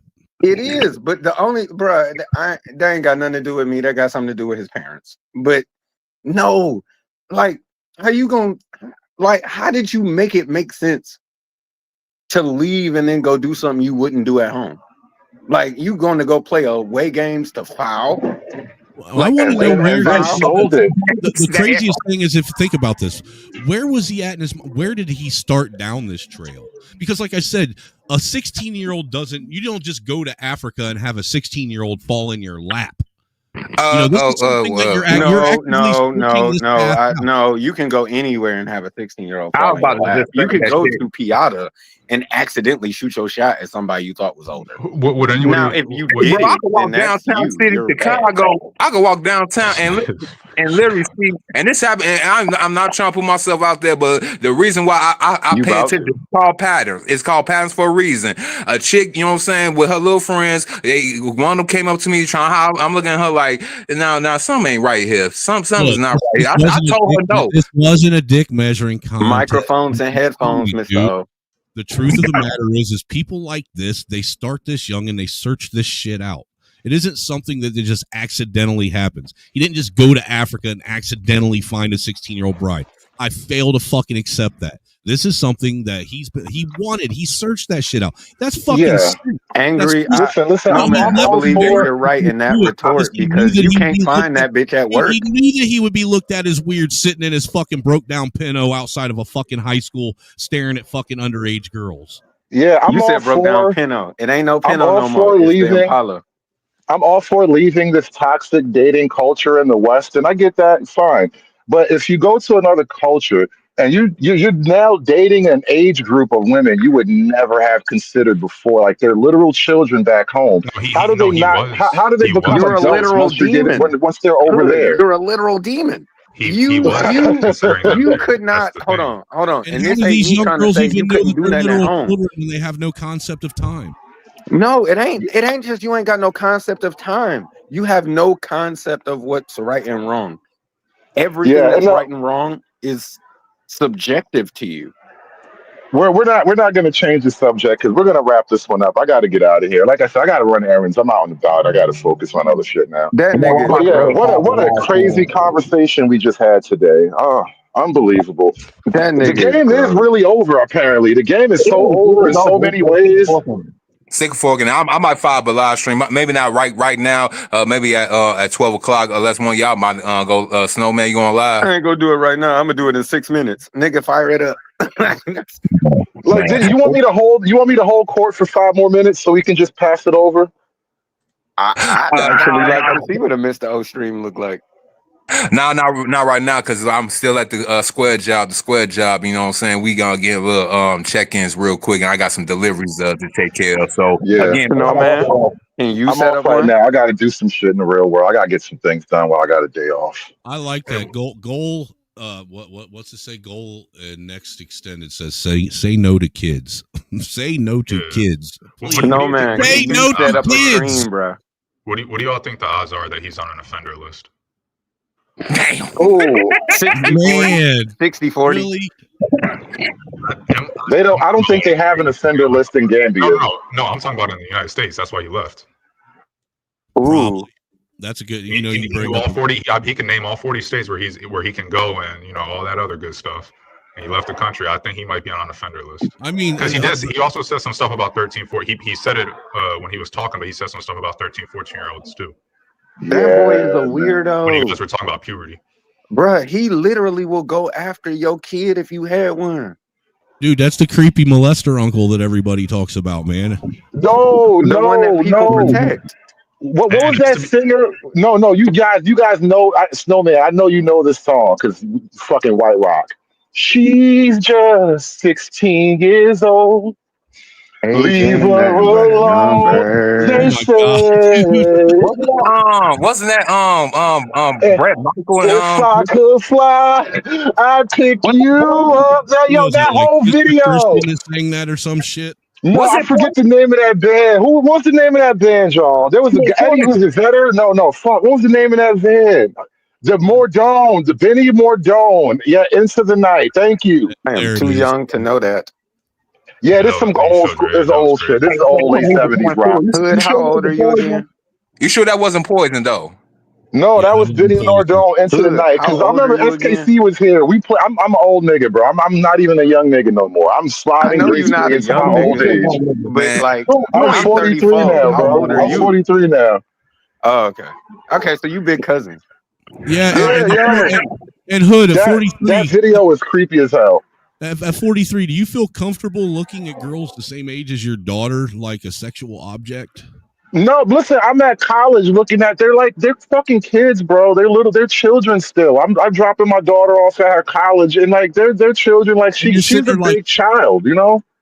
and you're sitting there wondering, did these parents teach these kids how to put clothes on? Jesus Christ. No, they didn't teach them how to shower properly. Oh, bro, you know what? You know what? Millennial parents, I might have to go and start that damn because you know what? They really don't know how to wipe their behinds, bro. You really got. Gen How old are you? Oh, here we go with this shit again. No. Oh, how old are you? Are you a millennial or not? Yeah, I'm older millennial. I'm 38, about to be 39 in November. So wait.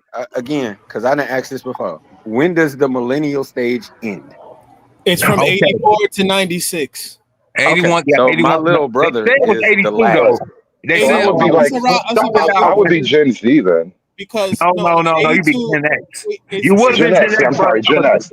Right. Gen X starts from like 96 to like 2012. Something. That's Z. That's Z.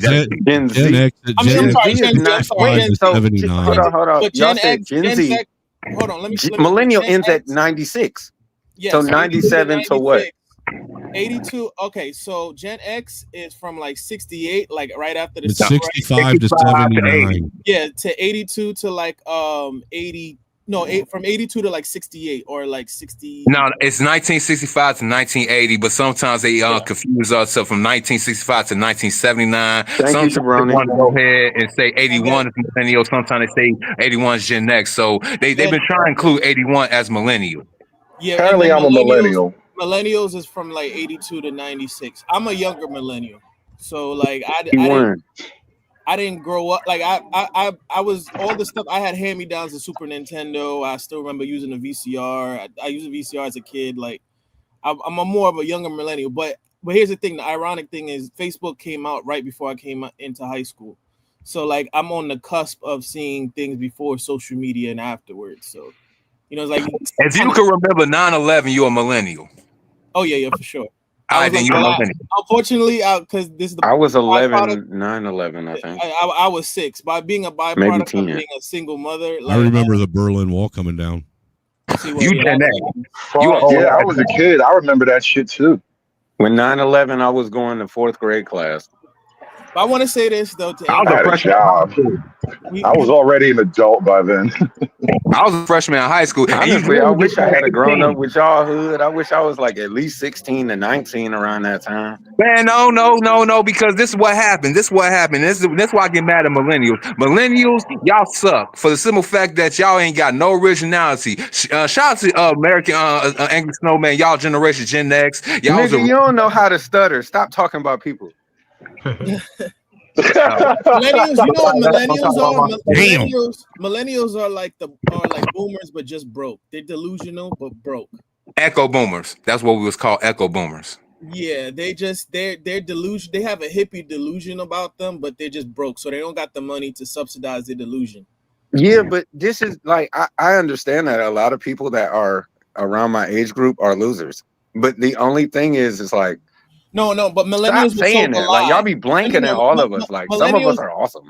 Millennials, some of us. I didn't say all. No, of us. I think the issue, like the social ills that we're all developing between like the whatever generations from like the boomers, the silent generation, Gen X, millennials, like the social issues kept exacerbating from generation to generation, and so now we at this point where we're looking at like the latest generation, the disease or whatever, the millennials. We're looking at the generation like they did something wrong, but like slowly we've been kind of removing the floor from underneath these guys for years now. That's kind of the point I was making with Be Brave earlier. And guess what's gonna happen? The Gen Alpha, they are the new boomers. We are the great. Nigga, you were the last niggas that made us shitty. Like I ain't gonna cap. Like I got a few aunties. No. All of this. No, but I'm saying from O's generation. Hold on, let me finish. From O's generation, there's a lot of aunties that I got that got 6 kids by 5 different baby daddies because the last one was twins. No, like, all of this. No, but I'm saying I was never told to judge them, and I was never supposed to choose my dating preferences off of them, even though my people ain't do that. Like we listen and we don't judge. No, we do judge. I will judge because that's why I ain't got no kids yet. That's what you a smart man. Hey, look, you a smart man. Hey, look, you take. Hey, look, this is the thing about being a millennial that y'all gotta understand. See, look, we was You put just in. called me a loser, nigga. Not you. I ain't call you no loser. I say I hate. You did call him a loser, man. We can rewind the tape. Well, I apologize. I didn't mean call you a loser. I accept your apology. I'm a loser too. That's what I'm trying to tell you. We suck because of this. We don't have no originality. All right. I ain't trying to paint us all with a broad brush. All Just right. let him make his point. Let's stop clutching pearls. Let him make his point.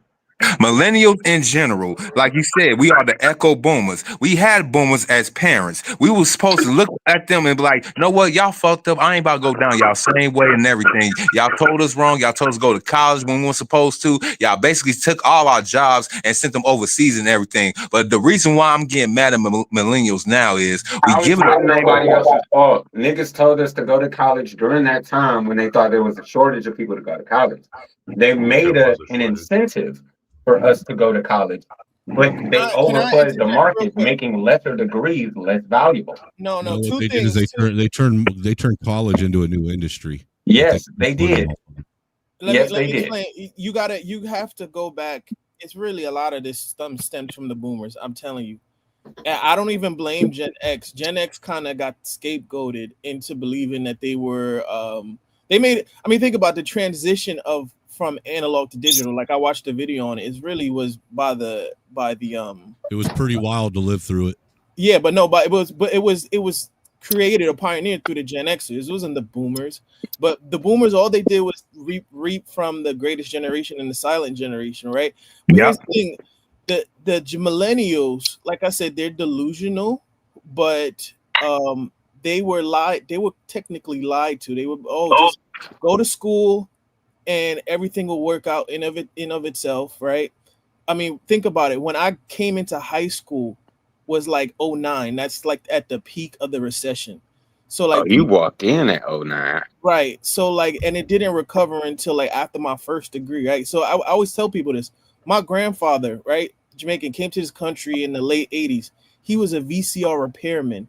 Anytime he had a condo in Mount Kisco, which is like near where the Clintons live, like where Hillary Clinton grew up, right?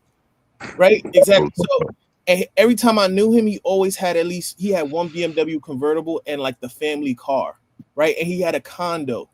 This man was a VCR repairman in the 80s and 90s. By the time you get to before Obama came into office, VCRs were done for. But my point is that was such a great economy up until, I would say, even after it started to peak out after 9/11. By the time we coming around Hurricane Katrina to like the recession, it was done for. People underestimate the kind of economy that we have now. You can't just, think about it. He came as an immigrant, didn't have no college education, and was able to have 2 cars. Meanwhile, I have 2 degrees and I still have to work like 2 jobs. Bro, man, what is your name? I don't. Respectfully, you sound like Azrael. My name is Azrael. I'm sorry, I just couldn't see at the moment. Let me say something about that. I don't think we should blame the boomers as much as we've kind of fallen into habit, because a lot of what's happened isn't quite like the boomers did it. These are huge economic corporate changes. So like when we talk about the changing economic landscape, that wasn't a boomer thing. That was a corporate thing. No. And this is one thing that I can say about people that are outside of our race that they do that we don't do, because I have Jewish friends. I like to call my my Jewish friend an unorthodox Jew because he doesn't follow the regular Jewish shit. And they don't like him, but he gets money and he takes care of whatever he got going on. The one thing that I realized that we do not like to do is, because it just looks bad that your family had to come together to make something happen. I do not understand why Black people believe you have to kick your kid out. You got to send him or her through a trial of fire. Oh, that's because Black people are trying. Black people have the American dream on steroids. No other group of people believe that. Like I was just listening to something today about Colombians and Brazilians. Like they don't, even in Spain, like it kills me when I hear divestors talk about how European men have money. I mean, it's like in Europe, not only do they go 50-50, like the average age someone leaves home in like Spain is like 31, a man. right? People don't leave until they get married. I agree with you. I agree with you. The only thing is that I realize with African Americans is like with us is the goal was to get me the hell up out of here and then ask for my help when you thought I got up. Yep, look at Baby Boy. You want no, but not just Baby Boy. You wanted me to help you when I got up, even though you had nothing to do with my success. Oh, absolutely. I don't think that's necessary. I don't think that's necessarily just a black thing, though. I think that's more of an American middle class thing. Okay, then I'm willing to accept that if that's the case. Because I've never had too many interactions with my white friends to know the family dynamic. I just got invited over to have fun. You know why I disagree with you, Angry Snowman? Because I'll put it to you this way.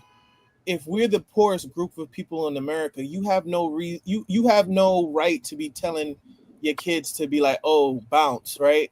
Because at the end of the day, it's gonna come back and bite you, because those same kids you're gonna need to take care of you in your old age. That is definitely true. And right now I'm having to help my mom out. Exactly. And I realized that my people actually lied to me about the help that she needed. Like they were claiming as if they were helping her and did not.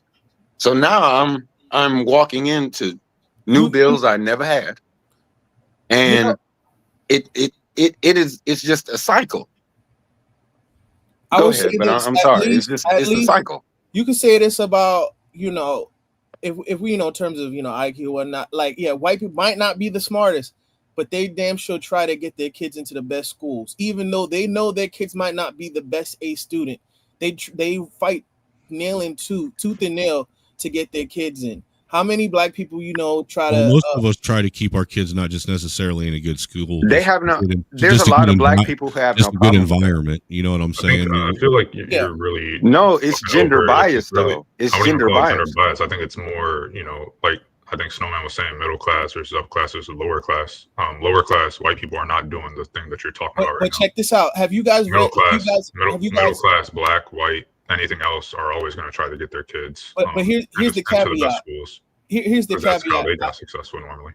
Here's the caveat. Have you guys read the article about how even after a black family moves up in class mobility, there's more upwardly mobile black people, that the kids that by the second generation, the kid that grew up in the middle class, he reverts back into being into poverty. No, but where can we find that? I'll look it up for you. But then, again, that's not a black specific thing. If you look but if you look at study, okay, but if you look at studies on millionaires or people with generational wealth, by the second or third generation, the wealth is gone. So it's not. Again, it's not. Yes, you can look up studies on that too. I believe that you're completely right on what your stance is, but do you not fix yourself because your neighbor does not fix themselves? Are you asking me? Yes, I just can't see your name. I just see the symbol. No, I'm not saying I was asking, like, should you not fix yourself because your neighbor doesn't cut their lawn? No, I don't. Did I say something like that? I'm not. No, you didn't say nothing like that. I was just asking if that's what you were saying. Oh no, I was just saying that it's not. I think I'm getting what you're saying. Yeah, the black community can do better, but I'm just saying it's not just it's not like this thing where the black community is just failures or not doing something that other communities are doing. A lot of times it's really just to me it's really, I don't want to say class, but a income level thing. No, more so than anything else.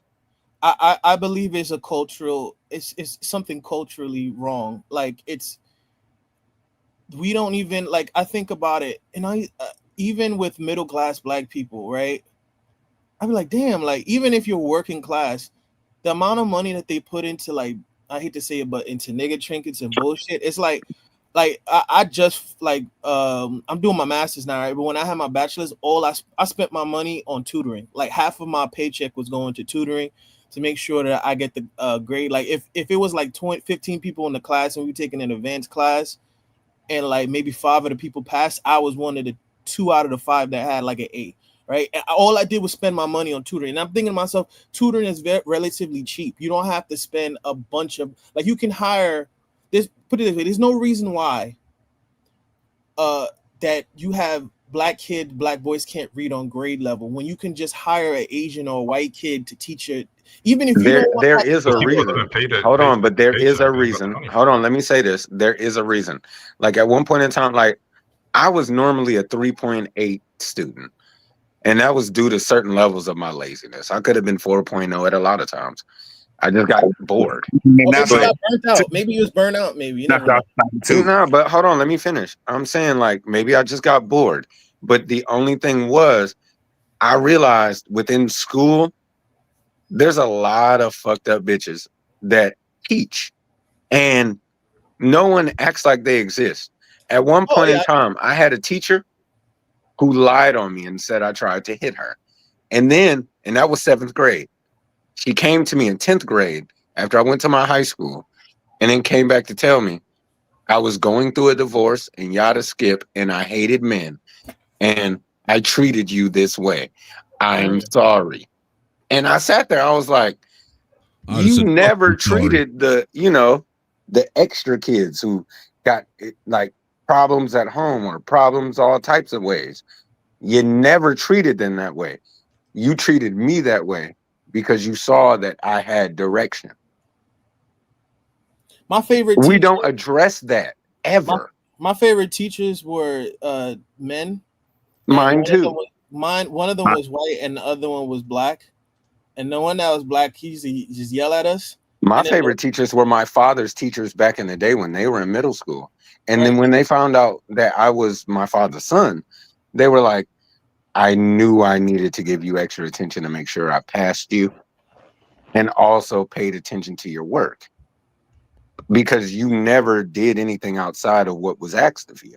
Even to this day, like when I go to tutoring, I prefer, depending, like if it's something linguistic, I rather do like if I'm learning a new language, I rather learn with the woman.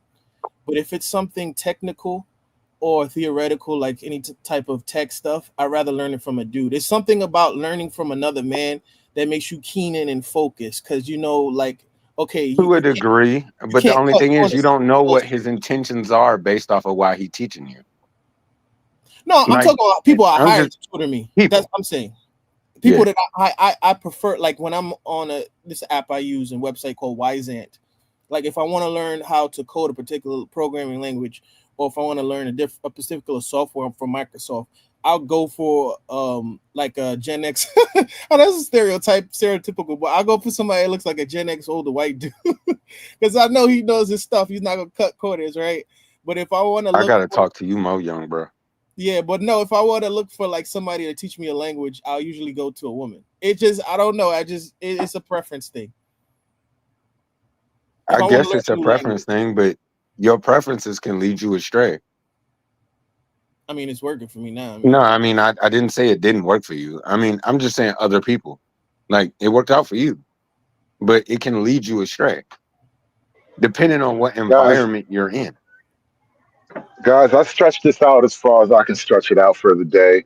I'm going to have to put this one in the bag. I'm going to keep this show up because I want people to be able to go back and see where it all went wrong.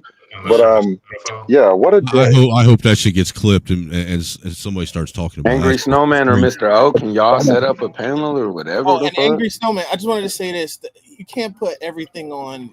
That dude is a weirdo. You can't put that on the Passport Bros, man. Like, hold on. What is the prerequisite? Hey, man, if I gotta take L's, you gotta take L's too, man. Hold on. What is the prerequisite to become a Passport Bro? That's what I always ask people. Because I'm. That's it. Just buy a passport. So. That's what I'm saying. Like if somebody goes to another country. But I had a passport when I was approaching 21. Like, I had my passport at 13. At 13, passport or using your passport with the intention to go to foreign countries specifically for what? That's what makes you a passport, bro. Yeah, it's passport dating. Dating off your passport. Yeah. I went over there. I went over there to get some tattoos to signify where I went, and then I took a couple rocks off the Great Wall of China. Like, hey, I'm almost positive this guy used his passport to go overseas and find him a sophomore in Africa. No, absolutely. That is wild. That is wild. No, she probably ain't even a yeah, sophomore. man. We're gonna keep this one up for the. We gotta save this for posterity. We're gonna use this as a lesson for other people. Mr. O, I gotta run now. I got business waiting on me. You got you start up another panel, man. I'll come through a little bit later, but I really got to focus on something else right now. Please and thank you. I will. I'll probably get it later. Hey, I will dude, pull this up. was a good Oh show, bro. God, It was a good I'll show. support your channel, nigga. It's a hell of a day, man. It's a hell of a day. Y'all take it easy though. We gotta go, man. Y'all be good. Be safe. None of these niggas have motion except for me. There has to be one real nigga left in America, in this damn country.